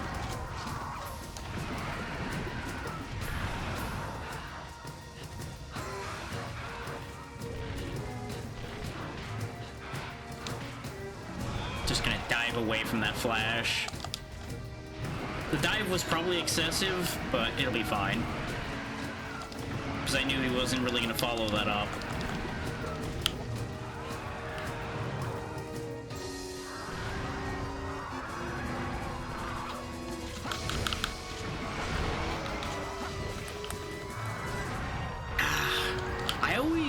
My biggest issue with Gypaceros is I always misaccount for the tail because the tail bends way further than I think it does consistently.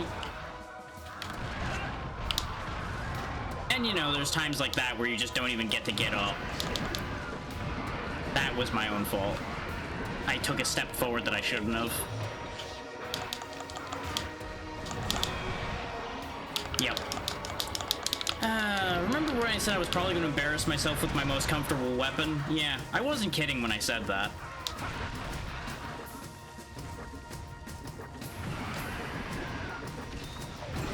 Yeah, because I knew he was going to do another poison spit. I didn't mean to dive, but the input is just slightly delayed sometimes. I let go of the trigger, and he still decided diving was the move because it hadn't finished doing the sprint yet.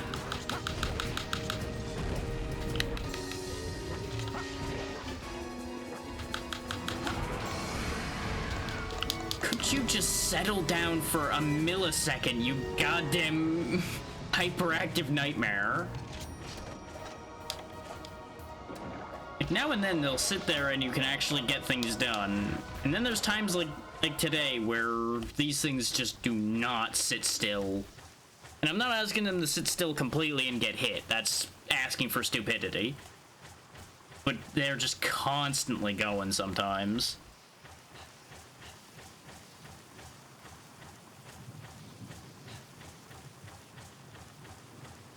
I don't know if I want to go back in this room. But I have to go back in this room.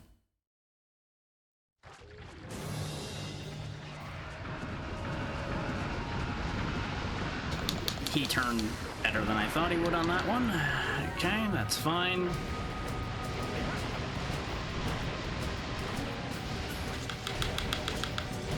I'm assuming these have all fully healed and everything.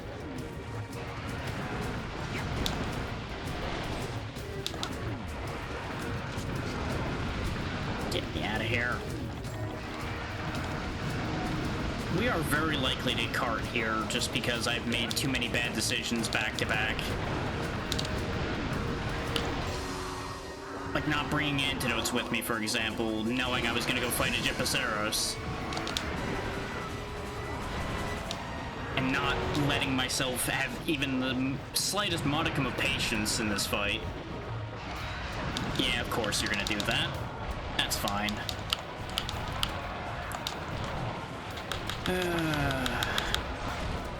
Letting myself become agitated before going and doing this was a very bad idea. But if he's faking death, he's actually decently bad off. Yeah, I know, Gypaceros. I know you do that. And while I could have followed up on him while he was doing that, it's still very mixed signals as to whether that does anything. I know it was mentioned in with the first game that you technically can't hurt it, but it gives you no visual indication. And with that many monkeys there, I wasn't about to sit there and try to smack an unconscious monster, much as it would be very helpful to do so. We're already in hell as far as health goes.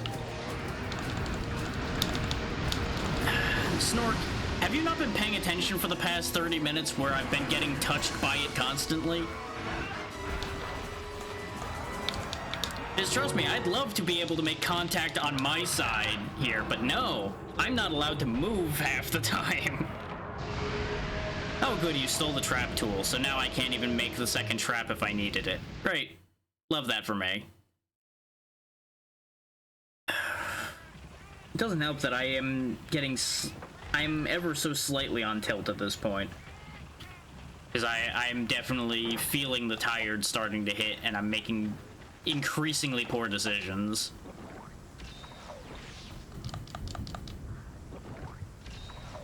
Is that, as people who have watched for a bit probably understand, the moment I start getting into a bad brick wall situation, one of two things will happen. I'll either sit there and try to come up with something clever, or I will get frustrated. And today is one of those get frustrated days. And I wish I could consciously choose that, but I can't. That is not something I have the power to do. Will I be able to get past it? Possibly. Will it happen, though? I don't know.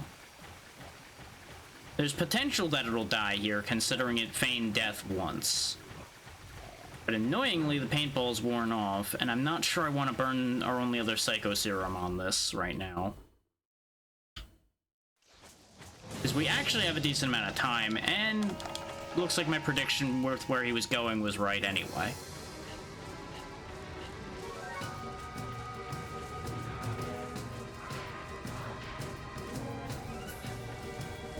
Okay, he wasn't actually doing it, he was doing the fake one.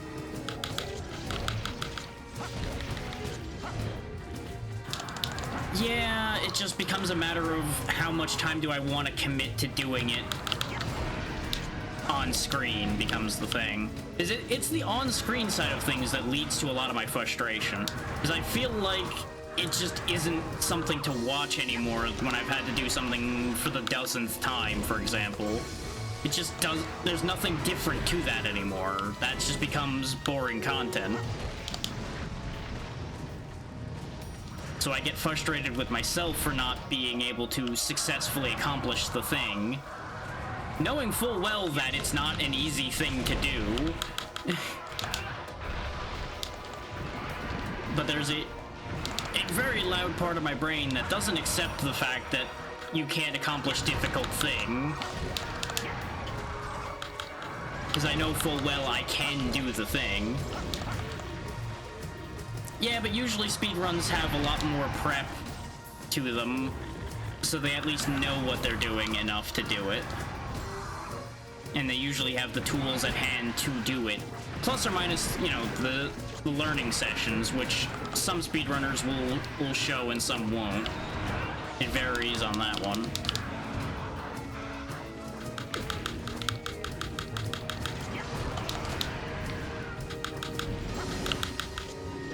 It would also help immensely if I could ever see what I'm doing.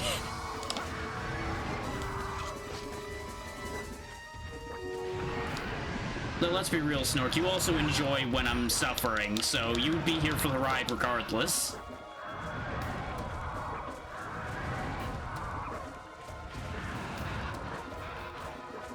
I need to heal soon because of this poison, but I don't want to keep healing and getting immediately hit either.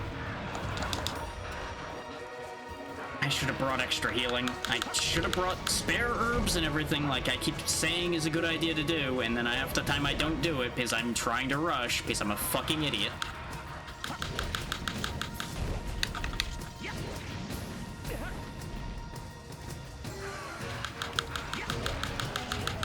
There we go, there's a good stagger. Now he's pissed though, which is gonna be bad for me.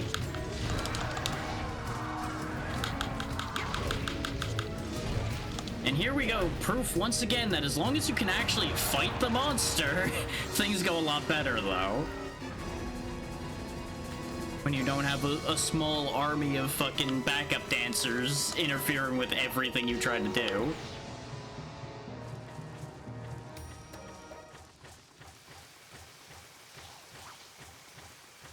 Yeah, see, to me, that seems like that was a completely egregious loss of time to try 300 times to do a thing. If people enjoyed watching it and enjoyed doing it, more power to them, but just the sheer loss of time on that would drive me insane. Because I can definitely tell you for a fact, had past, like, try 50, I would not have been enjoying that personally. I don't even know if I would have made it to try 50.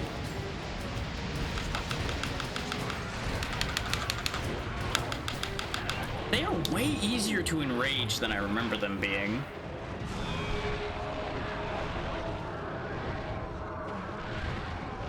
Yeah, see, people get that real hit of catharsis and satisfaction after doing something like that. And I've mentioned this before. I don't get that. Which is why the treadmill of pain isn't the way for me. In most cases.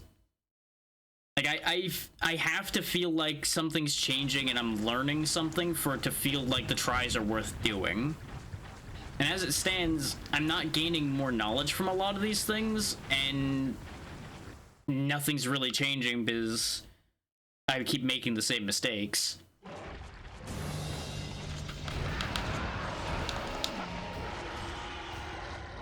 It's the same issue I run into, like I've discussed anytime I've played anything Souls-like.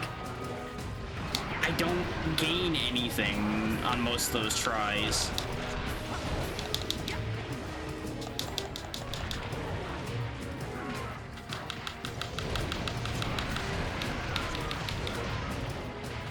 There's not a look up what to do for this situation. This is all execution. But I see what you're trying to say there, but I'm just saying this specific situation, look up what to do doesn't apply. Because they'll tell me what I already know. Even though it does not appear that I know those things because I'm executing poorly. I do know a lot more than my execution will let on. As hopefully is conveyed by the words. Is like, you could tell me something's patterned 1,000 times, meaningless information to me. Useless. Until I see it in front of me and interact with it, yeah, I can't do anything with that information.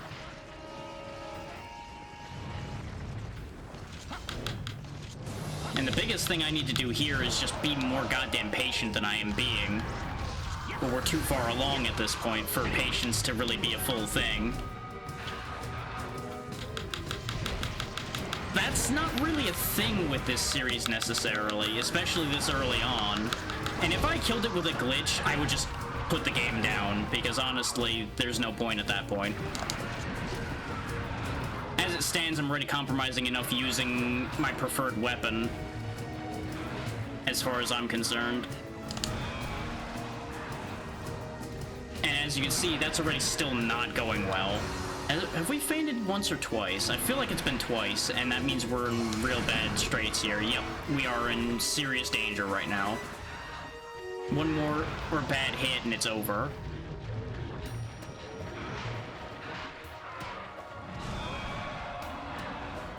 The good news is he's almost dead. The bad news is he's fucking pissed at me right now. Okay, I'm gonna have to bail.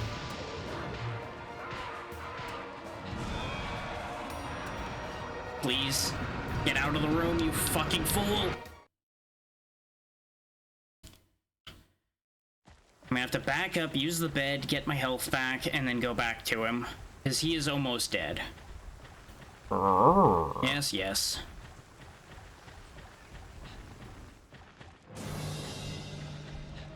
Yeah, pretty much. He is full on losing his shit right now. But yeah, the kicker to the way something like Monster Hunter works there, Snork, is you can tell somebody that, yes, this is the strongest weapon for fighting this monster. But if it's a weapon they've never used, you may as well just let them keep using the weapon they're using. Because by the time the learning happens to use that weapon properly, you're basically in the same position again. That's the issue with there not really being a perfect weapon. Like, yes, there's weapons that will work better with the pattern, but unless you know how to use every weapon in this series, it really doesn't necessarily give you an advantage. You could use a better element weapon, but we don't have better options to make. So that's also not an option here. Like, I've been doing the prep work, which is why it's as frustrating as it is for me that I'm failing the execution of using the prep work that I've done. Does that start to make this make more sense now? Like, I know I'm over-explaining at this point, but I'm trying to make sure that this is clear.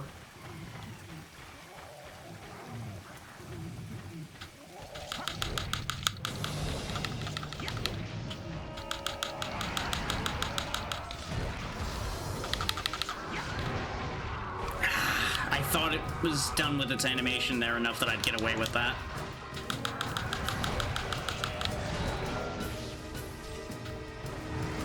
Got him.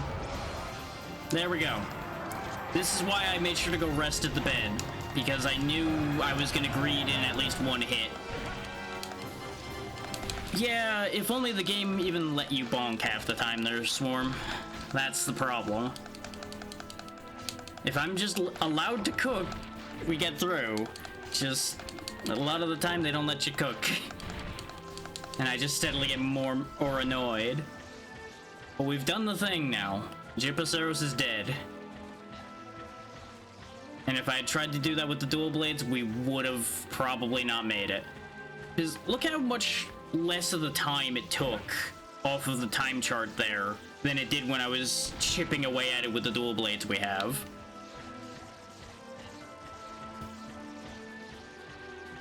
Like, sometimes you just have to take the sledgehammer approach. You can't actually use what you want, necessarily, just because the progression just does not play ball.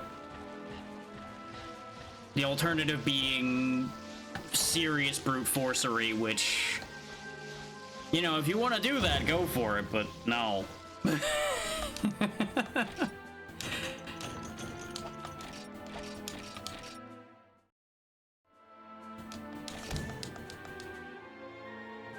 But there will remain that part of my mind that's like, well, you know, you still took the easier path, though. And I hate that part of my brain, and I would like it to shut up. But I can't always get it to shut up.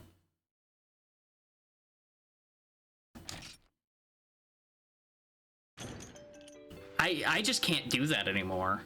Once upon a time, I definitely could. I just can't anymore.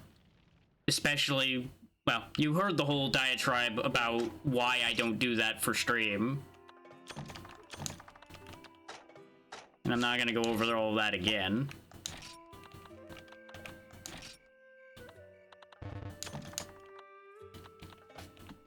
But that's also a case where how one does it on their own time and how someone does it for stream ends up being two different things.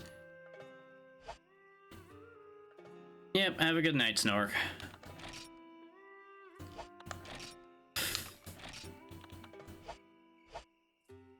And I'm not even fully suffering, I'm just, like I said, I was getting frustrated. The frustration is now eased for the moment because we at least accomplished something after the amount of wasted attempts there were.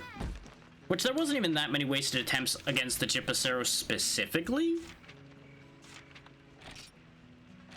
Honestly, I got more frustrated than was due in that situation. Like, I will happily call myself out on that one.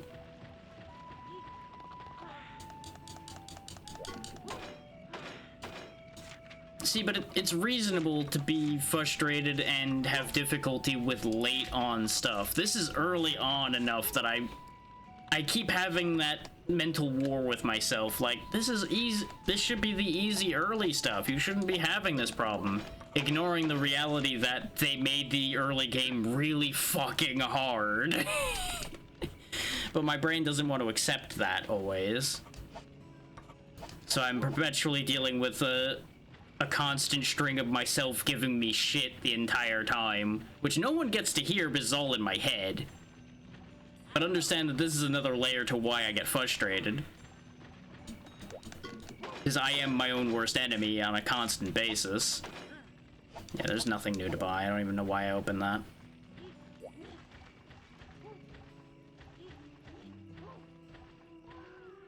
Is that The strongest monster in this game is this monster of self-doubt.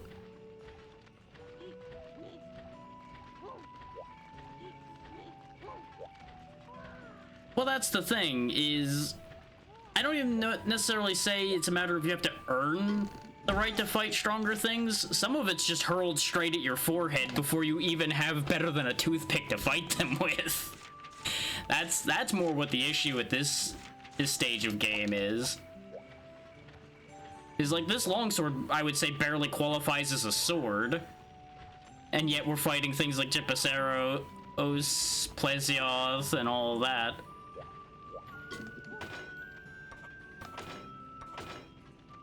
Is like, this is only the second upgrade of a longsword. This isn't even a serious sword yet.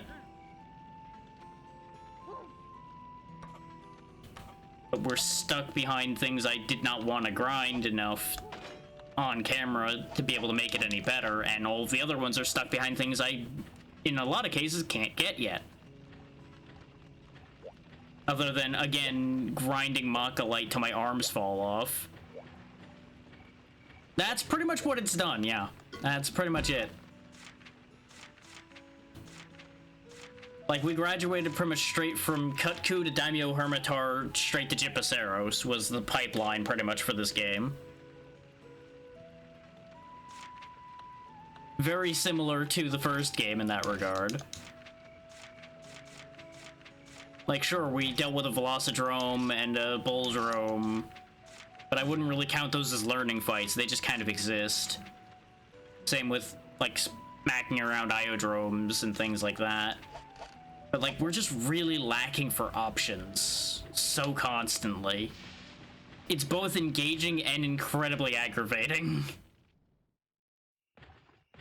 Where you basically get into a position where you are almost obligated to crowbar your way out of a situation instead of making something that will make your situation more even. And I know some people really thrive on the, I have nothing I can work with, I'm just going to have to sit here and execute 1,000 times until I do it perfectly. But no. I'm not the practice 1,000 times to achieve a thing in person. That's not who I am. I am more the adapt through changing approach. And I just don't have viable changed approaches. Because the tools at hand are just not good. Like, the most other approach I could do at this point would be to make a greatsword. And I could do that. That is entirely an option. But based on my experience with greatsword in the first game, I don't know if that would be an option that would make me happier.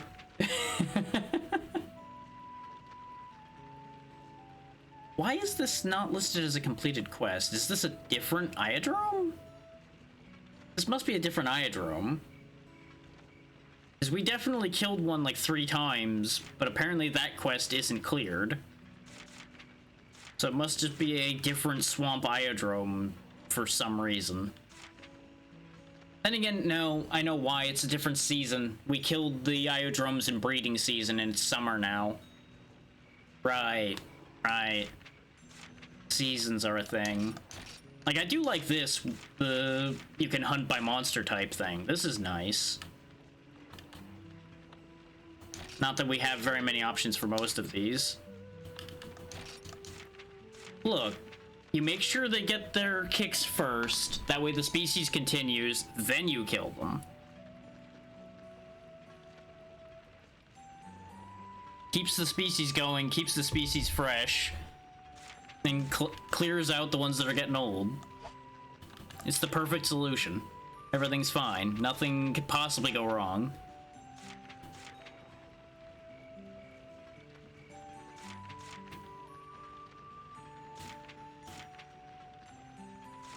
What also is hurting me on this one is there's only the one gathering quest. There are no rules. There's no such thing as rules in this world. But if it helps put things into context, there's Swarm as well for the frustration. Up until I went and bought something that we only just unlocked a little bit ago, I only had 1 page of inventory in my box. So I couldn't even do all the prep I wanted to earlier when I was doing prep for like 3 days. I was like hard limited as far as that goes. It fucking sucks. I learned about the box limit, I think it was yesterday, and I'm just like, well, that fucks my plan real bad. Because I was planning on, like, gathering shitloads of ore and things like that, but you just can't. You just can't. It doesn't allow it. Unless that's all that's in the box. You know, I didn't check, and now I need to know.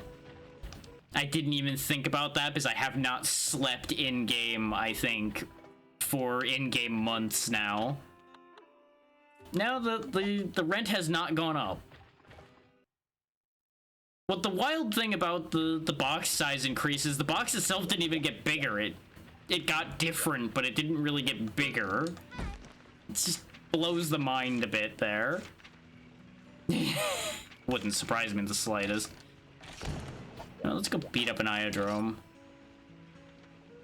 Sure, I didn't bring any potions. You know what? It's fine. It doesn't matter. I say that because I can't even go back to the house after you start a quest. You're just like, nope, you're stuck now, and there's no item box outside the house. So I'd have to cancel the quest, go back to the house, and just fuck it.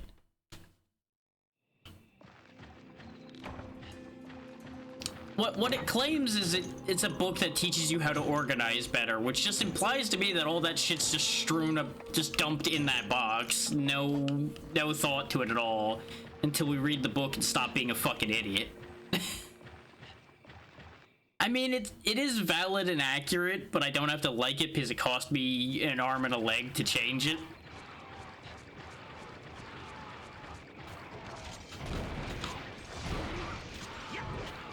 Alright, Callisto, you have a good night. Thank you for being here.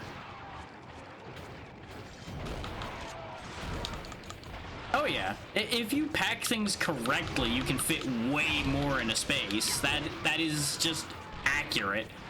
But it's still very funny to me that that's how they handle space increases. Because I don't care how good you are at packing, there are some things that are never gonna fit better into a box. Like an entire dinosaur skull is not gonna suddenly fit better into a box just because you understand packing. I don't care who you are.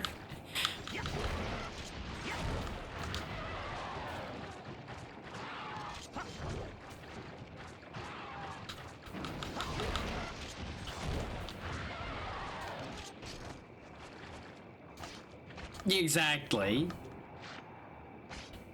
It's like, as another context statement, I've made every weapon of each type that I want to use, more or less, that I can make right now.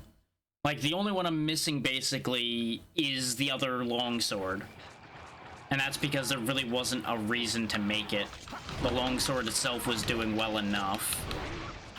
And the longsword, I was purposely holding myself back on making more of, so that I wasn't too tempted to just use it and nothing else again. Because that's the real reason behind why I don't want to use my longsword if I don't have to. Is I don't want to just fall back into the habit of solving every problem with the longsword. Because then I'm not learning anything.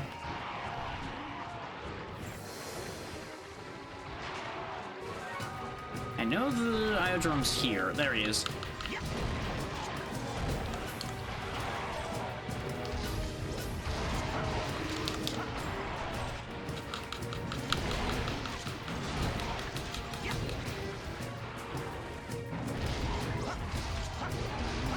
Oh, I knew that already.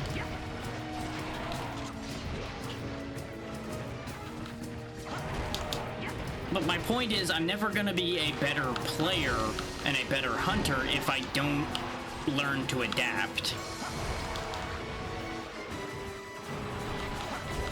Because if all I ever do is just hit thing with longsword, there's a limit there. There's only so much just hit thing with longsword will be able to accomplish.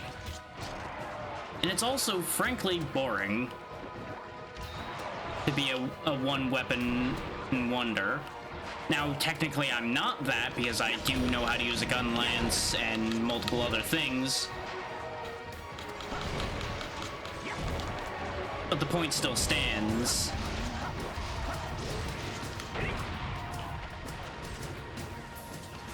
And that's valid, just that doesn't work for me after a point.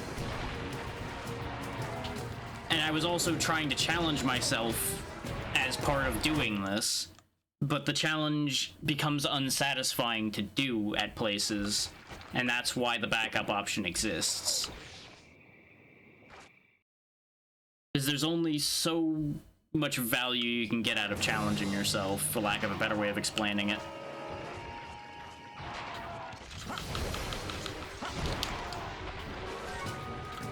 Because, like, I would never be able to sit there and do, like, what Pazzy was trying to do with doing X amount of hunts with every weapon.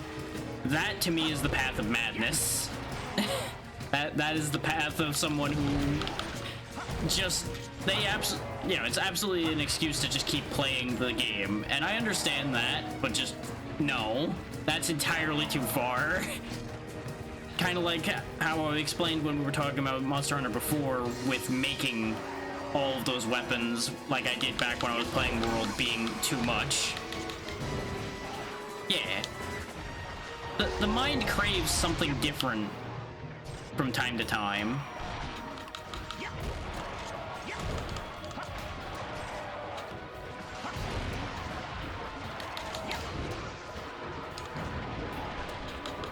Because Monster Hunter really isn't a cerebral game for the most part, but now and then the mind needs something, and I just was too greedy there, because I'm like, I'm talking, not fighting. Done properly, Charge Blade is as flashy. Done wrong, Charge Blade is a fucking joke. Because I've seen bad Charge Blade, I've been bad Charge Blade, and it is depressing.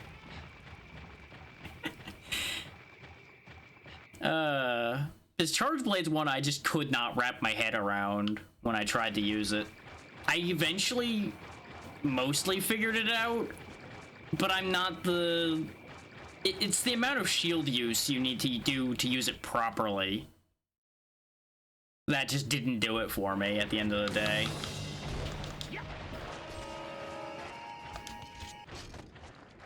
Because I'm also, like, the gun lance who doesn't acknowledge that he has a shield, for example, so...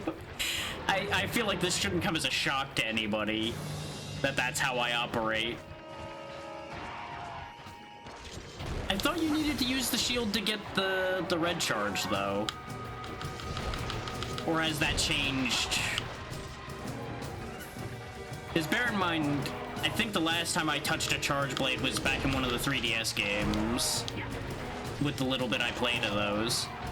And I might have pulled it out in World while I was making lots of things. I genuinely don't remember. Because a lot of World is blurry in places, because it's been a while.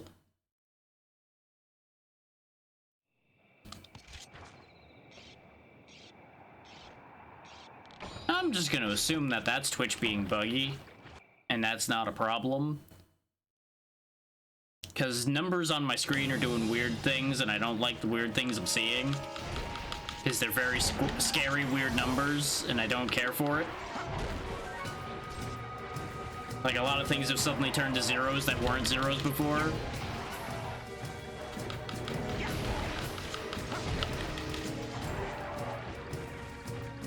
Oh, that's right. Guard pointing is a shortcut, isn't it? Rather than it being necessary. If you guard point something, you get the charge faster or something like that. Again, I know the method, I just don't... I don't have the execution for it, nor did I have the interest to get the execution for it. And a lot of it is blurred. I just remember that the people I was watching do Charge Blade were very about guard pointing and tried to make that sound like that was the thing to do with Charge Blade.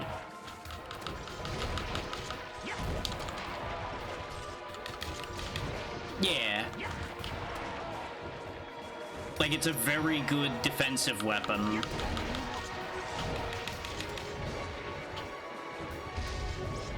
Ah, I was hoping to catch him with that swing.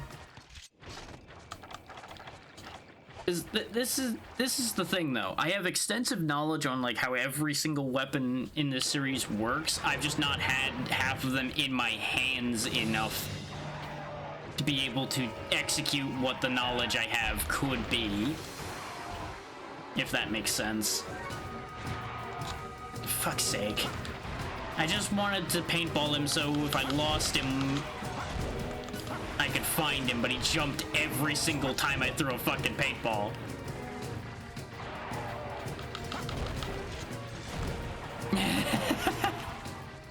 It's probably like part of the ideal way to play the weapon, because you know everybody's got that like little note of like, this is the best way to play insert weapon here. And some people will be real pissy if you don't play it that way, and those are the people you laugh at and move on.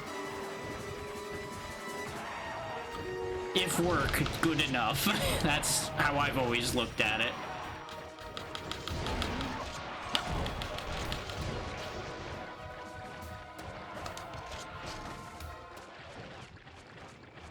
But like, there's definitely a way to do Charge Blade wrong enough where it just feels bad, and that's how I was playing it the brief time I tried it.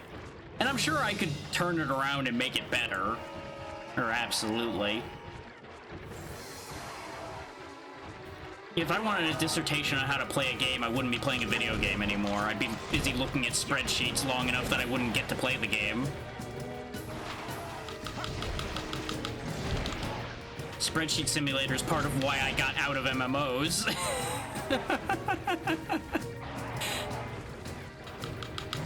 Why is this Iodrome not dead yet? I've definitely hit it more than hard enough for it to have died, and I'm now confused. Because we killed this thing incredibly easily with dual blades, and I'm actually having some trouble here. And it doesn't make sense based on the damage output that's happened. Like, it absolutely, numbers-wise, should be dead. But, you know, there is always number variance as well. Yeah, exactly. I don't mind having, like, one good chart or one important spreadsheet here or there that you need to reference for a handful of things.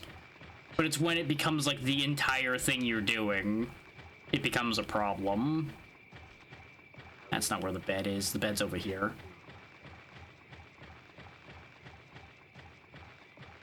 And, like, there are those people out there that min-max things so hard.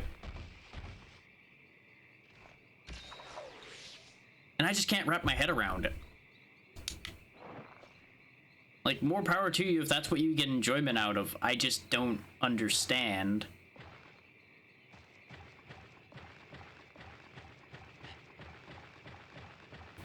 Yeah. Well, you kind of have to. That's what I've done every time I've tried to explain anything in any game. You start them off by telling them the most basic, simple version, and then you expand upon that from there as they're ready for it to be expanded upon.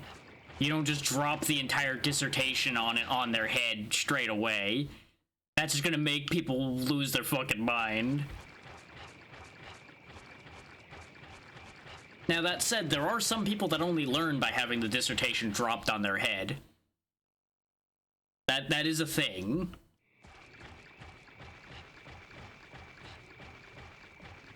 But it just doesn't... That remains not the recommended method by which people learn something.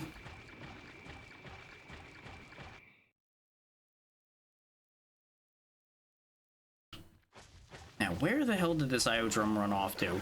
This is exactly why I wanted to put the paint on it. Because of the fact that I knew I was going into fainting.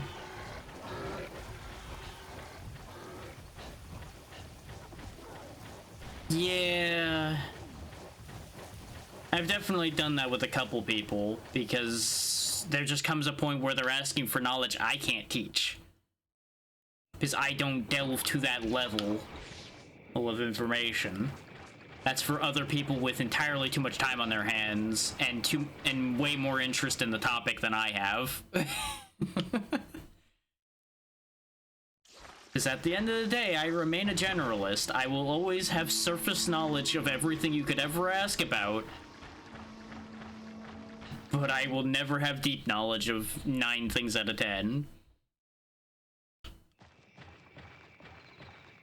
Teaching people how to enjoy something is a very difficult task.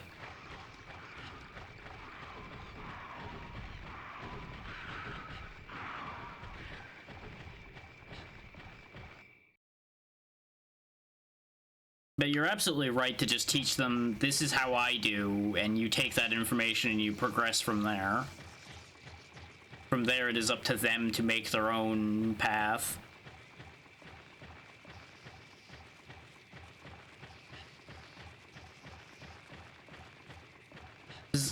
Honestly, I've never agreed with the whole there's one right way to do anything ever anyway. Because that logic just doesn't sit right with me. Is there an efficient way? Probably. But the efficient way isn't always the best way. And I know that that flies in the face of the definition of the word. But I know most people will understand what I mean when I say that. Because sometimes when you're efficient enough, you've just sucked the soul out of the thing you're doing. To the point where there's not really a thing you're doing anymore, you're just going through the motions.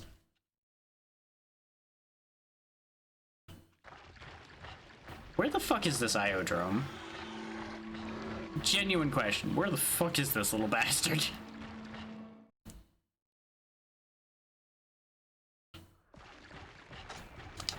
You know, tired of chasing him. Psycho Serum. Yep, that's what I figured was happening. We were running laps right behind each other again. And he was sitting in the fucking area change again. God damn it. I thought he was out of it enough that I was gonna walk up and hit him. Turns out, nope.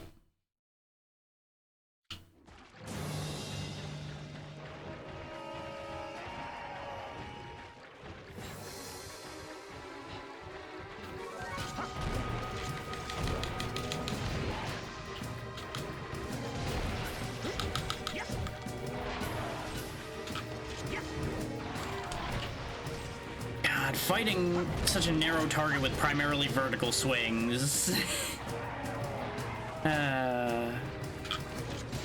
Problem is, I don't have any horizontal attacks other than the backstep in this day and age.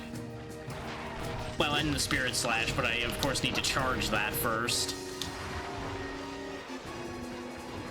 I think that's exactly why I'm having what trouble I am with killing this Iodrome.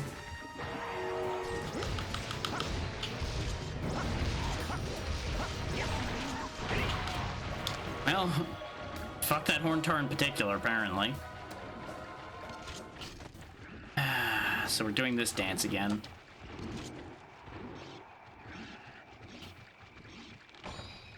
I really need to invest in Speed Sharp. What's up, Swarm?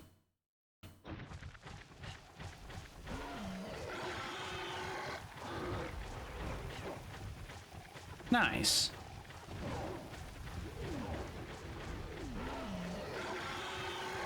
I wish I had like a hoverboard or something to catch this stupid Iodrome. That's the biggest perk of things like those dogs you get in Rise and such, so you can actually head these stupid things off rather than needing to know where they're gonna go.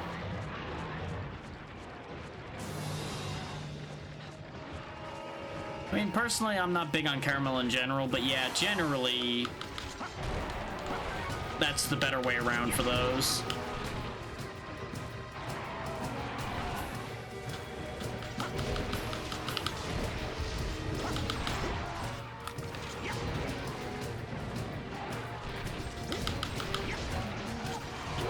There it is.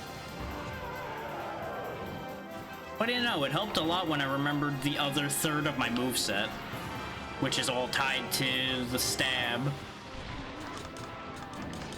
Because I basically have 3 swings I can do other than Spirit Slash, and one of which you have to stab first.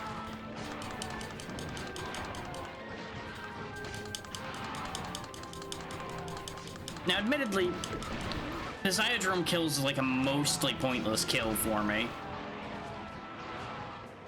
Because I don't really need Iodrome parts for anything.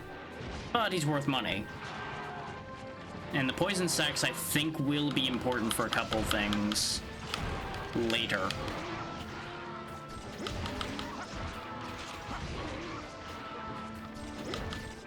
Yeah, it would be such garbage if you could get carded while carving. It's bad enough when you, like, mutually assure destruction with a monster and have to run back in order to carve. I've had that happen a few times. Both solo and in multiplayer, you're running back after you and the monster both died together, and you have to get there before the timer runs out, which is awful. I've had multiple times in multiplayer where I didn't get to carve because the monster died as I died and I couldn't make it back.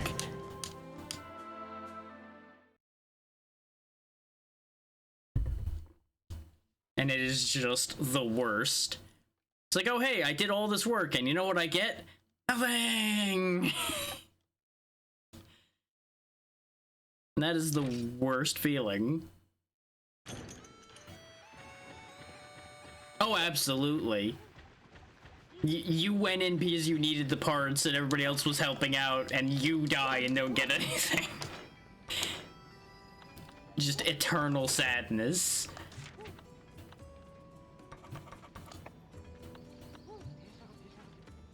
I just don't see, like, aside from tremor resistance, I don't see a reason why you'd ever want to wear Gypaceros armor. Like, Poison Plus is nice, but you can just wear the Ioprey stuff if you really want poison. The Ioprey stuff's not as good defense, but it doesn't come with as many negative skills either. Like, it's just weird to me at times on that one.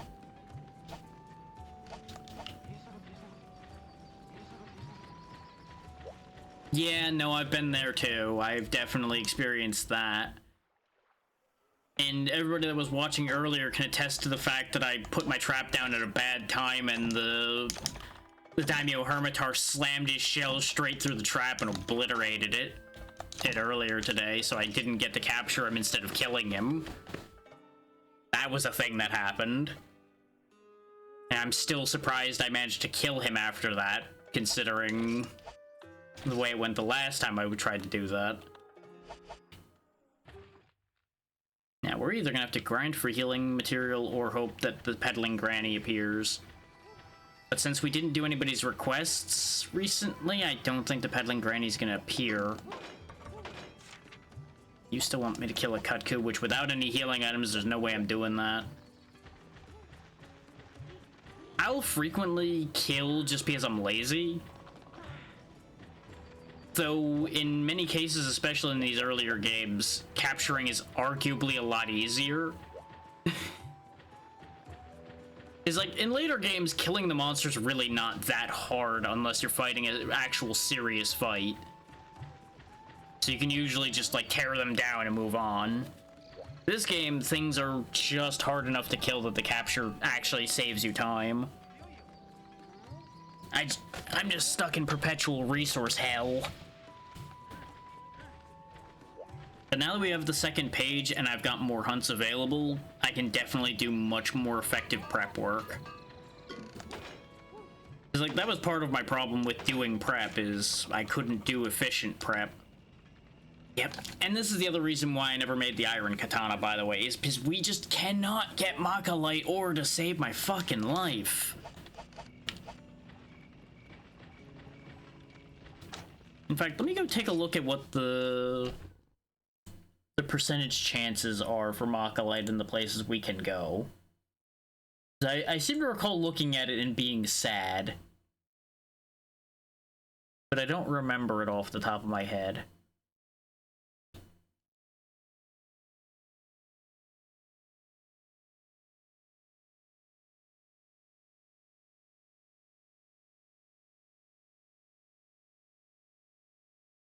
see, 10%. And that's 10% out of one node. There we go, 2 more 10% nodes. That's just the way it is. It's all 10%ers. Which 10% is actually not as bad as I expected to find. But when you consider your odds are like 40% sunlight stone, 32% whetstone, 18% earth crystal, you see how that shakes out already. And then the Monster Hunter Desire sensor kicks in and goes, oh, you want that? You're not going to get that then. None of that for you.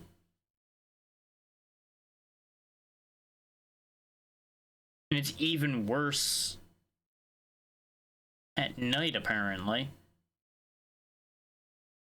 Which doesn't actually... Oh no, that's a 5% chance to get it at that node that didn't have it before. But it's still 5%ers. Oh, so you can get Aqua Glow Jewels already. Okay. Off the shells that I was getting chipped shells off of, you have a very small chance of getting Aqua Glow Jewels. Even in the jungle. Well, fuck me.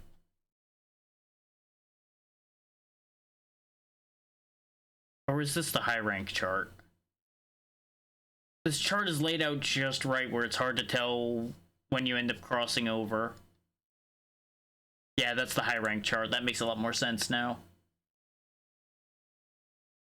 Yeah, because otherwise the rare drop is Black Pearls, which makes a lot more sense. It's also the same reason I don't have any Unknown Skulls, and I discussed that before. It's like 6% like everywhere we can get to in any reasonable capacity.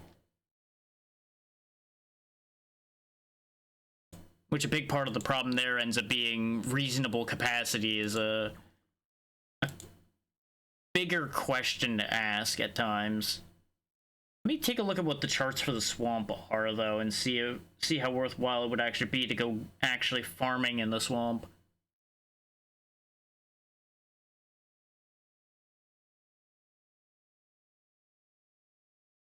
Because it is summer still. So I have to look at the summer chart. Hey, what do you know? There's a 1% chance to get a light crystal in the swamp in this game. Or 3% if it's winter. Unlike the last one where fucking light crystals didn't exist other than off the face of the Gypaceros. So they learned the error of their ways on that one pretty quickly. And I'd let the game music keep playing, but time would keep progressing. So I apologize for the bit of silence here while I figure this out. Did I swap over into high rank again? I'm seeing Aqua Glow Jewels again. The problem is this chart is just like entirely too long, so it's a lot of scrolling. And you can sometimes lose track of where one line stops and where another starts, especially when you're trying to go reasonably quickly like I am right now. No, Aqua Glow Jewels just exist in the swamp. That's still low rank. And it's still 10% from Acolyte there, too, so far. So it's not really an improvement on the one thing I want. How about at night? Is it any better at night? Or is it worse at night? It's slightly better at night. It's a 14% chance. Oof. And as you've all seen, all we can do is jungle, swamp, and desert, so...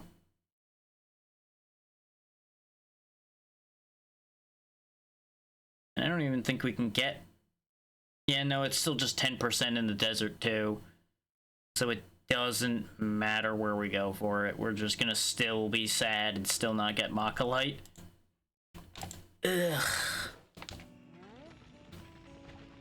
Like, that's the holdback on anything that isn't held back by something I can't get. It's just, hope you like hitting a mining point 1,000 times and hoping you get the thing you want. Which I don't really mind mining that much. Like, I can do that all day. Is even though it's a laborious task and frequently doesn't give you what you want, I find it less frustrating than beating my head against a wall of monsters. I just also don't want to sit there and go mining and doing all of that on camera either. There's a purple Gypaceros now. That's certainly a thing. I'm assuming that's stronger than a regular Gypaceros, but I don't remember what the difference is. Yep, even at night it's too warm. I'm gonna go ahead and progress us to cold time.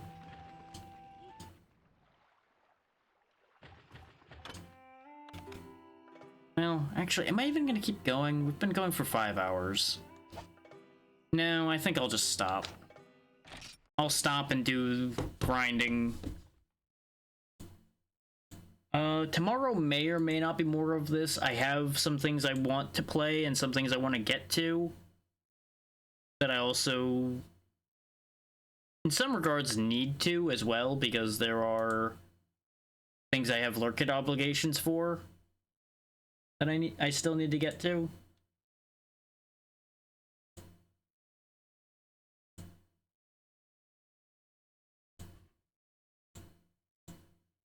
So at some point, those are also going to get played. Whether that's tomorrow specifically really depends on how I feel tomorrow.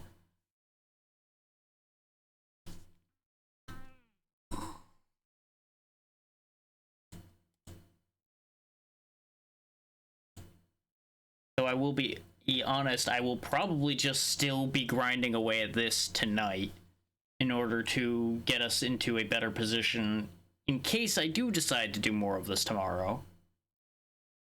And Thursday is Halloween, so I will be doing a special stream for Halloween, of course. If I can get the people together that are interested, I'll be doing a bunch of things like Lethal Company and things like that for that day. If not, I have a handful of things up my sleeve I can do for that day. So we have content coverage one way or the other for that day. But it won't be the normal program, basically.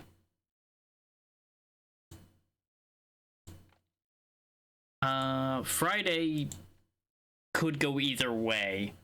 Because obviously Friday is November at that point. So it could end up being the start of the Monster Hunter Wilds beta if I do any coverage for it. Since it's still, I believe, day one of it, I don't think I would do it, but there's a chance that that could end up happening. Especially if people ask me to join them day one. And of course, you know, that's all dependent on whether it functions well enough for me or not. That's going to be, as always, the biggest kicker, is whether it works.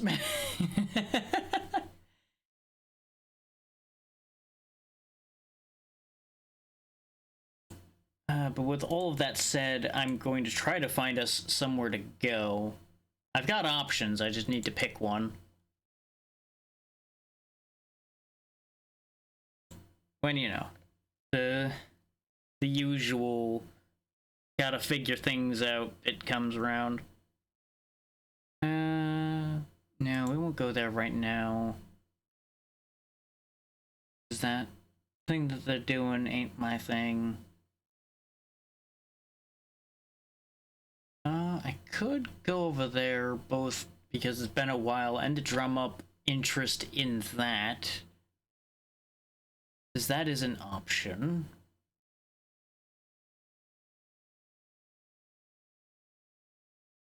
This is the wonderful time of day where I have too many goddamn options. Like, I couldn't even pull out one of my dice and roll enough to cover this because there's more than 20 options in front of me right now that are all valid options. There's just you're gonna need to give my brain some process time on that one.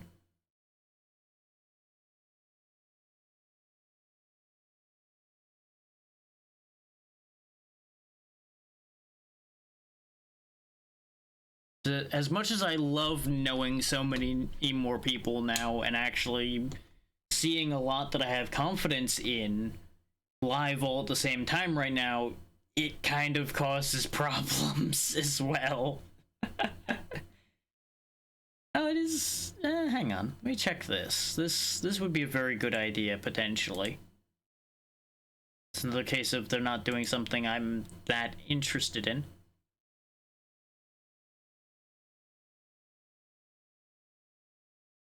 No.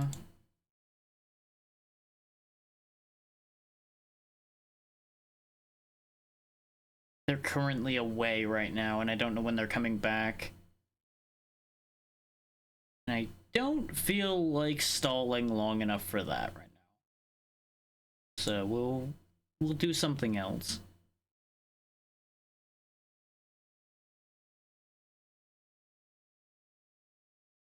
Oh, Twitch, thanks for hitting me with ads when I try to check what's going on somewhere.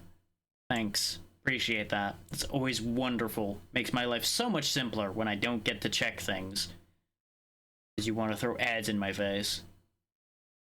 Fuck you.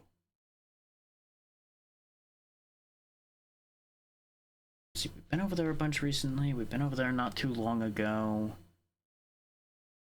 Like, I wish this wasn't as hard a decision as it is, but it genuinely is always a very difficult decision.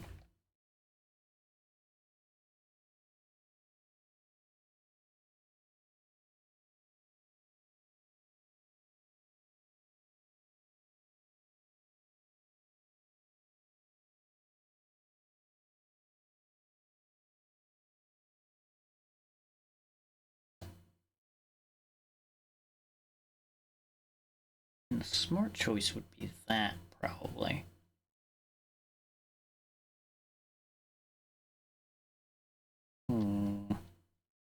I hate being so indecisive, because I can't make a fucking decision.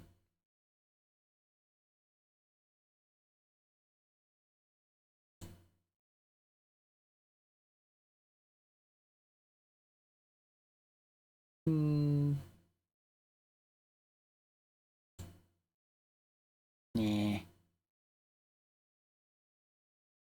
I don't know.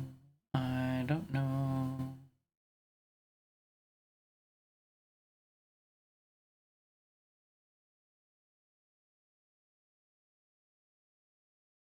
Yeah, you know what? I'll go with what my first decision was. Hell with it.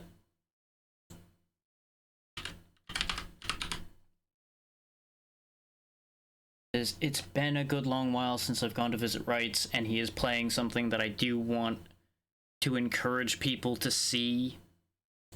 So, we'll go with that. Because he's playing Windblown, which is the new game from the people that made Dead Cells, and it is quite good. And it will be a good method by which I can see for myself a little bit more whether I want to commit to bringing people together for that in the future.